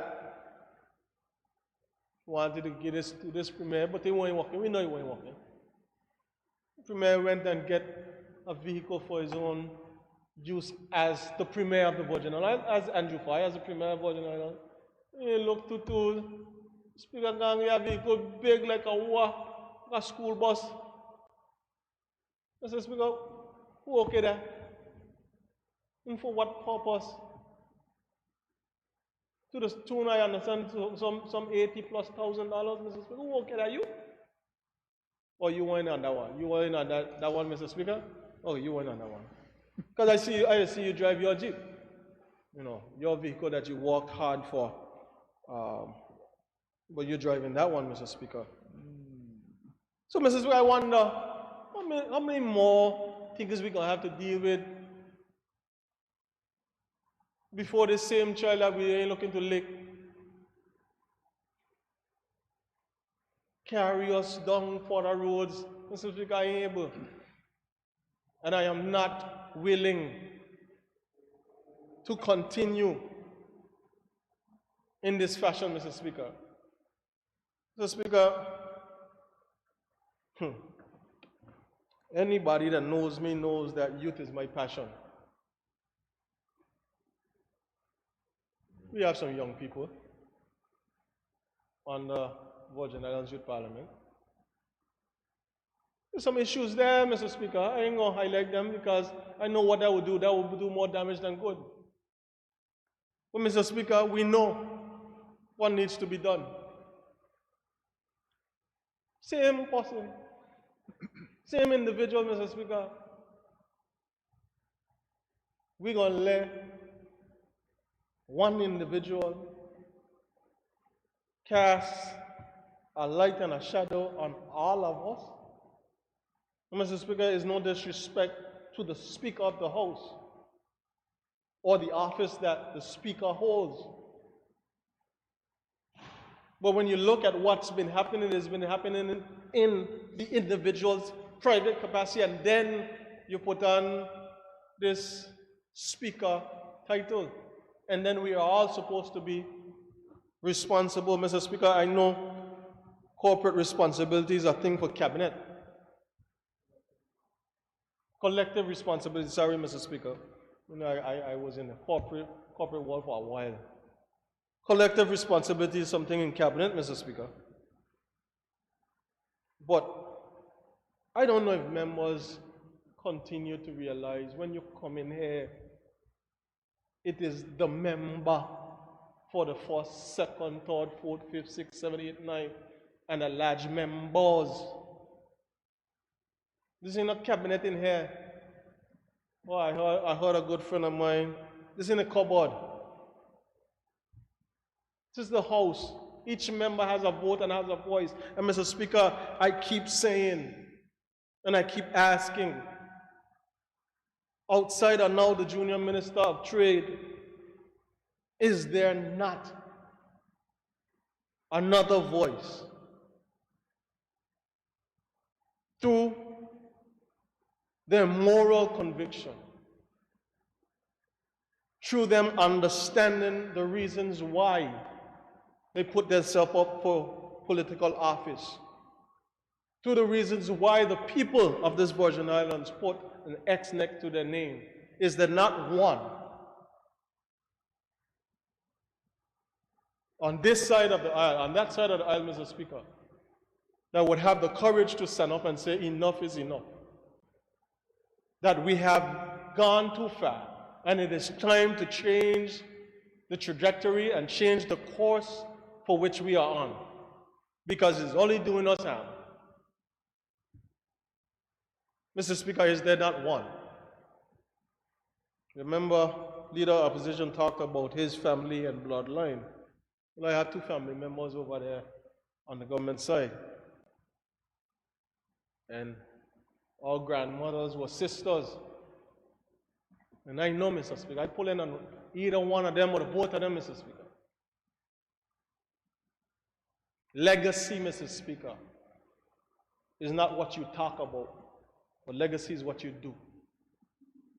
And Mr. Speaker, if we're going to honor the people that stood before us, and honor that bloodline and that family line that is one of integrity, of hard work, and one who is no nonsense, that's able to call a spade, Mr. Speaker, at least they won't decide to try to go under this political umbrella, Mr. Speaker, because I would say this to them. When the people went into the booth, they put an X next to your name. I know what people say, put it right next to your name. They shade your name. But you don't want to be on the wrong side of such a weighty issue, Mr. Speaker. Mr. Speaker, you go down continuing to look back, Mr. Speaker. And I am only, Mr. Speaker, not going off topic because it's all related. But Mr. Speaker, you go back and look at what was recorded in this commissioner inquiry. You look at, Mr. Speaker, some of the things that were uncovered as a result of this commissioner inquiry. Mr. Speaker, never for a second, I've said it many times before and I will continue to say it, because those who will speak after will try to make people think otherwise. I am pro-Virgin Islands everything. The advancement of the Virgin Islands, the development of our people, and the investment into the sectors which continue to keep this Virgin Islands at the cutting edge, Mr. Speaker. What I am not in favor of, Mr. Speaker, is us continuing to do what we think is right when no one is looking. When we choose to not rely on that same moral compass and ethical foundation that we should all have. And because it is the Premier who happens to be the leader of the government which I was elected in, and I might have a different view, I choose to stay silent, Mr. Speaker. On this one, you can't stay silent. Mr. Speaker, every voice has to be heard on this particular one. But Mr. Speaker, what I don't understand is, I've heard it and I've seen two different occurrences where it seems that who's telling the story, depending on who's telling the story, you get different perspectives to help their point of view. But Mr. Speaker, if it wasn't for this commission of inquiry, we want to know some of these things. Because, Mr. Speaker, I am confounded. I am baffled, Mr. Speaker.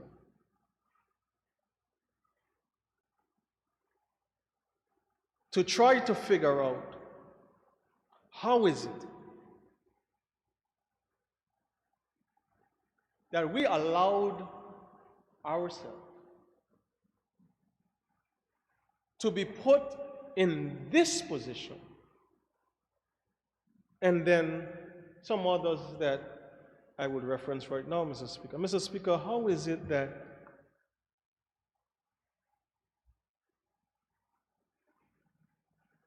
any consideration, any thought, any idea, any discussion, any utterances out of the mouths of 5 members of the executive branch of this Virgin Islands would seek to discuss and debate against, Mr. Speaker, the voice of the then Deputy Governor,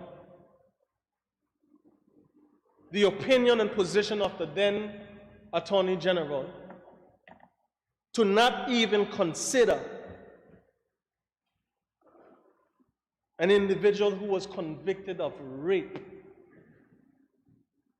for status in this territory. Mr. Speaker, is that, we wouldn't have known that if it wasn't for the COI? Point of information, Mr. Speaker. I'm not taking that anymore. I'm not taking that anymore. That charade run long enough. When that came to the COI, you keep looking at things from all sides. You have no intention of seeing anything other than political. When that matter came to the COI, it was not part of the criticism given to the minister. And you need to get your facts and watch the whole of the COI, because nobody gave no rapist any status. When the thing came to the COI, the records from the police came forward saying that the man had a clean bill of health. There was nothing wrong with his record. I've heard this being battered wrong in the public so many times, and people actually believe it. And I told you already that's not so. And you still come and saying it. The problem is that some of you only look at the COI as the savior to the territory and forget that we here trying to toil. It was wrong how it was brought up. And the minister went back the next time and he corrected it. So who is to blame for a record coming for somebody clean into the cabinet? You see, this is the problem that we have in here. We know people suffering, so I can understand with that. But then there's some other things going to say here all night. Well, when the time comes, I'll respond. But who is protecting any kind of thing here for the Virgin Islands people? Who? Nobody. Everything we did was wrong. Everything we brought on ourselves. I just need to rise on that, because I heard that one too many times. We never approved any rapists. It is not true. If you want to talk about why we couldn't get our own people back in, and people who commit crime who are not from here can't get out. How come nobody goes in that angle from over there? So I heard that thing once, twice, 3 times enough. It is not true. It never happened. And I can't do anything about the CIA, how they did it. It went back and it was clarified, and that went under the cloak of the night. So, member, you could speak anything as you want, but that one I'm not laying on a further. It was never true. It cannot be true. And the reason that it got there, check the same persons who called the COI, why their people under them brought a clean bill of health through their record.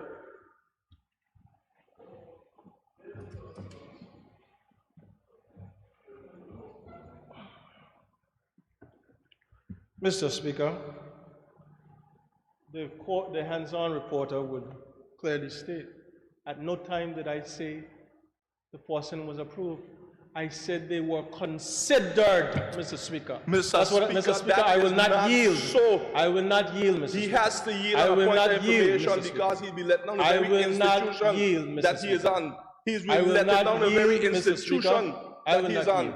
I will not yield. That is not so. Thank you.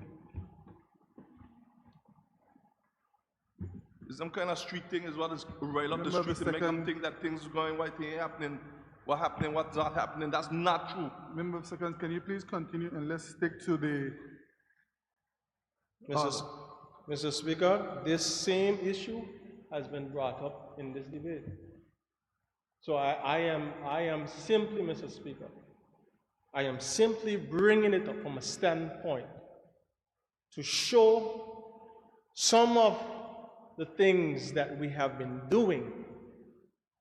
I never said anything about any decision, Mr. Speaker. What was brought out was that a discussion was had against, Mr. Speaker, the advice of the Attorney General and then the Deputy Governor. I never said anything about approval. The fact, Mr. Speaker, that you considered it, Mr. Speaker, that it was up for discussion, that's the only thing I said, Mr. Speaker. And Mr. Speaker, I am not going to yield. Speaker, I have been on break for 20 minutes. I will not yield. I will not yield, Mr. Speaker. I will not yield. I'm going to rise on a point of information. Mr. Speaker, I'm not going to yield. Members, let's keep it as it ought to be. Please, member, I will refrain you from going on that road at this moment. Let's try to keep it on the topic that we are on at this moment. We are actually debating the resolution in front of us, so let's keep it there, please. I recognize the Honorable Premier.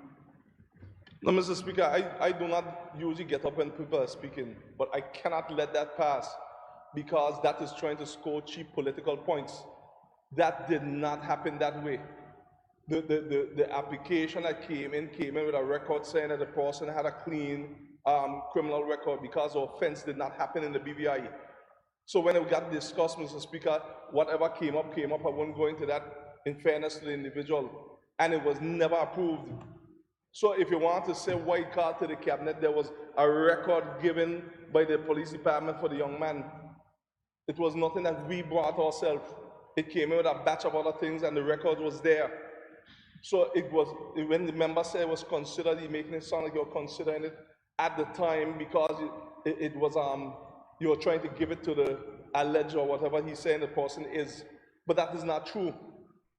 That is how they were brought out. The minister, when he went COI for us, was caught off guard. It happened so long ago in 2019, and he answered a little awkward, but he realized the facts of it, and when he went back, he straightened it up for them.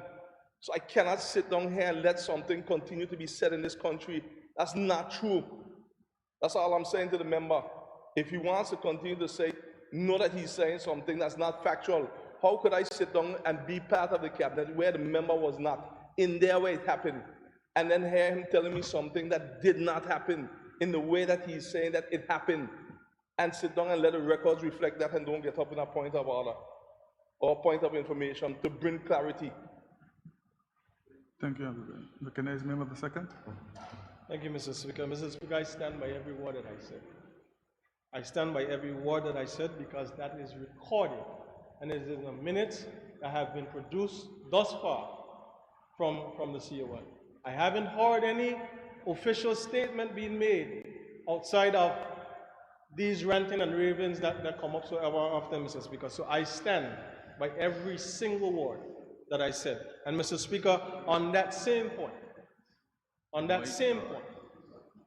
My God. this You're is important to he keep talking. this is something that ain't this so. is the issue that I have. Come on. Mr. Speaker, this is the issue.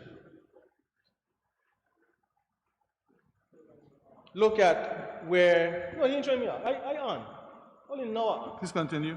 Mr. Speaker, this same status for the portions that were fast-tracked, when you hear from the minister, he didn't have the responsibility for me. When you hear about the fishing and famine, that minister didn't have the responsibility for it. Mr. Speaker, I asked a question in this honorable House for the Premier to list the ministries and departments and statutory bodies on them. He told me it's public knowledge. Mr. Speaker, this is why the problem is. This is why the problem is. Every single, and this is facts, Mr. Speaker, absolute facts. Every single ministry or department that deals with money has been put and placed under the Honorable Premier. Ministers, Mr. Speaker. Mr. Speaker, the Premier, because Mr. these Speaker, are I will not yield. political points. I will The not member yield. is saying things that are I will not not yield. factual. Political points to get the people will in the not country yield. riled up. Come on, man. I will call a recess at this point. Take a 5 minutes break. Cheap political points, you know they ain't true. Not tonight. You don't care. Just only afraid, I'm afraid.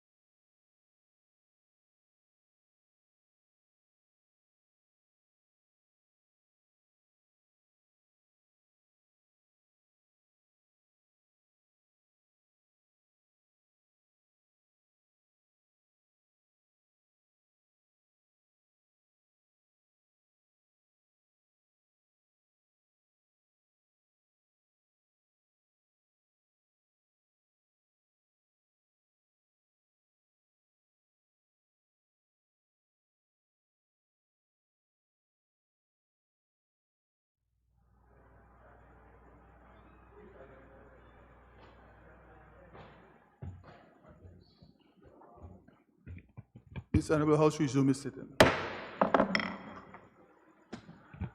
Honorable members, if we going to continue having the outbursts that we are having, I will recess the House till tomorrow, and I will not continue. So let's please respect each other and continue.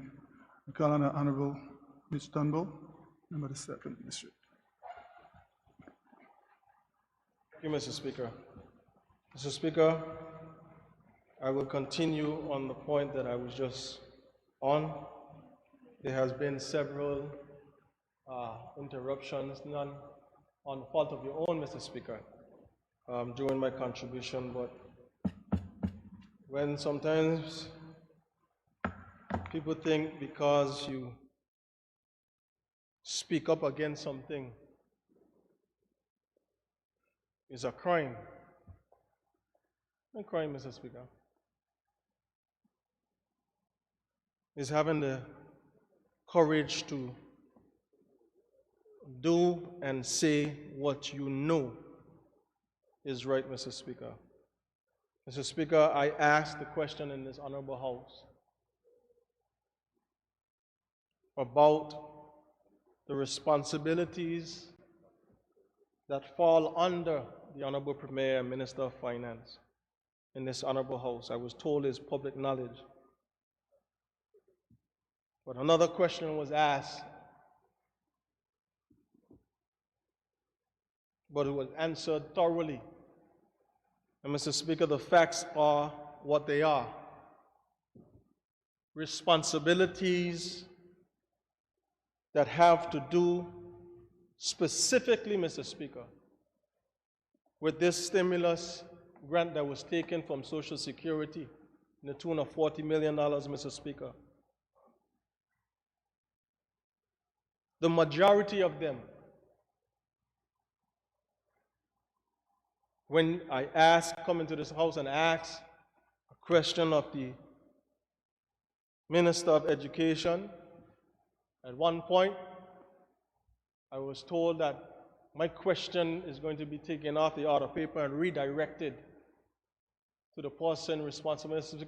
The purpose of this honorable House is for members to ask the question, and if the minister who is being asked the question does not have the information, he or she should say, I don't have the information. The question is better directed to someone else. Mr. Speaker, I've put questions on the other paper surrounding issues with this same COI, with the same $40 million grant, Mr. Speaker, and only to be told, Mr. Speaker, the question was removed. Who removed the question when the Speaker was supposed to be the one who has the authority? Mr. Speaker, there's a level of dictatorship that exists. And Mr. Speaker, I will not cower to it. I will not bend to it. I don't care how much words I use. I don't care how big and puffed up we want to be, Mr. Speaker. I will speak on behalf of the people who sent me here. And I will continue to speak because I am not afraid. You can't tell me, Mr. Speaker,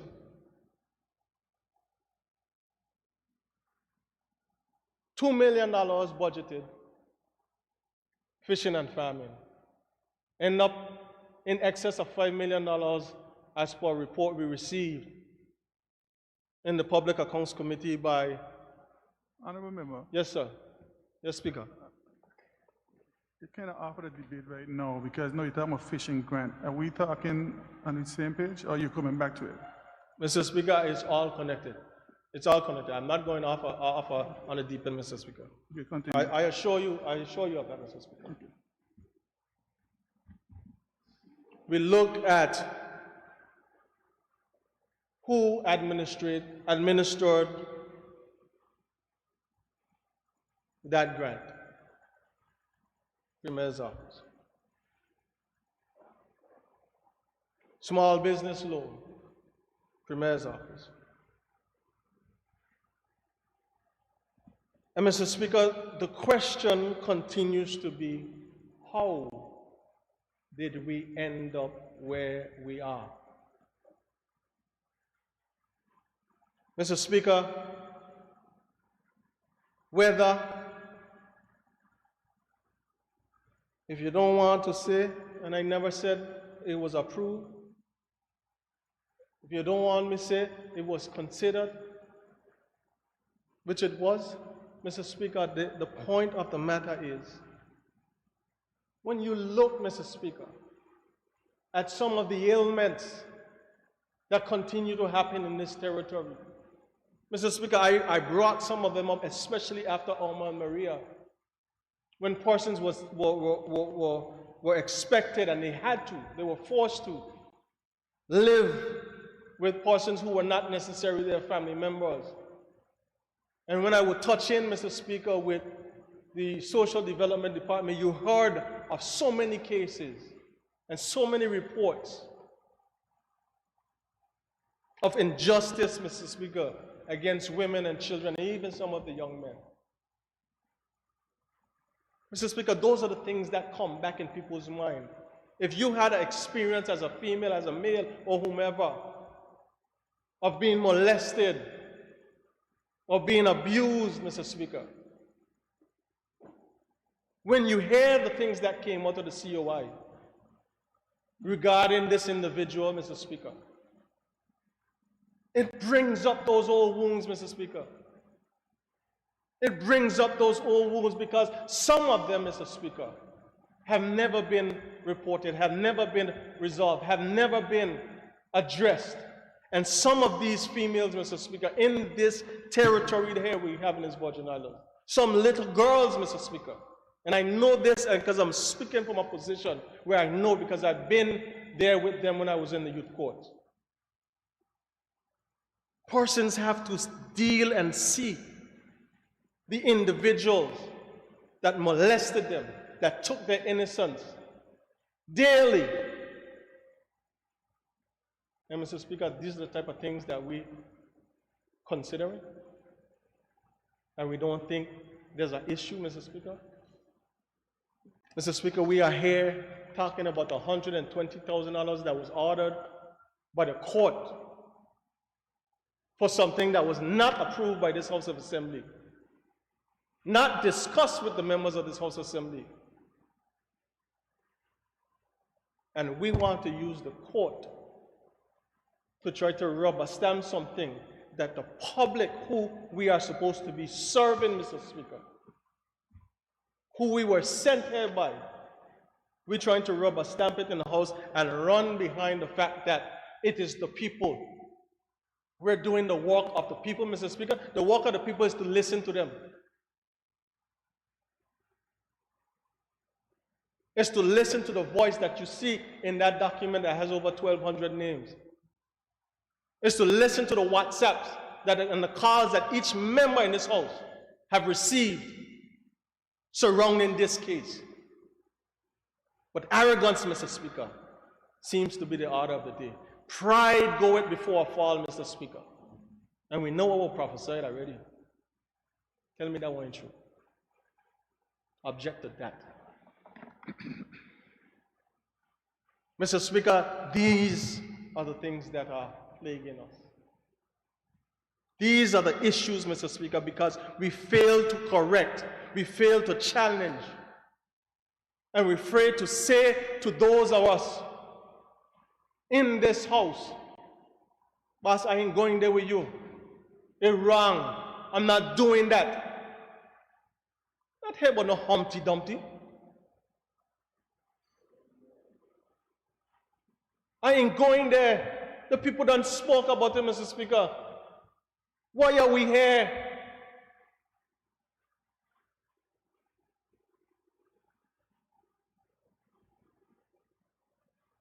Mr. Speaker, if I don't know anything else, I know that numbers don't lie.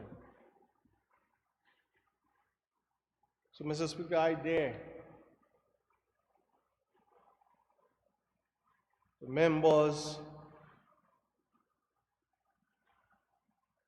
who are opposite this side of the aisle to challenge the people in that light. To challenge the will of the people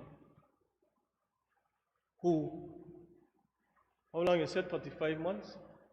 I like how you don't call the years anymore. Because the years of sun seem like time soon up. Time soon up. Time soon up. The people that over 2+ years ago, almost 3 in February,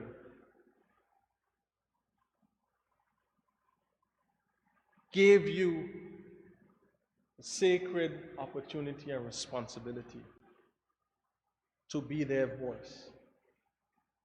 And it seemingly, Mr. Speaker, from the time that we started this House and this 4th House, there's only one voice, whether wrong, right, or indifferent. And everybody, except tonight by the Junior Minister of Trade, goes along. Mr. Speaker, I said it here in this honorable House. Some of the things that have been done, some of the actions and decisions that have been taken and made by this honorable members of this honorable House of Assembly that sit on the government side, Mr. Speaker, is likened unto a cult. I said it before and I stand by it. Mr. Speaker, we cannot lose fact that our responsibility is not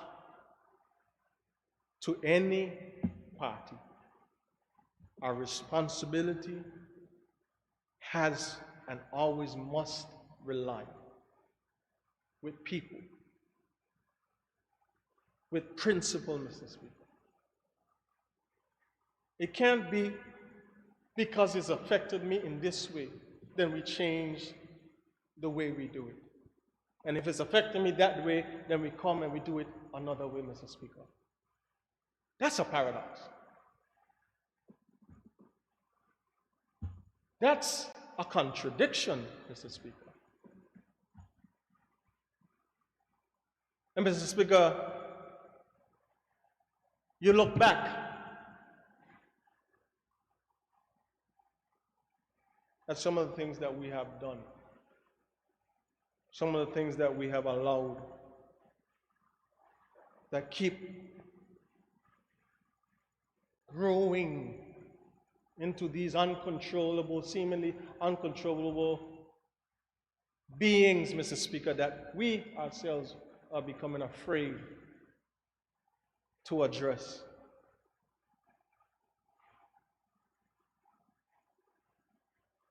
Mr. Speaker, this resolution had no business here.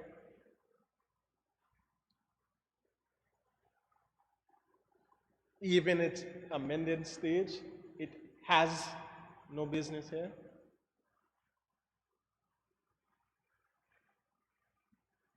And as Buju Banton said, till I'm laid to rest. That's what we need to do with this. Lay this to rest. Ashes to ashes, dust to dust. Draw near, for the coffin is closing. Mr. Speaker, my position, just as it was on October 3rd, via my email, via my vote on the same matter, is that this has already been ruled upon. I will not support it. I will not be a part of it because I was never a part of it. The people should not have to bear the responsibility of paying the bills and the fees that were ordered by the court. And Mr. Speaker, if any one of us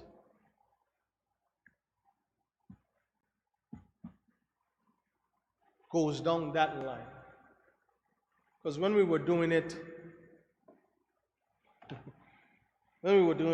quote unquote, privately, Mr. Speaker, you were all right. They were seemingly alright because 8 yes, 2 no. 1 didn't vote because he has reasons for not voting, which is the premier. It was fine, kinda then, because government have the majority. Mr. Speaker, now the rubber hit the road. This is the reality here. This is the reality show that we're on, and it's called life in the BVI. I heard somebody say the BVI is not a real place. No, it's real. It's real. And this is a real decision, Mr. Speaker, that will go down under the names of each and every member that is present. Because when it comes down to vote, Mr. Speaker, we're going to have to take a vote on it. And we're going to see whether, as those guys I play more domino with it, Mr. Speaker, they're going to see whether we're going to see whether it's a man or a mouse. Because at the end of the day, you are saying, if you are willing to support this, or even send it to a committee, that you are willing to ignore and go against the voice of the people under the disguise of endless chatter, under the disguise of it, quote unquote, being legal under the rules of the House of Assembly. But you can't get to the House of Assembly to make the decision if the people didn't send you here. Mr. Speaker, let the record reflect clearly, concisely, and accurately that I am not in support of this. Mr. Speaker, we have been toiling with some issues of bush cutting. Landscaping, Mr. Speaker, I'm sorry, landscaping. And I had some district meetings, Mr. Speaker, about 3 weeks ago. And my constituents asked me about, what's going on with the bush cutting in your district? Because we remember the government, that side over there, had some meetings in my district, Mr. Speaker. And it was around October last year that they promised the people that, all you had to do is ask, your representative have to do is ask and have a conversation with the minister, and that will be done just like so. We were done with ISIS laws, Mr. Speaker. I remember it very, very, very vividly. Mr. Speaker, October come and gone. We're in November. You know what $120,000 could do in the 2nd district and the 8th district combined? Mr. Speaker, bust that down. Give each of you 60. No, he's a leader opposition. Give him 70. No, I take back. I want it back. 50-50. 60-60, Mr. Speaker. 60,000. The 2 districts that have been destined by tourism. There's a minister for tourism. There's a junior minister for tourism. There's a director of tourism. There's the Ports Authority who deals with tourism. Mr. Speaker, the 8th and the 2nd district have been destined as tourism bubbles where you would send the big ship that was in today. Which ship was that? Not sure what ship it was, Mr. Speaker. Big ship. I saw the taxi driver smiling. When they were dodging the boats, I saw them smiling, Mr. Speaker, taking people to our beaches, to our destinations. What are them taking them to, Mr. Speaker? The safari bus then with people them scunching up on each other, dodging, catch and keep, dodging, cash out, dodging, stinging neck, Mr. Speaker. And we're ready and we're open, Mr. Speaker, and you're going to take $120,000. And the very industry, the tourism industry that has been closed down for some 16 plus months, you're going to take $120,000 and pay something that the House didn't authorize.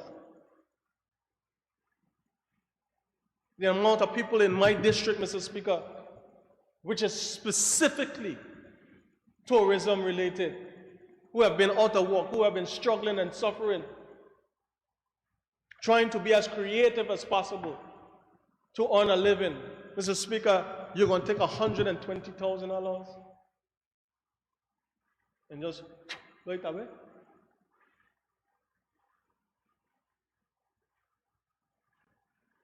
Mr. Speaker, where are our priorities? Where are our priorities? Minister, my good friend over there, tired. I never see so, Mr. Speaker. Minister, he's tired. Mr. Speaker, I feel for him.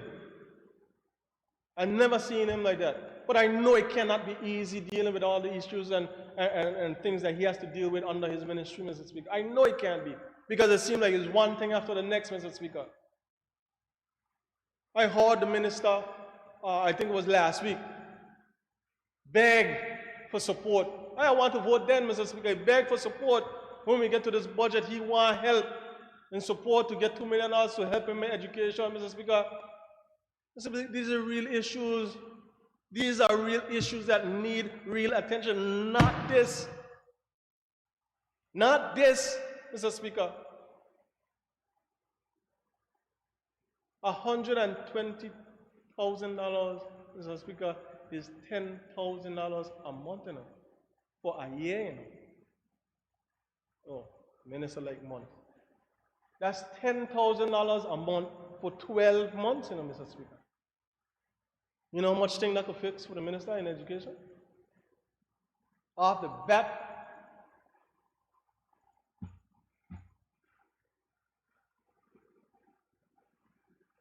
$120,000, Mr. Speaker. Doctors and nurses leaving the healthcare system one after the next. They ain't going to the great United States and Canada and the UK. No more, they're going right in the Caribbean region. $120,000, Mr. Speaker. Mr. Speaker, Honorable Malcolm Penn is my friend. My friend. Honorable Kairima is my family. Honorable Natalio Whitley is my friend, my classmate. Mr. Speaker, no, being a friend, if any one of these good gentlemen ever get themselves in a situation that then they know no better, and the court ordered to pay $120,000. Speaker, I'm going to try to bring out the rear with a couple cents. I know 100 there and 1,000. I got a couple cents there. I will try to help them. But Mr. Speaker, not for somebody who feel they could do what they want. And when you go and do what you want, you get the judgment. You want to now go from the current lawyers, you want bigger lawyers, you want bigger commitments, because you looking to cover yourself at the expense of the people who didn't give you authorization to do such, Mr. Speaker.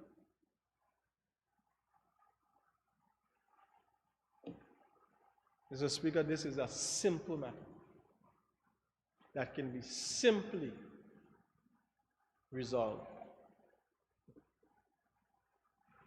And when this is done,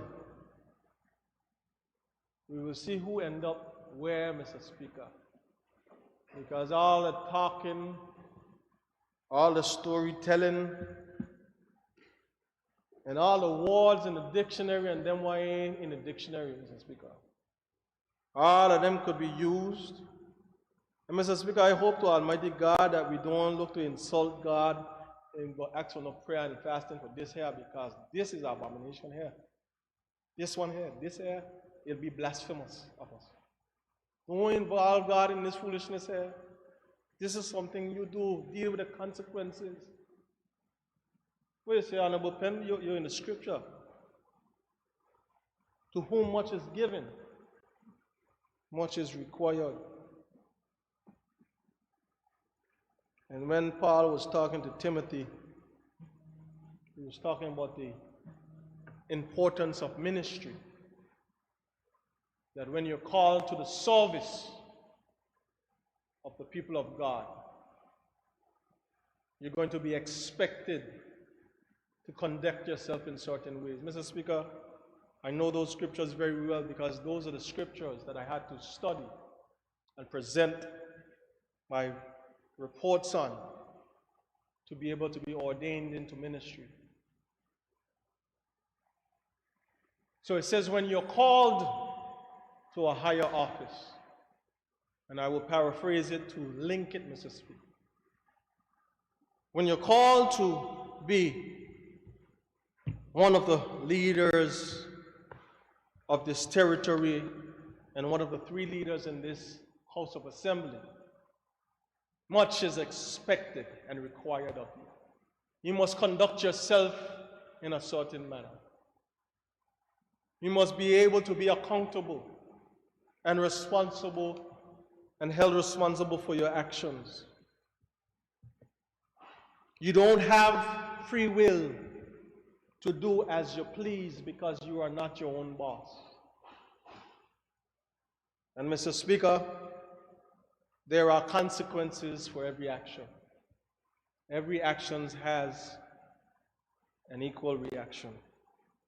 Mr. Speaker, based on the voice of the people, who I will stand by, based on the facts that we know that have been presented, I have no choice to not support this bill. Mr. Speaker, I move that this resolution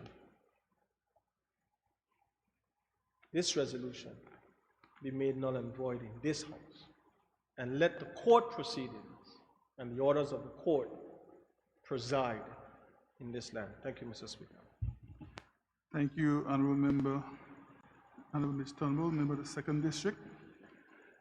At this time, I recognize the Deputy Premier, Minister of Education, Culture, Youth Affairs, Fisheries, and Agriculture.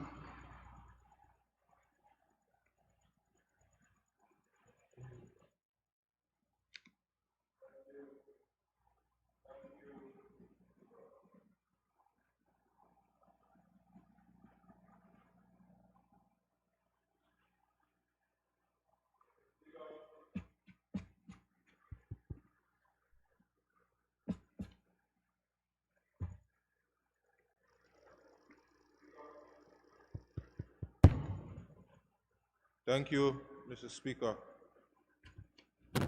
for the opportunity to debate this motion. Mr. Speaker, the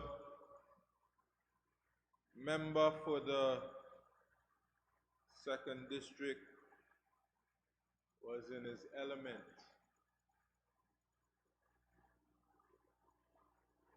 Almost seemed like he's enjoying himself. And I was not present for the leader of the opposition's contribution, but I know it must have been something to listen to.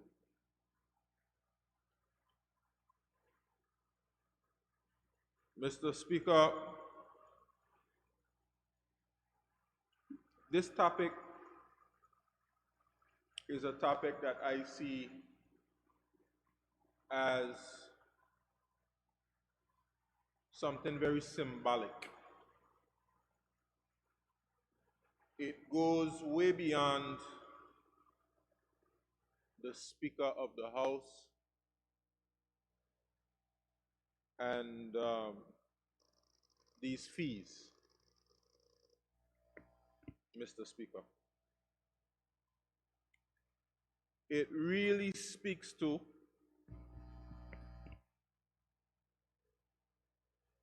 our people and our commitment to justice. Based on what I heard from the member for the 2nd District, it's symbolic for him in a different way. This issue is really symbolic of a theme that I've heard quite a bit from him since being here in the House of Assembly. We have enemies among us is the theme that he constantly espouses in the House. We are our own worst enemy. It's something that I hear him promoting quite a bit, especially as it relates to this commission of inquiry backed by the United Kingdom, who is referred to as our administering power. That's a fancy way of saying that's the nation that colonized us. And as it pertains to this issue of the COI, the theme I hear more so than anything is we are our own worst enemy. And in this situation, we found the perfect enemy.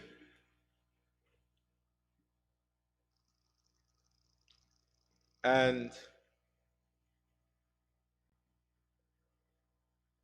we're gonna have a good time killing that enemy while we ignore the true enemy.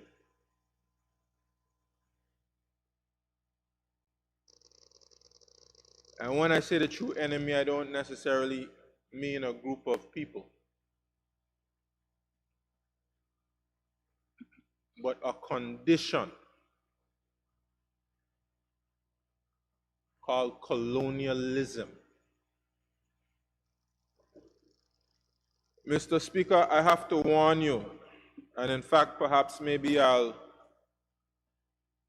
ask you, Mr. Speaker, a question,